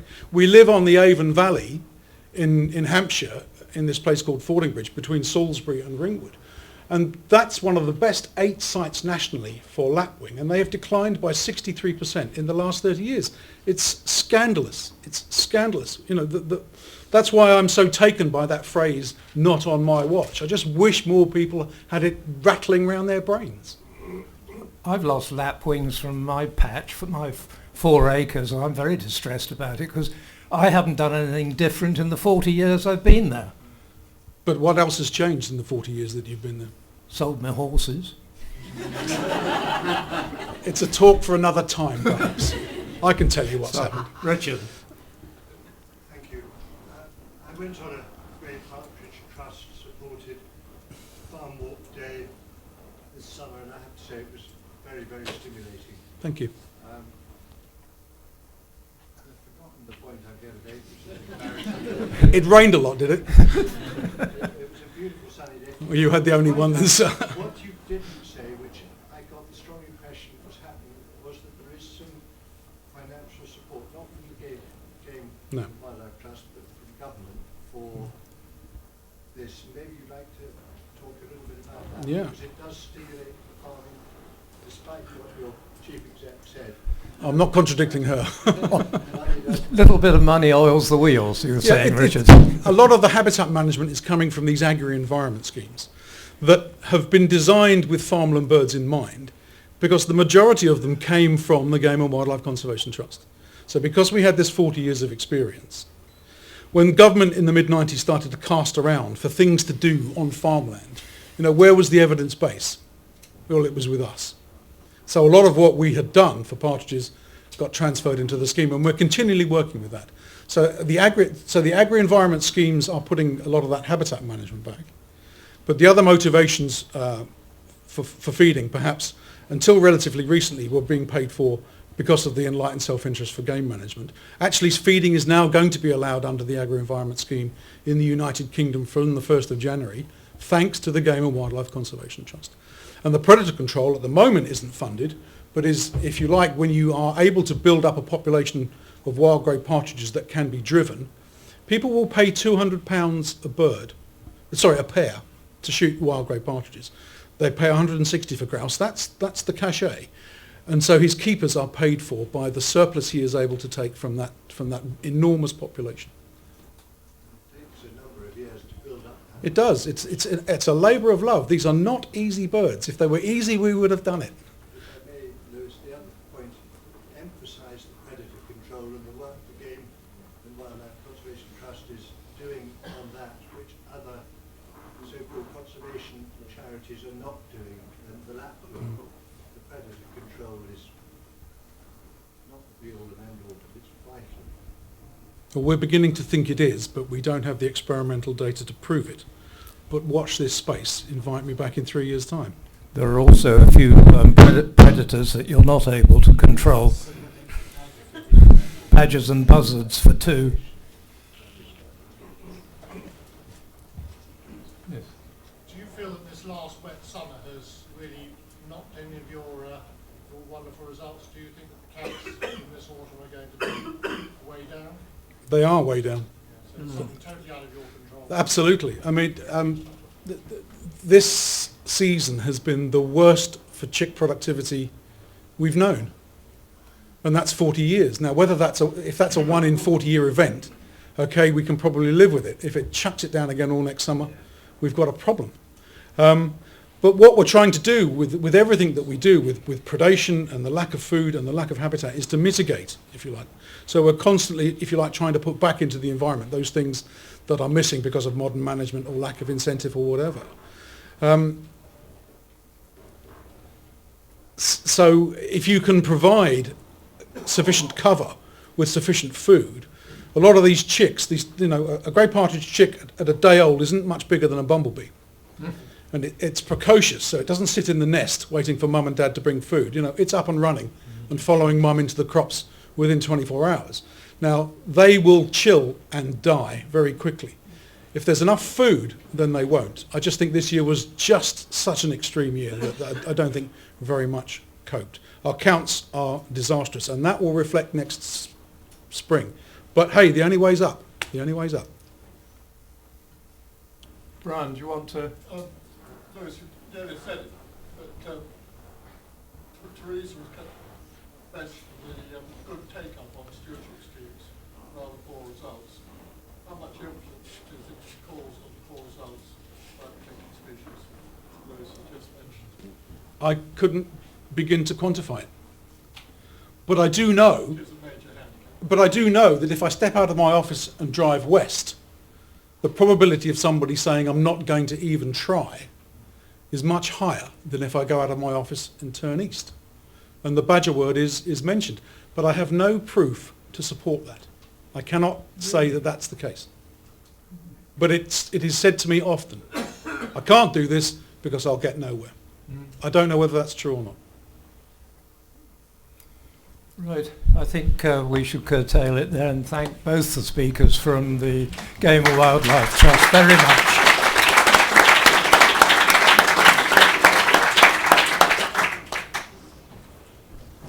And now for something completely different. Where's he gone?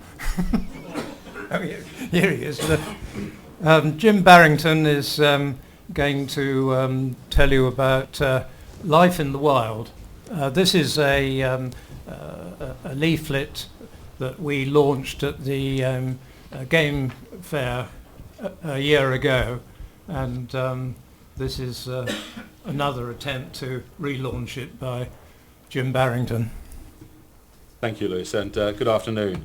I think it's always best to get your excuses in first, so I'll say now I'm not a vet and I'm not an academic, so I feel quite privileged to be here speaking to such an eminent audience today, and a little nervous, I should say, but it also means that any difficult questions can be fielded by my friends in Vorm. I suppose all I have to do is make this presentation sound a little bit more interesting than a football manager and not quite as dotty as Brian May.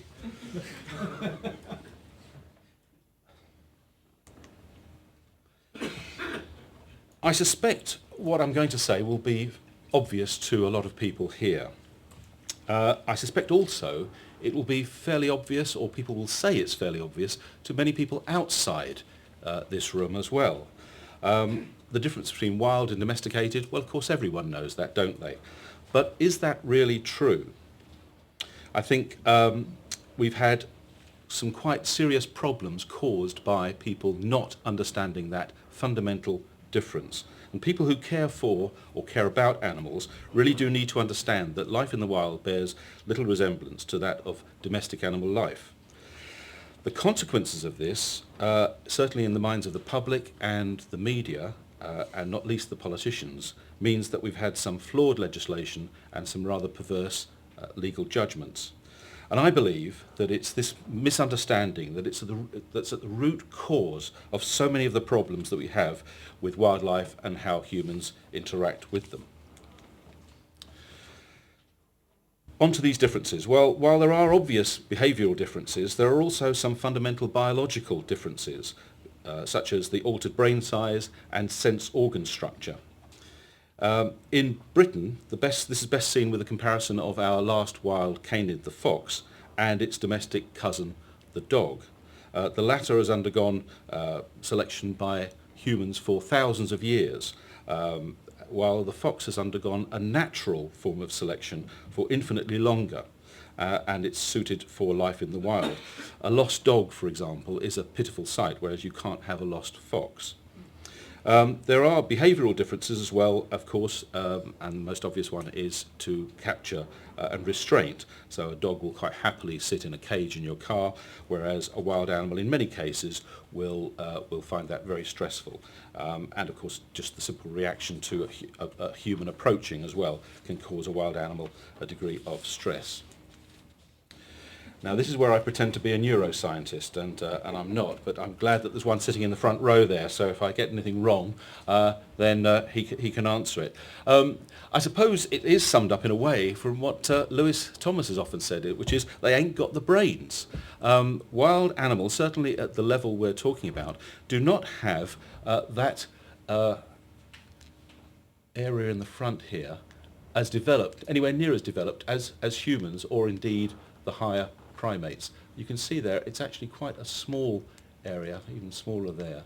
And so it means that that area of the brain which collects and assesses and looks after information is simply not there. There is no way in which animals of say the fox level or the deer level can project ahead.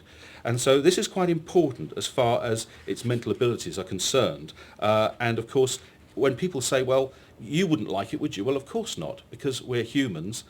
We are not animals at that level.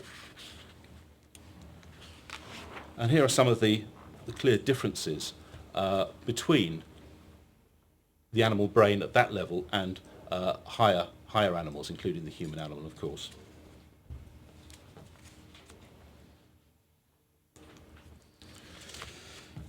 The state in which wild animals live is often confused as well in the public mind. Some people think it's a sort of woodland utopia. Others think that it's a state of constant anxiety. Well, actually, neither is the case. Wild animals, through evolution, have adapted an effective system to live and function satisfactorily in their environment. In other words, they are in harmony with their environment, and that's a phrase that's often used by the University's Federation for Animal Welfare, James Kirkwood there, who has confirmed that. And it's an area which, of course, does cause problems, because people do put themselves in the position of the animal, and they would say, well, you wouldn't hunt your dog, would you? Well, no, of course you wouldn't hunt your dog, because you have control over it. Equally, that dog would feel quite distressed if you did, whereas hunting in this sense is not a problem for wild animals. They've adapted to hunting and being hunted. And I think one of the most useful comments was made by Professor John Webster when talking about fear. Fear might be best described as alertness in wild animals. He says this: "Fear is one of the most useful properties of the conscious mind because it is conducive to survival. When the gazelle learns that the charge of the leopard is truly frightening, but once again manages to escape, it may come to recognize fear as a constructive motivating force that produces its own reward, not as a source of suffering." So again, it's a different way to look at the way wild animals live and react in their environment. And of course, we've often seen that when whatever stimulus it may be, whether it's man-made or whatever, when that goes away, the wild animal generally turns to doing what it was doing previously. It's not sitting there traumatized. So many people say, well, why can't we just leave it to nature? Well, I'm afraid I don't think you can regard that as a very good animal welfare concept. Control in the absence of human management will not occur until there's a lack of nutrition or disease is so extreme that it suppresses reproductive activity. And neither of those things are good for a healthy and vigorous species. Furthermore, population at the level that people may talk about may not be acceptable to local landowners or other human interests. And so, again, it's a very nice phrase, but I'm afraid it doesn't ring true in either welfare or practical sense.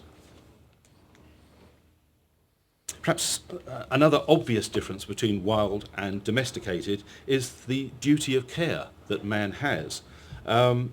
Yes, of course, if people see a wounded animal, a hurt animal, the natural instinct in many is to help it. But it would be ridiculous to place the same burden of responsibility that we have for domestic animals onto, say, landowners or farmers. It just would be totally impractical for them to deal with all wild animals on their land. And of course, this is why legislation up to now, from the 1911 Protection of Animals Act right up to the most recent Animal Welfare Act of 2006, we always exclude wild, free-running animals from that legislation, because you cannot apply the same duty of responsibility to wild animals. There is, of course, the Wild Mammals Protection Act of 1996, and that prevents individuals doing certain things to wild animals that are somewhat held or captured in some way, but generally you cannot apply the same overall degree of protection to wild animals. And I think those people who take wild animals into treatment, if they find a wild animal or whatever, should think very carefully about doing so and their reasons for doing so. I know this was an issue that came up 2 years ago at this symposium. It is a natural thing for people to do. It's a very compassionate thing for people to do, but they do have to think about the animal itself. And a wild animal being taken into completely unnatural surroundings could very well be causing it suffering in a very different way. Another clear difference is the consideration for biodiversity and conservation. Again, a simple hands-off approach will not help in this particular case. And of course, when you do have species that are over-successful or, should we say, out of control, and when there's no natural predator, then there is a need for man to stand in and manage it. And we all know what some of the problems that can be caused by not doing that. If we do want healthy populations, and we have to control disease and protect habitat and limit damage to crops, then man has to stand in. And generally, whilst of course disease is controlled in domestic animals, those are things that generally don't apply to the domestic animal. And of course that is the aim, is to have sustainable and healthy wildlife populations. Disease animals can have an effect on their own species, they can have an effect on other species, they can have an effect on man, as we've heard graphically this morning. Disease in the domestic animal population is generally noticed and dealt with by man very quickly. And government should really think about the role of farmers and gamekeepers and hunters, because they are, and fishermen as well of course, fisherwomen, they are the unpaid eyes and ears around the countryside, and it's all very well to listen to certain pressure groups, but these people are out there, they're doing things because they want to do things, they're unpaid, and it's very detrimental to lose that particular free eyes and ears service. And I suppose one of the most difficult, one of the most controversial areas that we're talking about is the chase, of course. I'm pleased to see Katie Colville up there, who did some work for vets, the Veterinary Association, just a few years ago on the natural chase. And she looked at the way that hounds operate and the way that animals like wolves and other wild canines operate in the wild. So it's surprising that that is the one area that the government a few years ago decided to make illegal. It's the one method that is non-wounding and it's also selective. No other method can make that claim. And yet, because of various pressures and misunderstandings, which I've alluded to, that was the one that was tried to be banned. It's a clear case of anthropomorphism and of a government bowing to public opinion rather than scientific evidence and understanding. And again, this is not an issue for domestic animals, but there's a problem, and again we've heard it graphically this morning, the vogue for reintroduction of certain species that were once here perhaps. By the looks of some of the slides and presentations that you've seen earlier, they're both fascinating and frightening in equal measure. It is an uncomfortable fact, I think, that some animals that are protected at the moment are now in a way out of control. It's overprotection. If you like, the job has been done, but no one's going to roll back that particular type of legislation. And the Hunting Act, as I've mentioned before, was brought in on the basis of prejudice and misunderstanding rather than looking at what actually is happening in that animal-to-animal interaction. A word that hasn't been used until fairly recently as often as it should be, and that is management. It was always regarded as pest control or sport or whatever. Management is the key word here, and management is not about killing as many as you can. It's about leaving, it's the health of the population that you leave behind. Another threat, of course, to wildlife is their habitat through industrial farming. And whilst this can be addressed by financial incentives, there doesn't seem to be any logic in providing habitat unless populations of predators can be properly managed. So why is this important? Well, you can see there, and I'm sure some of you have seen recently on television and in the media, some rather strange comments, some rather strange people indeed, arguing for certain things. I'm not sure that that is the way that we want to explain the problems within our wildlife. But make no mistake, that sort of pressure now, which is either genuinely held by certain groups in a misunderstood way, or, as I suspect, more cynically used by certain groups to exploit that misunderstanding, that translates into public opinion polls. And public opinion polls do matter. I'm afraid they lead directly into legislation, and of course then into courts and who or who is not going to become a criminal in the future. So if we really want to produce sensible wildlife laws, the courts must understand properly what is genuine cruelty and what is necessary as far as wildlife management is concerned. That, I think, is the simple message as to why we must understand what is life in the wild. My final slide is to simply acknowledge this gentleman at the back, Captain Brian Fanshawe, and of course Tony Mudd, who's been very helpful, as well as my two colleagues here, Lewis and Ian Addison at the front. So on that, I will finish. Thank you very much.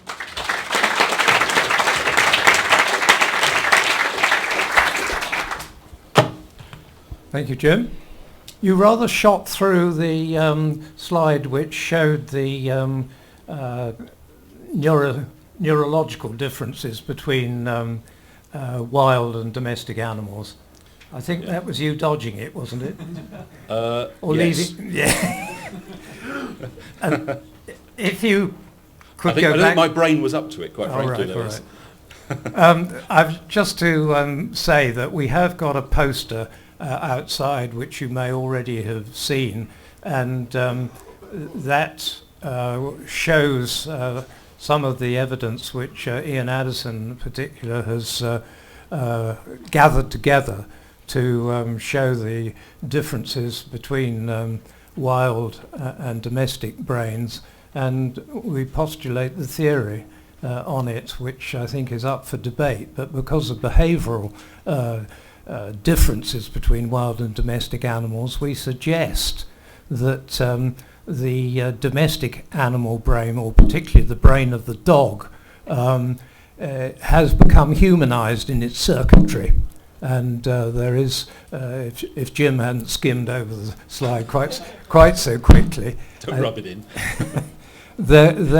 We already know from magnetic resonance imaging that the centre that sorts out the so-called body model centre that sorts out information and deals with it in man has been moved forward to a place called the insula in the prefrontal cortex, whereas in animals, in non-primate animals, it's in the hindbrain. The centres have been entirely shifted as between non-primate mammals and man, and we're postulating that because of the behavioural similarities with the dog with man, that there might have been what we might call a primatisation of the dog brain and how it handles information.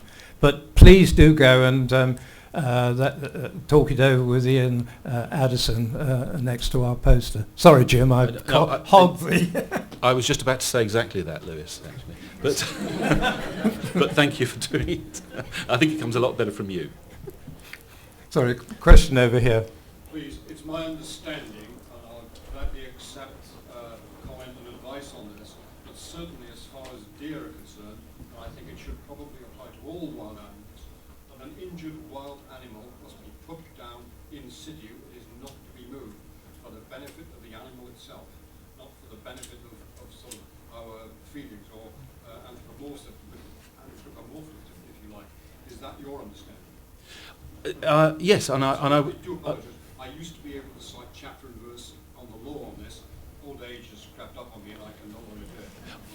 I suspect if an animal is down and it can't be moved, yes, of course, there would be, and depending on the injury, probably it is best to put it down. But I would just say, and you've just reminded me that and I'm talking about the Hunting Act here, the Hunting Act generally creates technical offences, and one of the most disgraceful cases, I think, of a huntsman that was convicted under that act just a couple of years ago, was because he was trying to catch a wounded deer, but it wasn't down. It was running. It had a broken pelvis, been reported the day before.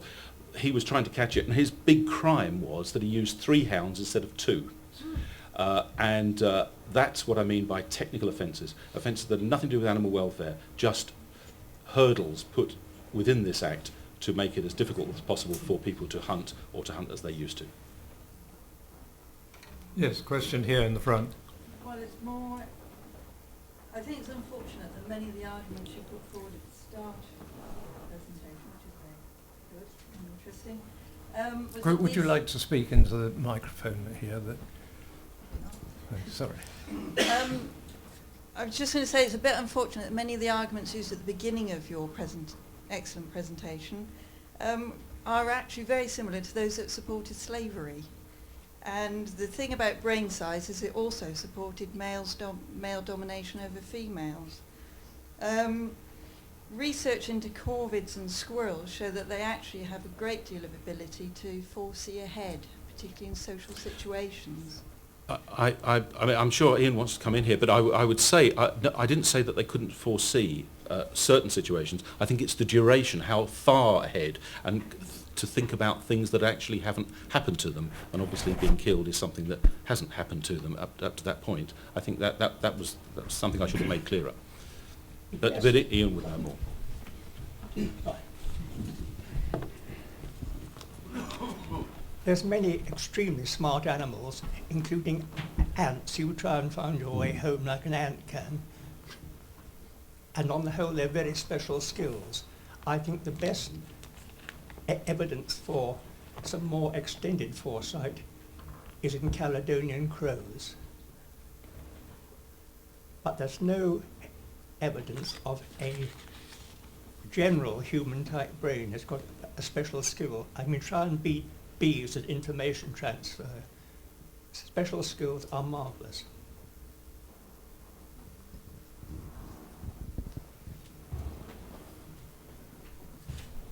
Any other questions? Yes. Come in on the question of neurological or psychological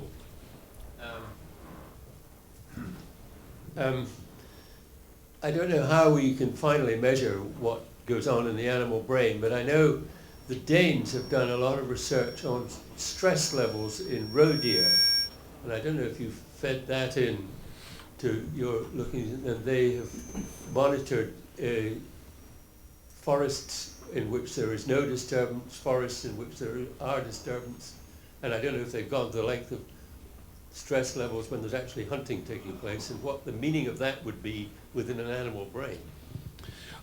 Well, that's really not a question that I can answer. I would say, though, that stress, when people think of stress, they often think of something that's a problem, that's bad.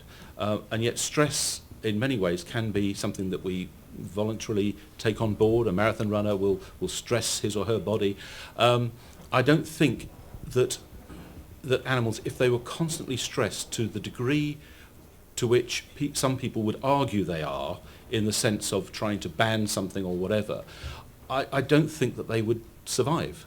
They would simply, their nutrition would go down, their body health would go down, and they would simply die out. Whereas we've seen that as soon as whatever stress whatever the problem of causing that stress may be, whether it be a hunt or whether it be motorcyclists or whether ramblers or whatever, or indeed another animal, as soon as that animal has gone away, they pretty much go back to doing what they were doing before, and they don't think about it. I think that's one of the arguments that Professor Greenfield has used, that the rabbit doesn't think about the next time the fox comes by its burrow if it happens to escape down it from the fox the first time. Sorry, that's not a very good adequate answer, but I'm sure some of the scientists could answer better. Ian, do you want to add to that? If you read MacDonald's marvellous book, Running with the Fox, he describes how he disturbed a fox with a cameraman, and it took off and shot away, stopped on the top of a wall, looked back, and then shot over the horizon. It couldn't have done more had it been followed by hounds, but it just the way it reacted to the initial disturbance. But measuring stress is a fight or flight reaction. You have it going all the time, and people can show it and not consciously know, which may be the case with many animals. They show these things, but they're not subjectively aware of it. But we cannot know what it's like. We can say it's not like being a human. Yeah. Thank you, Ian. Very neat. Yes, Vanessa. So the word stress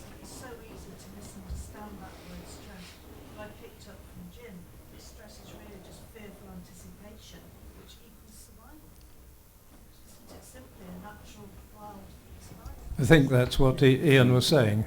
Yes, thank you. Well, I think you've all performed very well, and I can let you out for an early tea. Thank you all very much, and thank you to the speakers.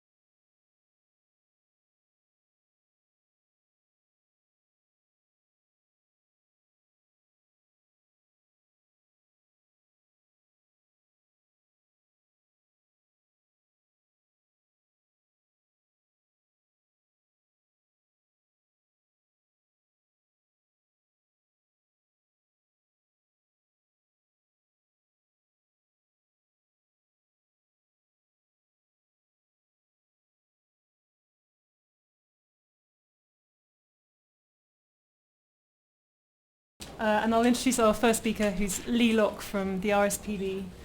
He's Species Recovery Manager at the RSPB, and he's got over 30 years' experience in nature conservation, so thank you very much.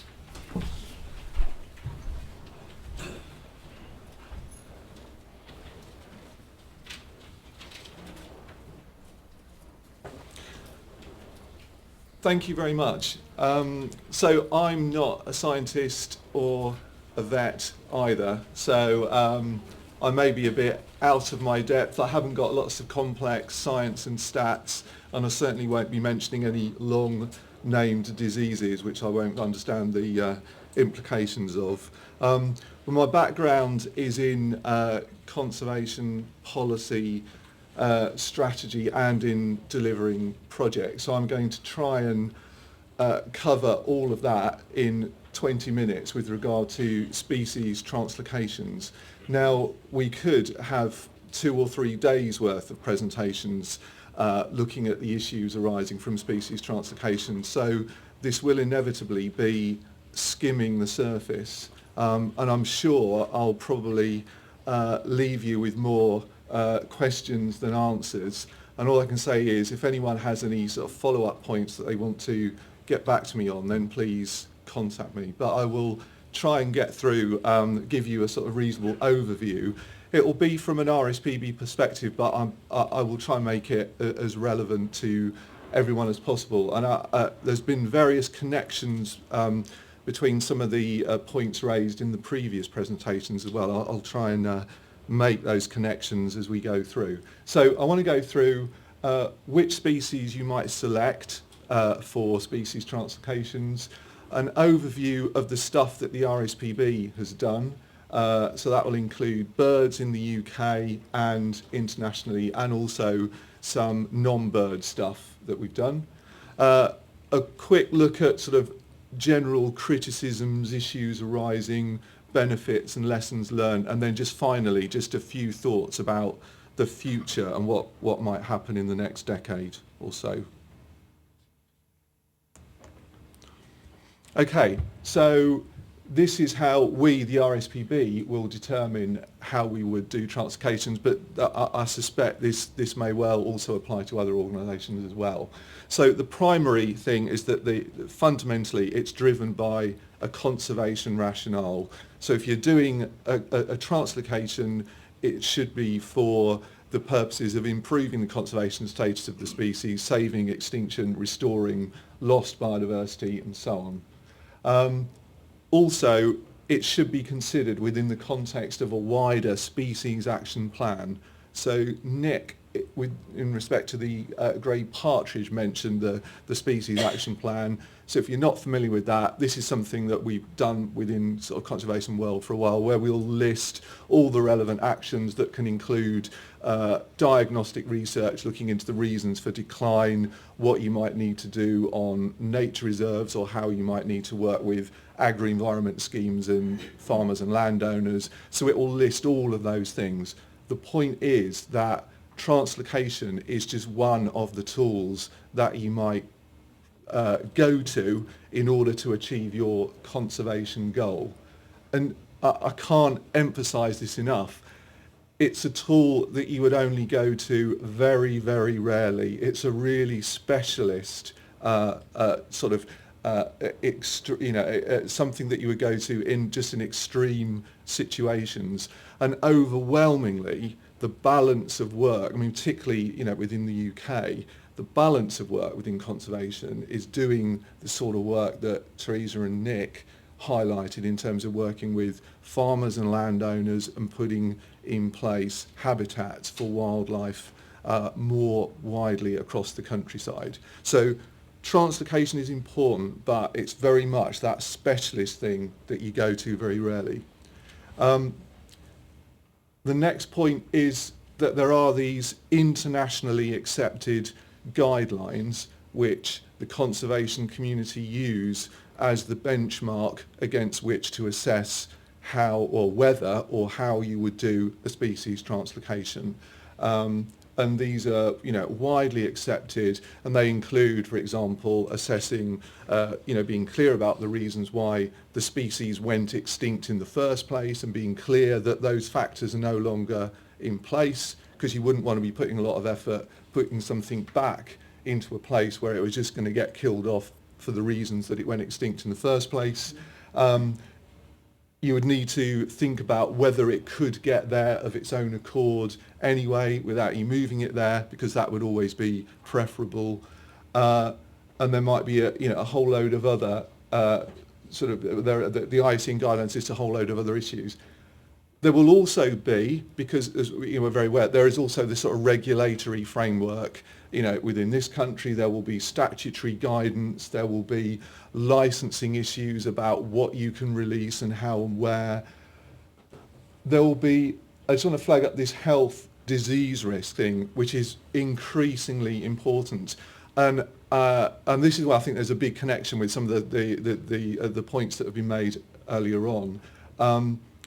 We work very, very closely now with folk like you, because we don't have this expertise within our organisation. Historically, organisations like ourselves have not had our own sort of veterinary expertise.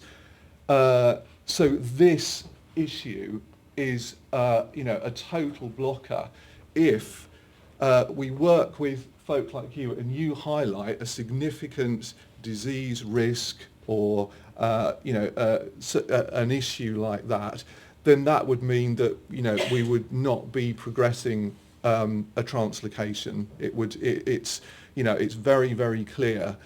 So Vic's presentation earlier on was really, really scary stuff, and he did highlight the fact that translocations can potentially lead to cause problems through introducing unwanted animals into a new environment, and we would certainly want to make sure make it very clear that we were proposing to do some work.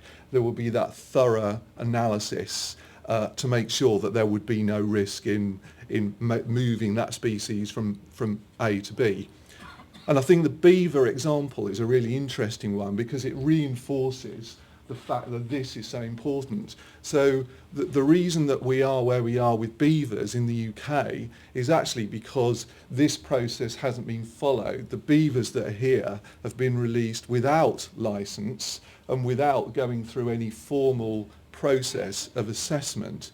Now, as I understand it, well, I'm not a vet, so this might be wrong, there are ways of moving beavers into the country if you were to source the birds from the right beavers from the right place and manage them in the right way. You can overcome those risks. Now, that's my understanding of it. They may not be true, but I think it illustrates the point that it's very important. Just bear in mind, this translocation isn't about grabbing a load of animals from one place and putting them in a cage and shoving them out in some other place and thinking that it'll all be fine.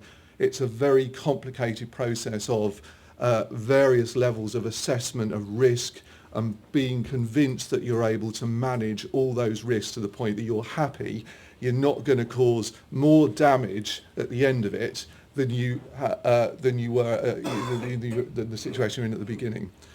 And obviously from all that you end up developing if you've got through all that and you think, well, this is still a runner, you end up developing your partnership project. And as I was saying, we work very closely with veterinary expertise on all the projects that we do.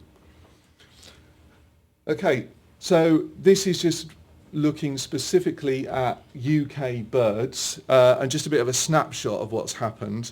I should have actually said how many birds there are in the UK, and I can't remember, but 13 isn't many. The point is that translocations hasn't been used that often. We've only been involved in 6, which is less than half of the ones that have been done. And I think there is the perception that translocations, even though I say it's part of the toolkit that you don't go to very often, but as a technique, it is something that it often attracts a lot of publicity. So there can be this sort of misunderstanding that actually conservationists are very gung-ho about moving animals all over the place, and everybody does it, and it's something that has become too prevalent. Actually, that's not the case. It is something that is an exceptional case. So there's stuff that we've done ourselves. We may also been invited to comment on other things, or we may express concern about other projects if we think there are risks.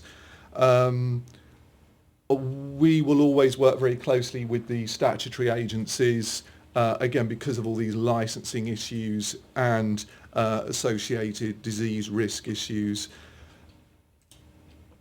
We've very recently, last year, just sort of had a look at what birds we might want to move around in the future. And actually it still is a very, very small set of birds. There are very few species for which you can make a clear conservation case for moving them around in the UK, because largely the reasons why they went into extinction or went to a very low point in their sort of biological status, those factors are still there. So we heard earlier on about the problems with farmland birds and so on. There isn't any point in moving birds around if the habitat isn't any good. So fundamentally, often habitat is the overriding issue. So it just limits where it will be appropriate to do translocations.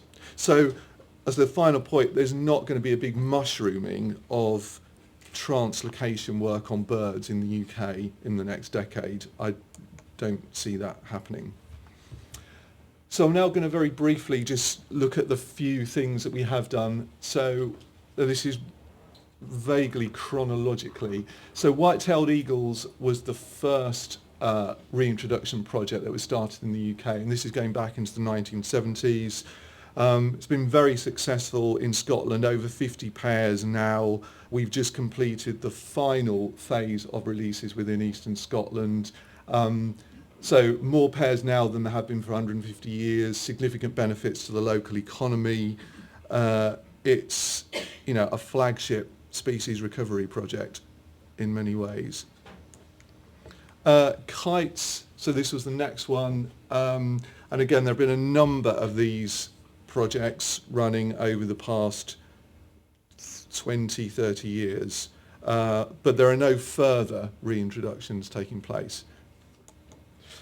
And those first two technically were quite easy because they involved taking young birds from Europe and then bringing them over to the UK and then releasing them soon after. So it didn't involve more complex avicultural techniques.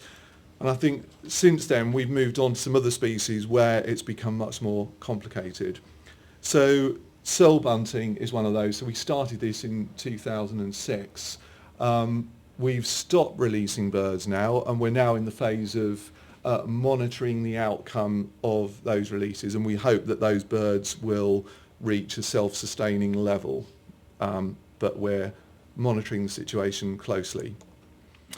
Corncrake, which we started in 2003, and again this has proven to be technically challenging. So it's a difficult bird to work on because it's a migratory crake. It's a very challenging one. There have been really good successes, as you often get with these projects. There are many different phases and aspects to the project. We've been very successful in terms of the captive rearing and release side of it. What we're struggling with at the moment is actually getting the birds to breed as successfully in the wild as corncrakes do elsewhere in the wild. And we're trying to work out now whether that's because there's something wrong with the way that we're rearing and releasing them, or whether there's actually an inherent problem with the site, which is stopping them to breed as successfully as they could do. Crane, so this one is going extraordinarily well. Crane is one of those species where globally there's a lot of expertise in breeding, rearing and releasing various species of crane. So you've got that really good knowledge base to inform what you do. Whereas say with maybe the last two species, we're pretty much starting from scratch. So this has been going very well. We've had 3 years of releases. There are 2 more to go, and it's going brilliantly. Great Bustard is the final one. So this is challenging again. They're difficult birds for all sorts of reasons, and it's proving very.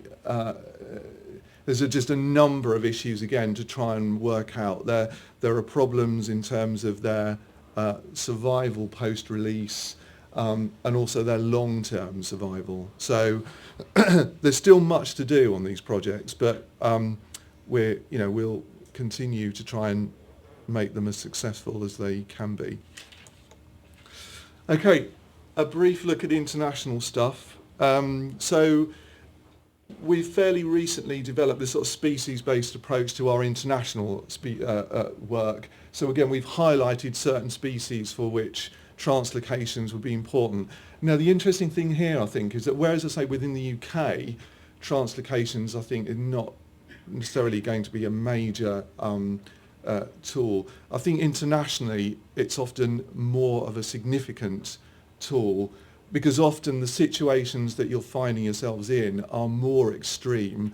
You know, you have birds which only occur on one island, which may be at risk from some flood event or catastrophe, and the only way that you can really safeguard their future is by translocating them to some other island that that would be suitable.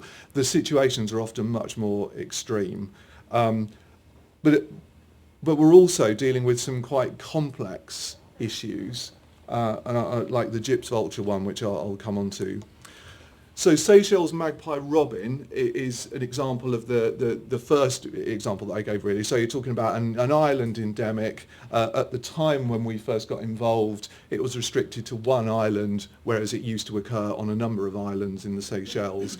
And then as a result of dealing with the issues that had caused it to almost go extinct, which in this case were things like invasive, rats and mongoose and ferrets and stuff like that, and habitat destruction. So that's been addressed through eradicating the non-native predators, putting back, restoring habitats, and then you can move the birds back into that restored island habitat, and they do very well. So it shows how you can turn it around from what has been technically it's called a critically endangered level, which is a sort of highest alert level, to one which is endangered, which is a much lower level of risk. So it's a good success story, and it's probably the sort of maybe the typical view of how a translocation project may work. But some of the stuff we're getting into now is more complicated. So again, some of you may know much more about this than I do, about the diclofenac issue. So the fundamental issue is this one where vultures are being killed through the widespread use of this veterinary drug. So there's a number of things that we need to do, but because of we're needing to have some birds brought back into captivity to provide a captive breeding population, because otherwise they could all go extinct very quickly. We will then want to move birds back into an environment that was free. But the really big job isn't the translocation job, it's actually sorting out the whole veterinary drug issue. So translocation is part of the work that we're doing, but actually the overwhelming balance again here is more of a policy level effort in Southern Asia to deal with that issue. Again, spoon-billed sandpiper. So this is a small wader that breeds in Far Eastern Russia, and it migrates down into Southeast Asia. So it goes down through China, Japan, into Thailand, and similar areas where it winters in estuaries. The thing that is really, really driving the decline is things that are going on in those migration and wintering areas, and we need to deal with all sorts of issues like hunting, disturbance, estuaries being built up or destroyed. But a key part of it is just making sure that we don't lose the birds that we've got now. So we're trying various translocation and avicultural techniques to ensure that we still have some birds left at the time when hopefully we've sorted out the other stuff that's going on in Southeast Asia. So it's real emergency, last ditch efforts on some of these birds.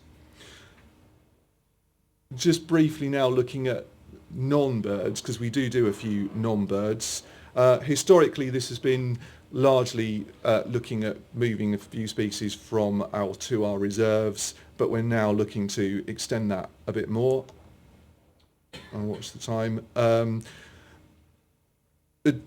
I won't say very much about these two, but just give you an example of the things that we're doing which aren't bird related. Pine hoverfly, a very rare hoverfly, restricted to a very particular habitat, rotten pine stumps, down to a few sites. This sort of thing, you can create a habitat, you can move the animals around and actually end up with a much more secure population. Short-haired bumblebee, so this got quite a lot of coverage this year. So it's been extinct for 25 years and was reintroduced into some pre-prepared habitat at Dungeness in Kent. So criticisms, a whole number of these. Too interventionist, too costly. There's this thing about it being a quick fix. Obviously the perception that species selection is about high-profile species or something rather than it being underpinned by a conservation rationale. Bringing back the past, and sometimes you get this sort of negative impacts on other species. So there are lots of criticisms, and these can be, very justifiable criticisms of these projects. And there are also benefits. So they can be flagship projects. They can help drive forward, much wider initiatives. They can be inspirational, innovative. And so they do tend to be high profile. Public often like them, and you can pull in support for other things that we might not otherwise be able to get support for. And some high-profile things, eagles, for example, can provide significant benefits to the local economy.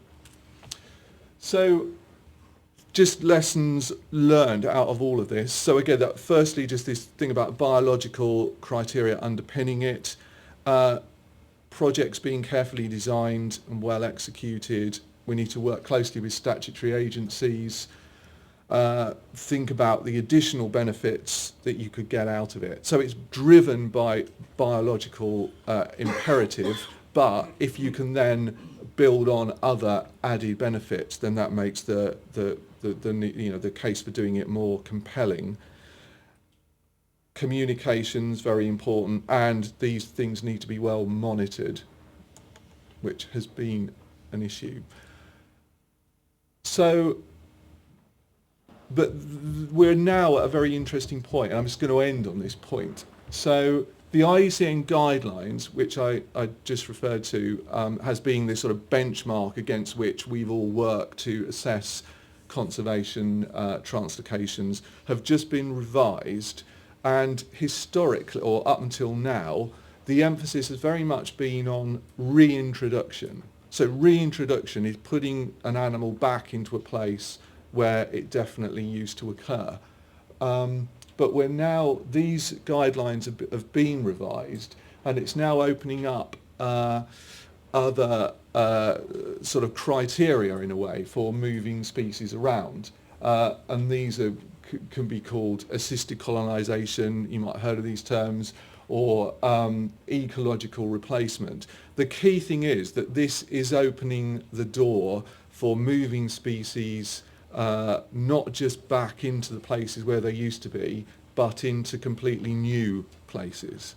Now, whilst there may be really, really good reasons why you'd want to do that for conservation reasons, and I suppose, and to use my hypothetical example of some Pacific island with some birds on it that was going to get flooded, if that really was the last place on Earth those birds lived, and the only other place you could put them which was ecologically vaguely similar and appropriate was another Pacific island, but you couldn't actually say for certain that they'd ever been there before.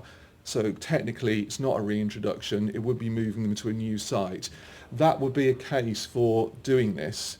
But the risk, of course, is that this opens up the door to, shall we say, less carefully thought out movement of species beyond their natural range, and then you get into all the potential issues about non-native species then becoming invasive or a problem within the areas that they are taken to. So this is very new, but I can see this is something that is a potential challenge, you know, for all of us. And my final point really was all this stuff is, you know, the work on translocations has been, you know, it's relatively new, and it's very fast evolving, and this is like the next phase of how that is evolving.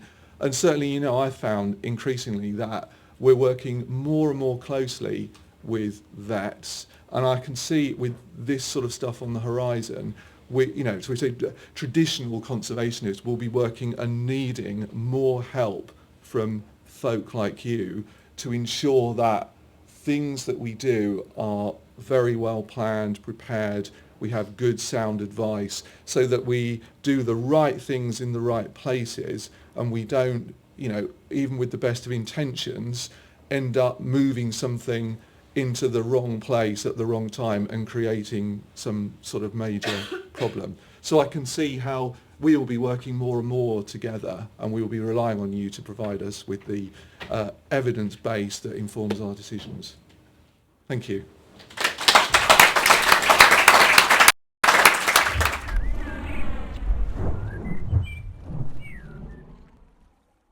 Does anyone have any questions? Maybe, yes. What about the busters, the great busters? Thank you. I can't quite honestly see the point of bringing them back. So the question was, what is the point in bringing the bustards back? Yeah. It's a very challenging project. I suspect it's the most challenging bird project, reintroduction project that we've got in the UK. It's a trial, so it was granted a 10-year trial license from DEFRA. We will see how we get on. At the end of the trial, it could be that if there's not good evidence that we can overcome the problems that we would need to overcome, we wouldn't get a license to carry on. So I think it's, you know, it's a really quite inspiring but challenging project to do. We give it a go. We'll give it the best go that we can, give it everything. But if we can't solve the problems, in the UK, because licensing is so, is so strong, you can't progress anything like this without having that license to enable you to do it. So if it's quite clear that it's failing, we don't know how to address the issues, we won't get a license and it won't carry on. If we are getting somewhere and we actually think it's going to work, and we can provide the evidence base to convince DEFRA to give us another license, I would hope that that evidence base would also convince you that it will be worth doing it. So I think we are in this position where licensing very much dictates what you do. I mean, we wouldn't go off and do something if it wasn't supported by, well, in this case, Natural England and DEFRA. That will be very clear. I'm afraid we don't have time for any more questions. Sorry. Comment on busters. The problem with the great bustard is, the big problem that you've got, I live in that area, is that they're unable to read maps. They don't recognise where the boundaries of Salisbury Plain are, and as I believe, your major problem is that they stray over the edges. I bet the foxes like great bustards. So predation is a major issue, and it's certainly one that we're looking into. But we know from these sort of projects elsewhere, you can teach the birds to be better able to deal with predators, and that's something that we're looking at. Okay, sorry, we're going to have to move on to our next speaker. Thank you very much.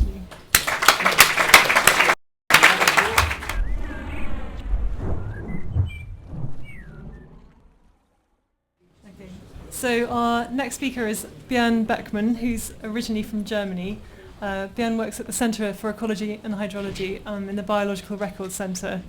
But since 2006, he's been employed by WWF in Austria, helping to with sea eagle conservation in Austria. So he's going to tell us something about sea eagles in continental Europe. Thank you very much. Thank you very much for inviting me to speak. And I just want to start with 2 caveats. I'm not a vet either. And as Katie said, I work for WWF in Austria, ringing sea eagles. That's been my involvement. If there's time, we can see a short video at the end. I work at the Center for Ecology and Hydrology, but not in the raptor project, the contamination and raptors project. So again, if I get some of the terms wrong, please correct me. And the other caveat is I have a German hunting license, but all the hunting I've done is in Germany. So I will mention some of the ammunition and bullet types later, and that refers to Germany. And I would be very interested if somebody, maybe could tell me about what ammunition, lead-free ammunition there may be in England. All right, so I will speak about sea eagles and the threat from lead poisoning.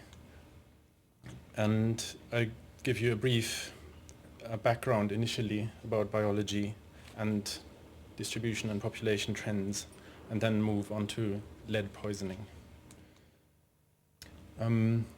Sea eagles, are also called white-tailed eagles, are the largest European eagle, 3 to 7 kilos, with the females considerably heavier than the males, and up to 2.5 meters wingspan. They are sort of big, sort of top predator, and are very long-lived and slow reproducing, as is typical for these animals. Mature at 4 to 5 years, and then produce 1 to 2 young per pair per year, and reach sort of a maximum of 20 to 30 years. And just briefly, if you haven't seen one, so they're basically the best way to recognize them, other than the size, is the very straight wings. People also call them flying barn doors. So it's sort of, it's very, very straight. And like with all eagles, you will always see at least 6 or 7 primaries. And so in comparison, the red kite is generally, you will always see slightly angled wings, and you will only see 5 primary feathers. And the buzzard, similarly, generally you will only see 5. And the wings are sort of tapering more towards the end, so they're not as sort of plank-like. And this on the left is the young one, juvenile, and that's the adult. So from 4 or 5 years old, they will have a completely white tail and a yellow beak, yellow iris, and this kind of more light-colored neck.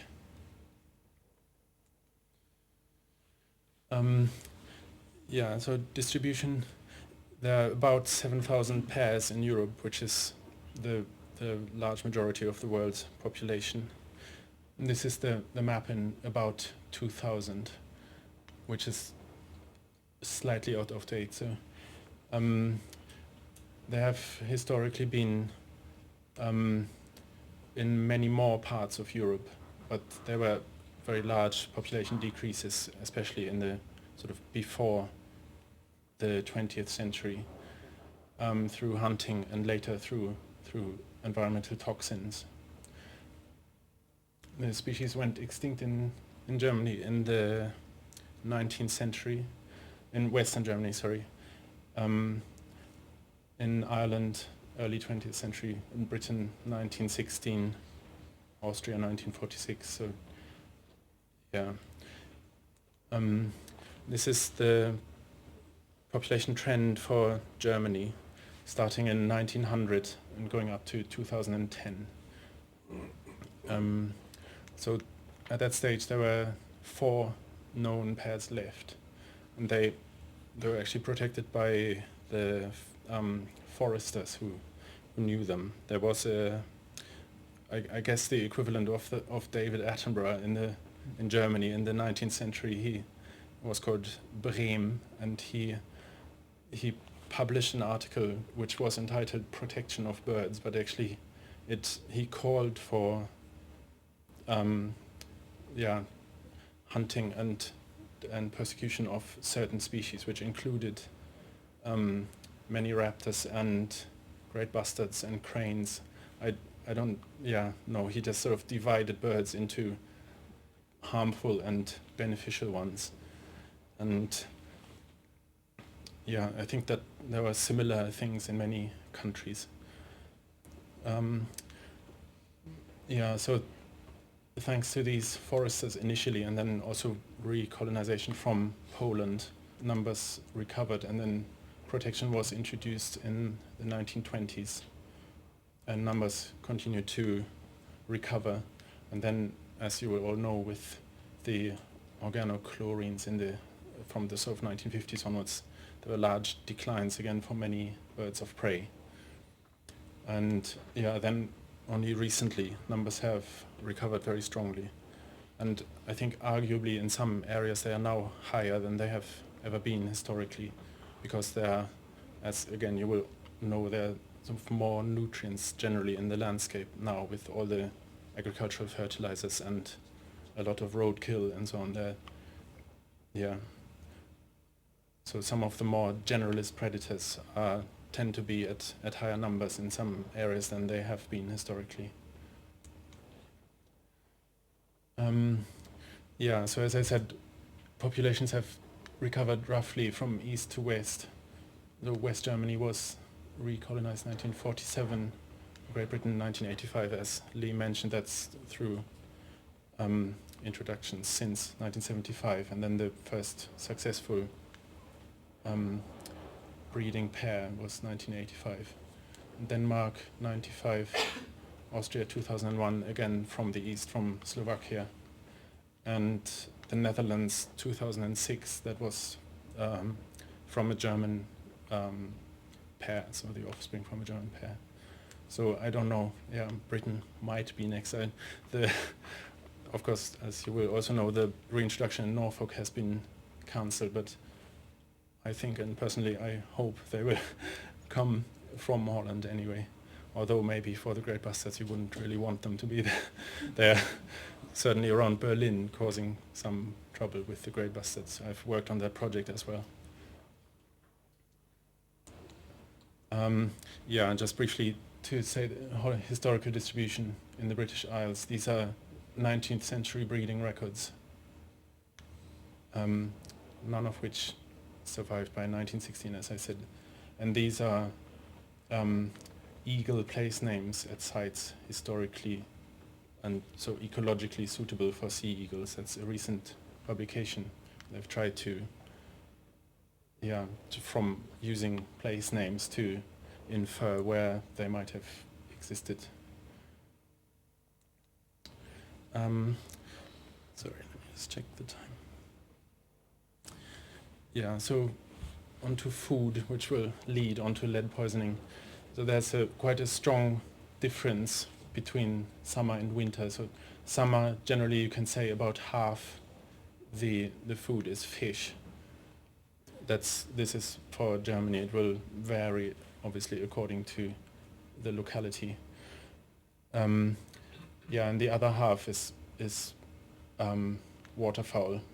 If you want to generalize, coots are quite an important prey. Ducks, grebes, geese. And this is 1975. So since then, I think this would look slightly different now. For example, cormorants have recovered quite strongly in Germany, and that's one important prey species now is cormorants, and grey herons similarly. And in winter, coots become very important, so more than a quarter. Again, ducks, grebes, geese, and then also carrion, which I will come back to. Just to show you two pictures. This, a coot, which is a common prey, and then I don't know if anybody recognizes this. So this is a young white-tailed eagle, and these two. Has anybody got any idea? It's a bit difficult. They are two common buzzards, and basically, this has happened a number of times when people climb up to a nest to ring the birds. They come across birds of young of other species in the nest, and the only explanation really that they can think of is because a common way of feeding the young is simply to carry young of other across. So for example, young cormorants, they will quite often pick up from the nest and just carry them over. And if they do the same with buzzards, they might be plucky enough to, survive, and then eventually they look so similar to their own young that they just get fed as well.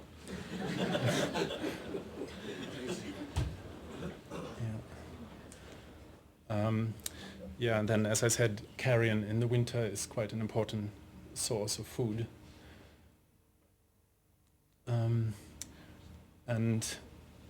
This leads me on to the mortality. So this is causes of death in 390 seagulls that have been studied in Germany. And on the left, the green bars are natural causes of death, and the red ones here are anthropogenic, and then the yellow one is unknown. And as you see, the commonest natural cause of death is territorial fights. They can be quite vicious in the spring. And the commonest cause of adult seagulls, anthropogenic cause of death in adult seagulls in Germany is lead poisoning, which I will say a bit more about now. So out of these eagles' carcasses that have been studied, 34 were found to have lead particles in the stomach, and out of those 80% were lead core bullet fragments and 6 lead shot. So unlike, I think, the common perception, at least in the case of sea eagles, the lead core bullet fragments are the major problem, not lead shot. It is also a problem, but this is the bigger one. These are blood lead levels by month in 208 eagles that were studied. And you can see quite clearly that it's basically during the hunting season, so October, November, December, and then up to March, that you get these very elevated lead levels in the blood.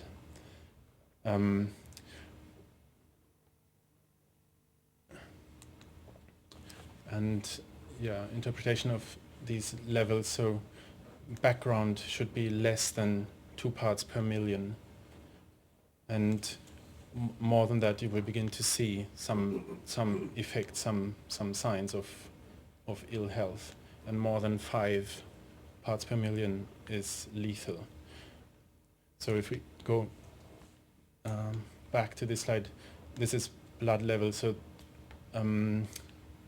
2 would be there. That would be sort of everything under this level would be background, and anything above 5, this is a logarithmic scale, so anything above this level would be lethal.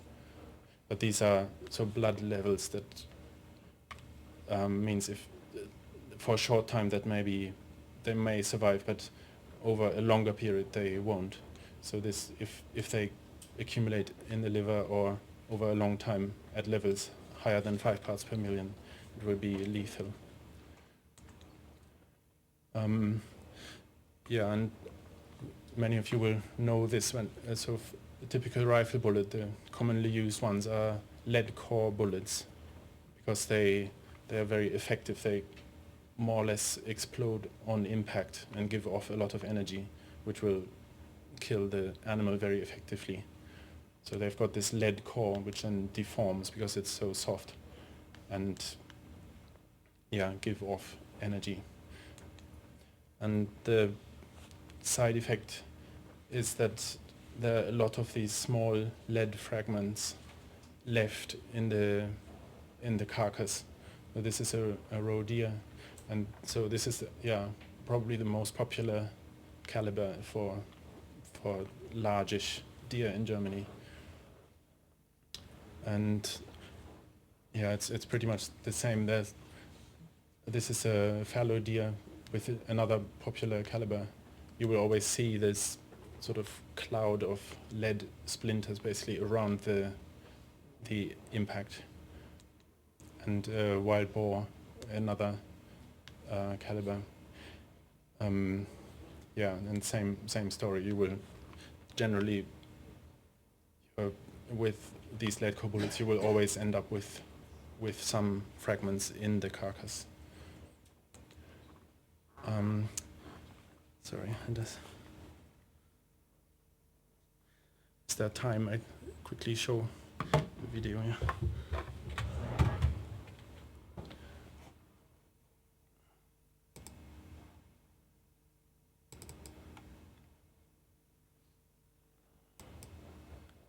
Noch Gefäß zum Viertel finden. Whoops, sorry. Go to.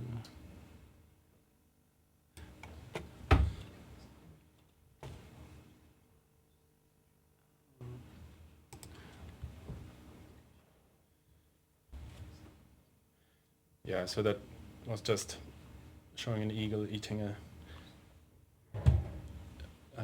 wild boar that has maybe not been found or injured after, or sort of not fully killed and not found or not found quickly enough.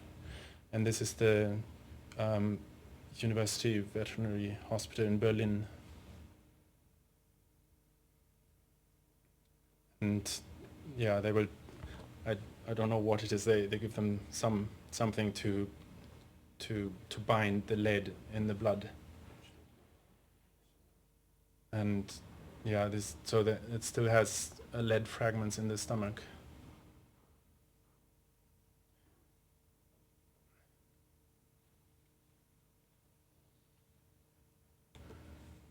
And they will try and take out the lead fragments, so to avoid further lead going into the bloodstream, with an endoscope or something. I don't know what it is called.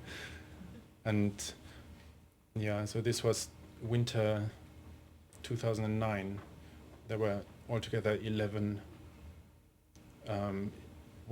seagulls with lead poisoning came into the hospital, including the female of the only breeding pair in Berlin. And yeah, I think two out of the 11 survived.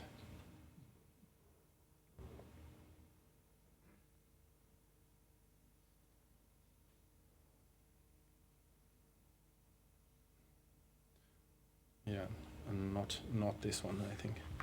So the female from Berlin actually died that year.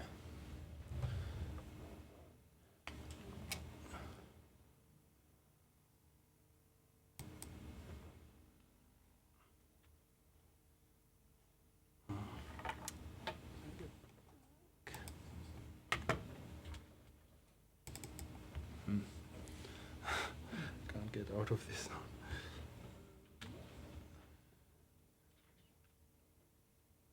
Okay. It's going to be helpful. Okay. Thank you. Okay.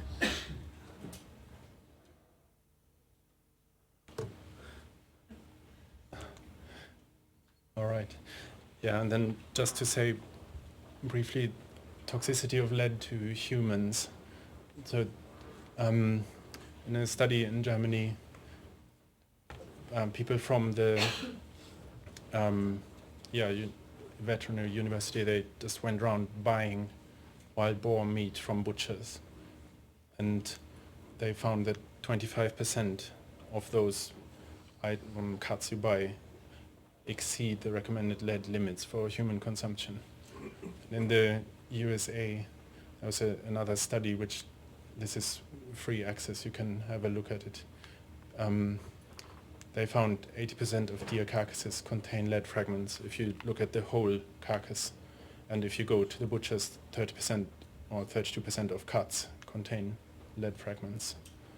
And they conclude observed blood lead concentrations would contribute to cumulative lead burdens and approach what is considered significant with respect to adverse effects in humans. And so this is where I don't really know about the situation in Britain, but I think it's, for example, also in the US and in Europe, some manufacturers have started producing these lead-free bullets, which are basically very similar, except they don't contain the lead core.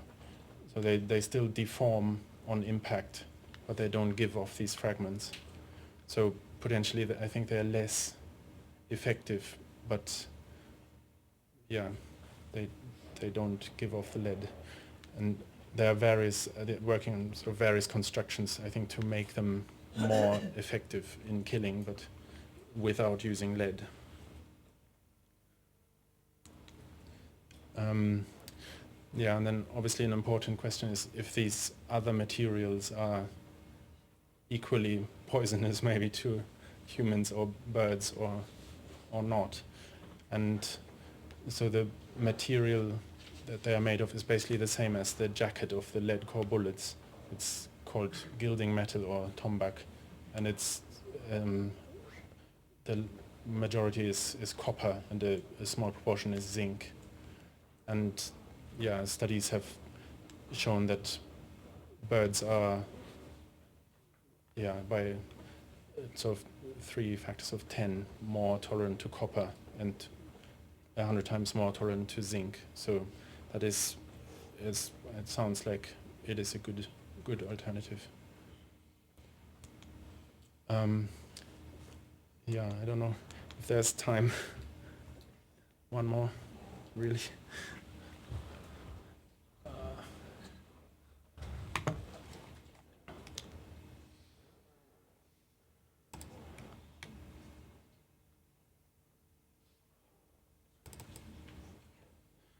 So this is, me climbing up a tree, basically.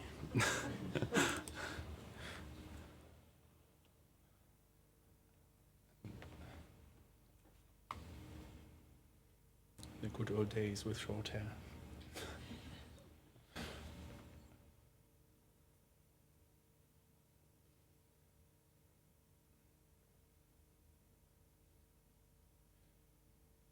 Can I ask, if birds are ingesting lead from carcasses, it suggests that people are leaving carcasses lying around instead of removing them. They're wounding animals and not following them up and removing them. Is that what's happening?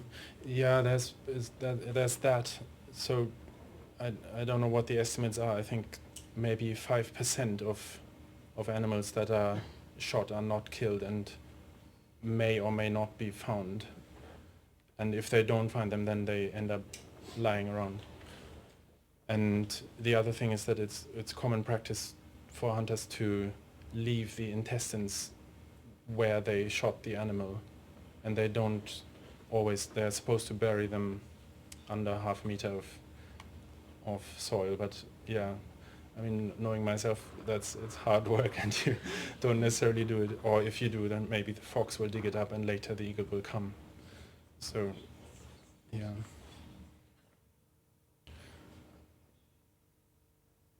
Do you have this problem with other birds in the range? Yes, I should have said that. So this as far as I'm aware, it applies to most birds of prey. I think probably then maybe the next speaker Lee will know much more about that, but it's, yeah. Yeah, so these are the eagle chicks. They don't do very much. They're very, very docile.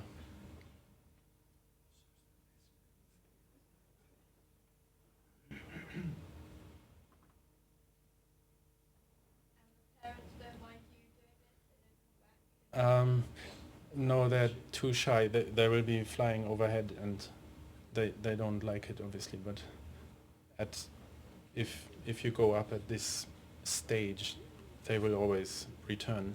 If you disturb the nest when there's only an egg, maybe then they will abandon it and breed elsewhere. But yeah, by this stage, they have invested far too much. Yeah.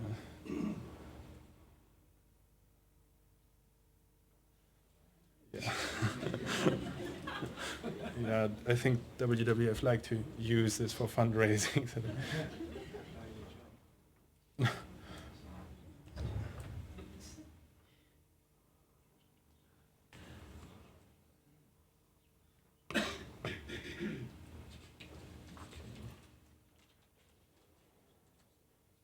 Okay, thank you.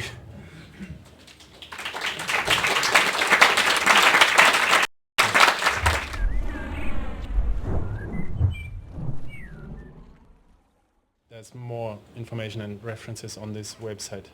That's, yeah, okay. Okay, does anyone else have any questions for Björn?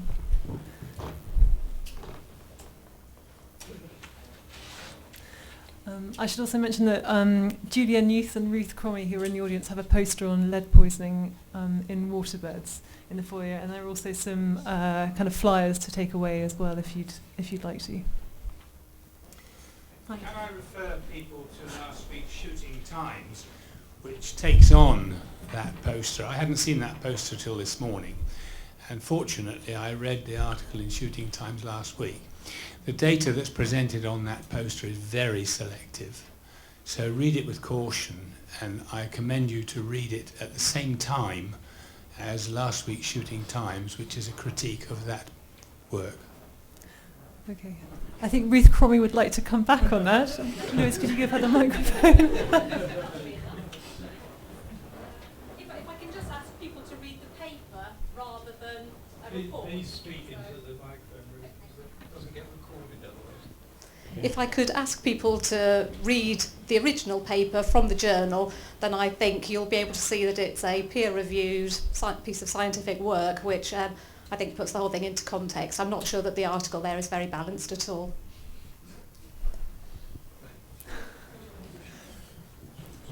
Okay, I'm afraid we've got to move on.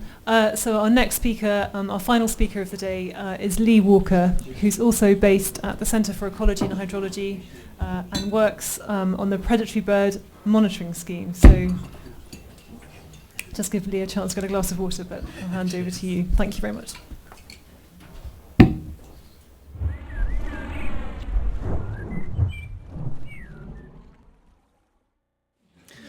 I like to think I'm a bit of an academic, so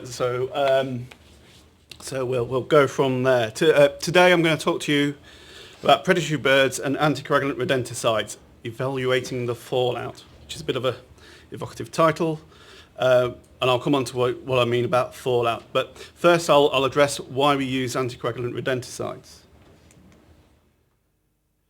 Well, rats are a problem. Press quotes that there's around about 80 million UK rats, but the more reasonable estimate is probably around 6 to 25 million. There are some sort of anecdotal reports about populations increasing, but we're not really sure whether that's happening or not.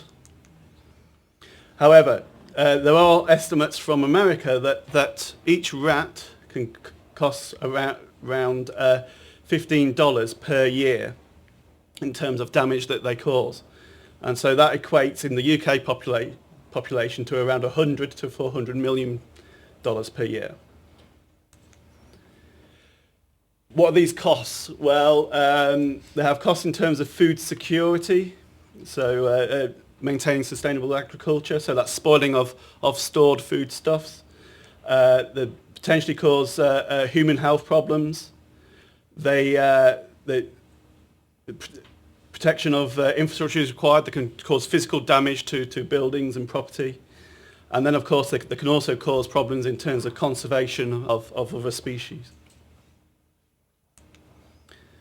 So there's pressure for, taking into these account, I think there's pressure for increased use of rodenticides and reduced tolerance from big supplies of food for rat populations in stores of their food.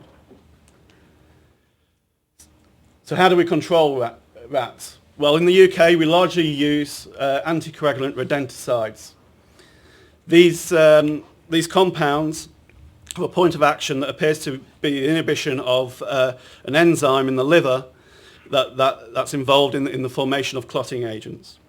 This is a highly conserved mechanism within vertebrates, and so there's potential for non-target specific toxicity.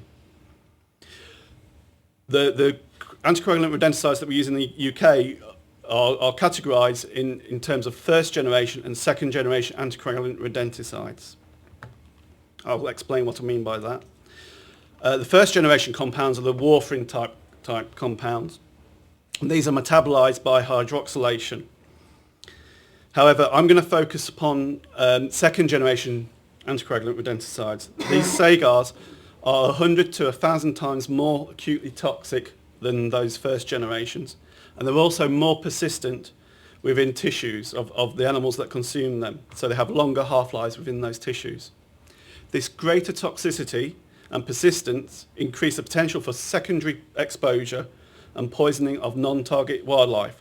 So that's a predator consuming a rat or another non-target mammal that is fed upon that bait, and so consequently being exposed to that rodenticide themselves. There were 5 sagars used within the UK. They have various trade names, but the active ingredients within those products are these 5 listed here. And you can group them into two separate groups, really. There's bromadiolone and difenicum, which can be used outdoors, whereas bromdifenicum, fluclomifen, and difethiolone, which has just recently been licensed, they're restricted to indoor use because they are more potent, more toxic. Now, there's recently been a assessment report as part of the Biocides Directive on bromdifenicum, and it concluded that bromdifenicum poses an unacceptable risk for primary and secondary poisoning of birds and other non-target mammals, and should not be included in the Annex 1, so given permission to be used. However, the benefits have to be considered, and anticoagulant rodenticides are needed for human hygiene and public health. In this exceptional case, the benefits should take precedence over the risks. And so bromdifenicum, and similarly, I think this could be applied to the other second generation anticoagulants, should be included in Annex 1. There's an issue here of primary and secondary exposure and poisoning of predators, including rare and protected species, and potentially effects on populations. So this is what you could think of as terms of the fallout from the use of rodenticides. So in today's talk, I'm going to look at some of the evidence of fallout by measuring the residues in non-target species, focusing on secondary exposure in predators and scavengers. And the way I'll do this is I'll look at the patterns and magnitudes of exposure, the main factors that drive that exposure, and discuss adverse effects in wildlife and relationships to the residues which we find. But first, I'll just talk a bit about the main source of data for this talk, which is the Predatory Bird Monitoring Scheme. The Predatory Bird Monitoring Scheme is a chemical surveillance and monitoring program in sentinel species, namely predatory birds. It's been running now for about 40 to 45 years in one form or another, and it covers the UK. It's funded by the Centre for Ecology and Hydrology, which is part of the Natural Environment Research Council. It's co-funded by Natural England, the Environment Agency, the Campaign for Responsible Rodenticide Use, an industry body set up to promote the best practice use of rodenticides, and also the RSPB, which recently joined the funding partners last year. It's an example of citizen science, and I'll talk to you what I mean by that in the next slide. But we use this scheme to look for trends of chemicals due to changes in the use or larger scale phenomena of those compounds. It aims to identify hazards, assess the risk of those compounds to individuals and populations, quantify the environmental drivers that determine those trends, and use that information to inform policy and evaluate mitigation measures. Also, we maintain a tissue and egg archive for monitoring and research. Okay, so how does PBMS work? We ask members of the public to send in dead birds that they find. So the majority of the birds that we receive have died due to being hit by cars or window collisions, that sort of thing. We then carry out a post-mortem examination, the results of which we send back to the collector so that they get feedback on the bird that they sent to us. Tissues then are stored in the sample archive, and a subset each year are analysed for a range of chemical contaminants. These are then used to produce the sort of time trend data that you can see here an example of. And then they're presented in our annual reports, on our website, and in scientific papers. And we also, many of our long-term data sets can now be downloaded from the Centre for Ecology and Hydrology's Information Gateway. Okay, so what are the patterns and magnitudes of exposure that we're seeing from the PBMS? Here you see a graph showing for a range of species, some of which you'll notice aren't predatory birds, but actually mammals. And this graph shows the percentage of the sample that had detectable levels of second generation anticoagulant rodenticides in them. So this ranges from about 20% in tawny owls up to around 80% in kestrels and red kite. Okay, so what does this tell us? Well, it's a wide range of species with different geographical distributions, different prey bases, and so but what it tells you about many of these species is that a large proportion of the population are exposed to these anticoagulant rodenticides. Many of them are predators, and so exposure is likely to be secondary or a mixture of secondary and primary exposure. And as I said, they represent multiple food chains. This indicates that contamination of a wider prey base, because only some of these species prey upon the target species for these rodenticides, so the rats and the house mice. Also, many of these species won't be hunting within indoors, and so the outdoor use seems to be an important aspect of this exposure. But most of the studies represented here are actually from a while ago, and so at a time when we were using less sensitive techniques, and so we're likely to be underestimating the exposure in this figure. And I'll just use the barn owl as an example of that. About 5 years ago, we moved to more sensitive analysis of our samples, and so this revealed in the barn owl that a far greater exposure. So you're looking at, excuse me, any And for any second generation anticoagulant rodenticide, we're looking at around about 90% of the barn owls which we analyse contained residues in their liver. However, the majority of these residues are low, so 70% of them are less than 0.05 micrograms per gram wet weight. I'll come on to the significance of that later. This is similar in other species that have been analysed in studies outside of the predatory bird monitoring scheme.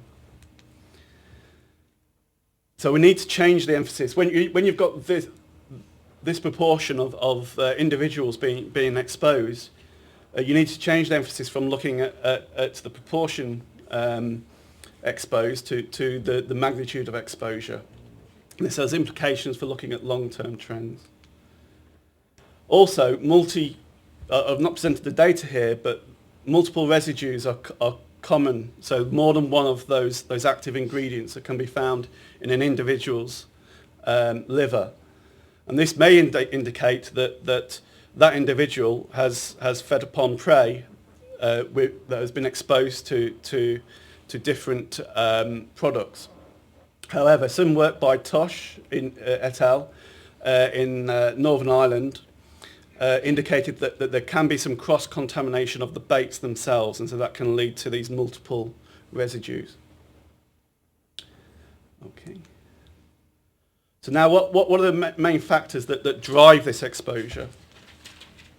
Well, here on the left-hand side here, you can see a graph showing the total kilograms of active ingredient for 4 of those active ingredients that are listed before. Because diphenochrome won't be shown here because it was only introduced last year.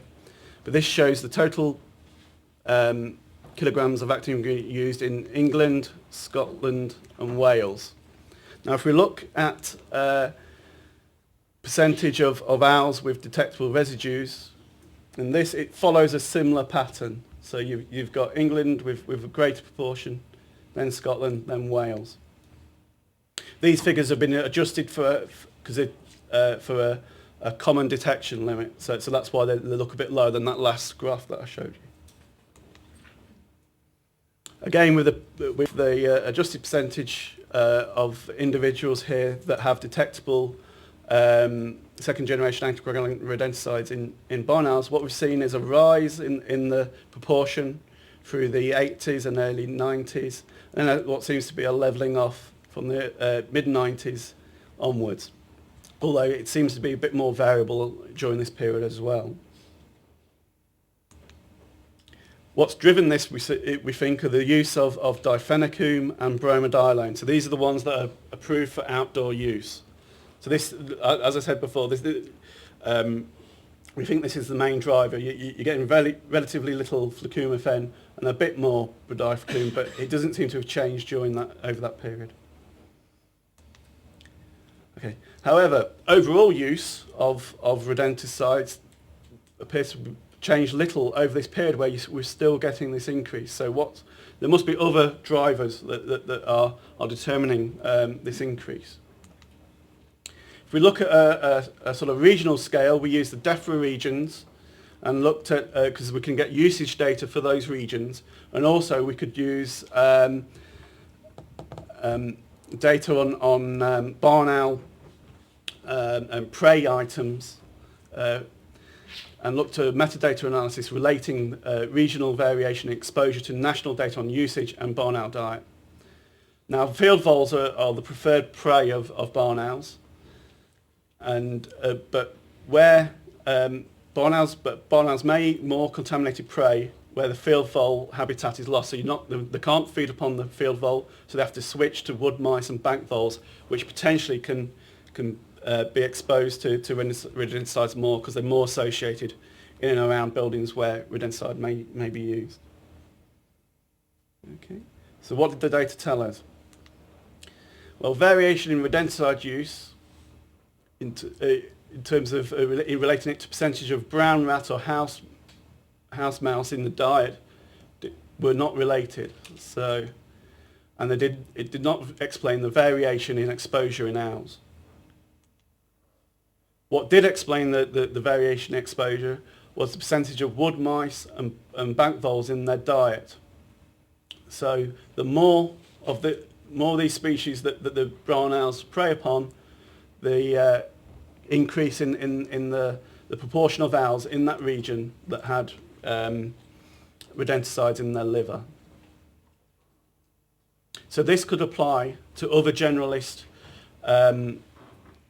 predators and vole predators. So if the voles aren't available, then they'll switch to these more contaminated prey.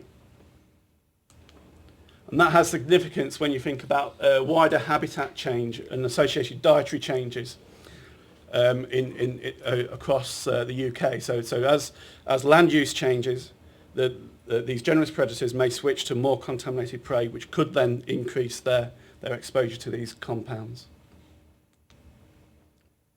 I've just highlighted here that rodenticide resistance within target species such as the rat and mouse may have an effect, and I'll go on to talk about how we're looking to study that later on. But going back to a different scale to look at drivers for exposure, we were commissioned to do a study on the fallout from foot and mouth disease in terms of exposure of predators to rodenticides. And this was because during the outbreak on contaminated farms, there was a large increase in use of rodenticides to try and control rat populations which were seen as potentially vectors for foot and mouth. So what we did was we looked at the proportion of barn owls that had detectable residues in them in counties that had foot and mouth disease and counties that did not have foot and mouth disease. And what we did was we looked at, what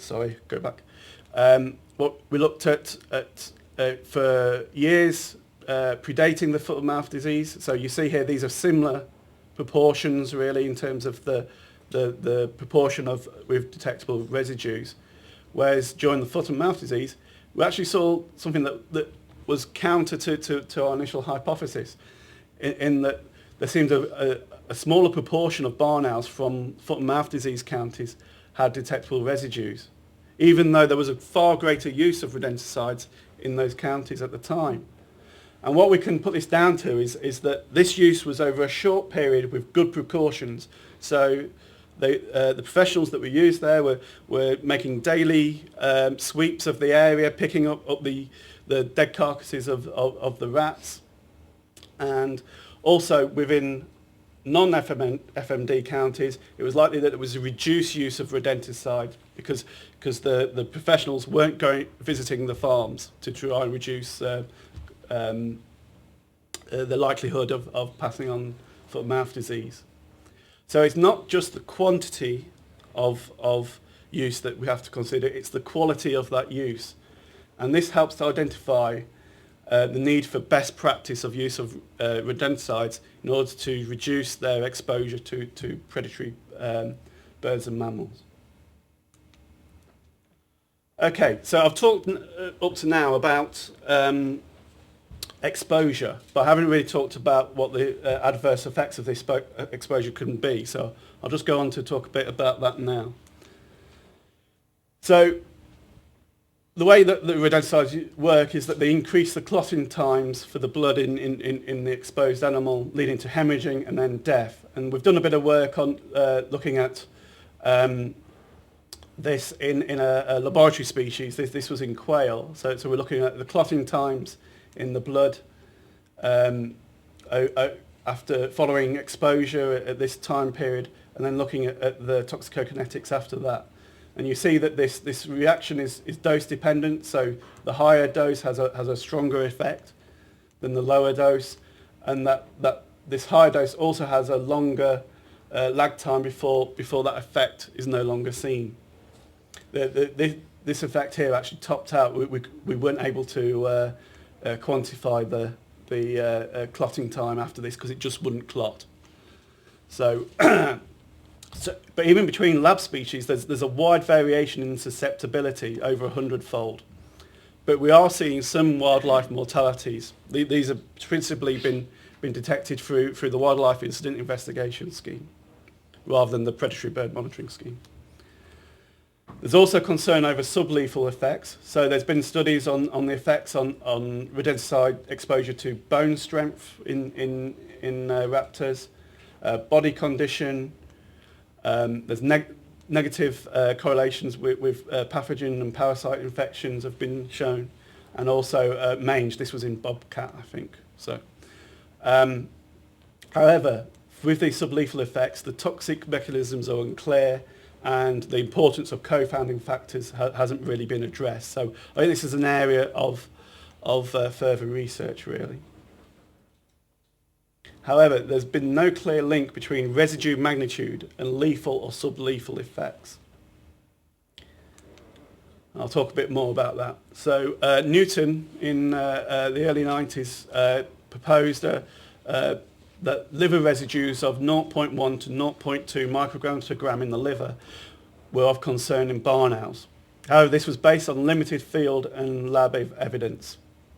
And this has proven to be a poor diagnostic, really, because if we look at the concentrations which we're seeing in the birds that we're studying, there should be, depending on whether you use the 0.2 or the 0.1 value, we're seeing around 5 to 10% of our birds that we receive have those sort of levels. But from their post-mortem examination results, we don't believe that we're seeing 5 to 10% of mortality due to rodenticides. We see the odd few that we then refer to the WIS scheme, but nowhere near that sort of proportion. Another way to approach this is to take an application of probabilistic methods. So what this graph shows here, this is from a study by Thomas et al., which we provided some data for. You look at the probability of a bird dying due to hemorrhaging caused by rodenticides based on the concentration in that bird's liver. And so for each species here, you have this probabilistic line here, this logistic regression. And so this could give you information in terms of the relative susceptibility to these compounds between species. So for this, you've got barn owls, great horned owls, I think, and red-tailed hawk, and another one I can't remember. But what this could also give you is an ability to estimate the likely minimum mortality in a population that you're seeing. Now we're going to apply this approach using the PBMS data and other data from throughout Europe to look at how well this approach works in the European context. Now, I mentioned resistance before, so I'll just explain a bit about that. PCR techniques are now providing a better handle on the occurrence of resistance to second-generation anticoagulants in rat populations. So you can see this map here, which shows the areas in red of the UK which have thought to have rodenticide resistance within those counties. And we think that this resistance may well increase the risk of secondary exposure and poisoning in predators in these counties, because with resistance you have to use more compound to control the rats that are there, and also the resistant rats themselves may ingest higher amounts of the rodenticides before they die. So then there's the opportunity for the predator to take that rat, which has a real big load of rodenticide. And so we're going to use the PBMS data on barn owls to look at test this hypothesis. Okay, we also we're going to use the data also to look at wildlife exposure in terms of resistance and the EU driving change in usage patterns. So they're looking to harmonise the use of rodenticides across Europe, and so this may lead to changes in those restrictions that I spoke to you about before. And so we need to use the data we're producing from the PBMS to see whether that has a knock-on effect in terms of exposure for predators. Okay. So in summary, we can see widespread and large-scale secondary exposure of predators, resulting principally from outdoor use of these rodenticides. Usage, amount and type of use can affect this exposure, as well as the diet of the particular species you're studying, and changes in land use may drive exposure as well. Risk can now be has now been characterised and recognised, and the industry which produces and markets these rodenticides has engaged with this in terms of promoting best practice to reduce the likelihood of exposure to predatory birds and mammals. But 3 key future areas are to determine the risk from resistance within target species, evaluate the risk from change of land use pattern, and quantify the scale of wildlife mortality overall and in relation to resistance. And also determine if sublethal effects are real. Okay, and I think that's it, and I'll leave you with a pretty picture of an owl. Thank you.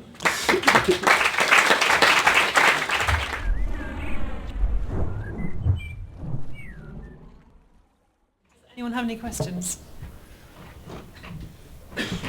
Yep. How long have these rodenticides been?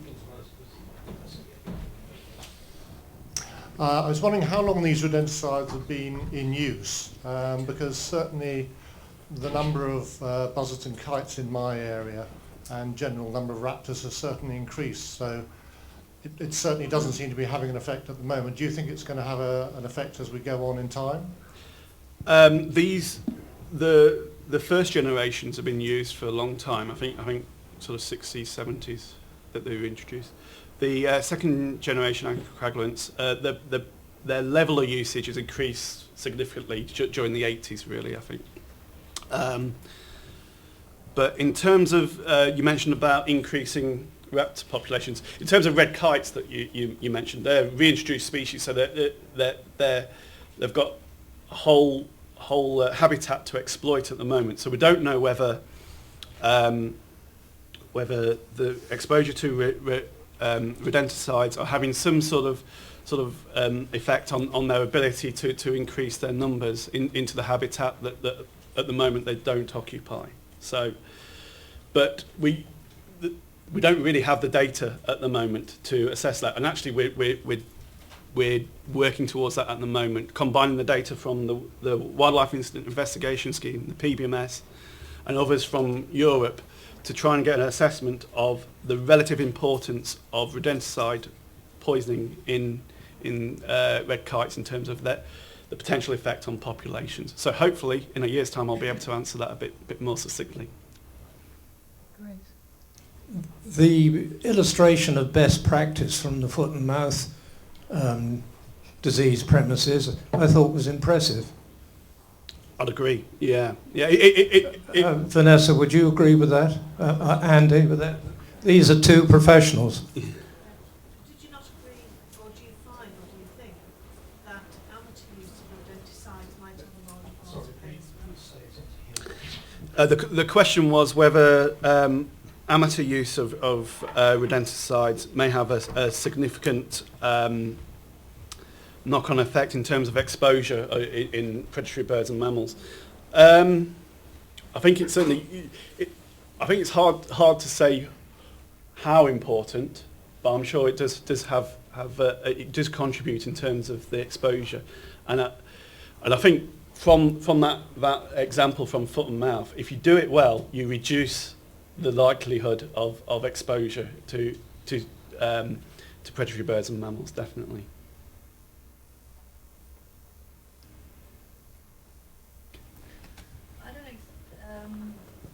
I'm not sure what outdoor use means. Sorry, I'm not sure what outdoor use of rodenticides is. It's easier to talk about what indoor use, obviously, that's pretty well defined, whereas I think outdoor use is less well defined, although perhaps the professionals have a bit better idea. Yeah. Indoor use would be defined as within an area that can be sealed on all four sides. So it wouldn't be a Dutch barn, it would have to be something sealed on all four sides. It would have to be sealed on all four sides, even if it was just by, indoor. Even if one side was doors, they have to be closable. And really, it's the definition of indoor rather than the definition of outdoor. Indoor is very clearly defined, otherwise it's outdoor. Yeah.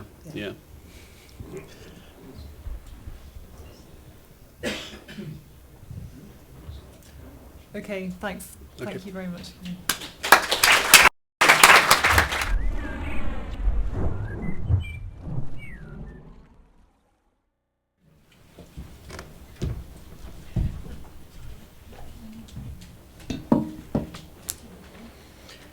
Ladies and gentlemen, I'm sure you'll agree with me when I say we've had some outstanding speakers and outstanding contributions today. I'd like to thank in particular our three lots of chairpersons today. First of all, Dr Caroline Hahn, thank you very much indeed. Lewis, again, done a tremendous job not only organising today's activities but also chairing the event.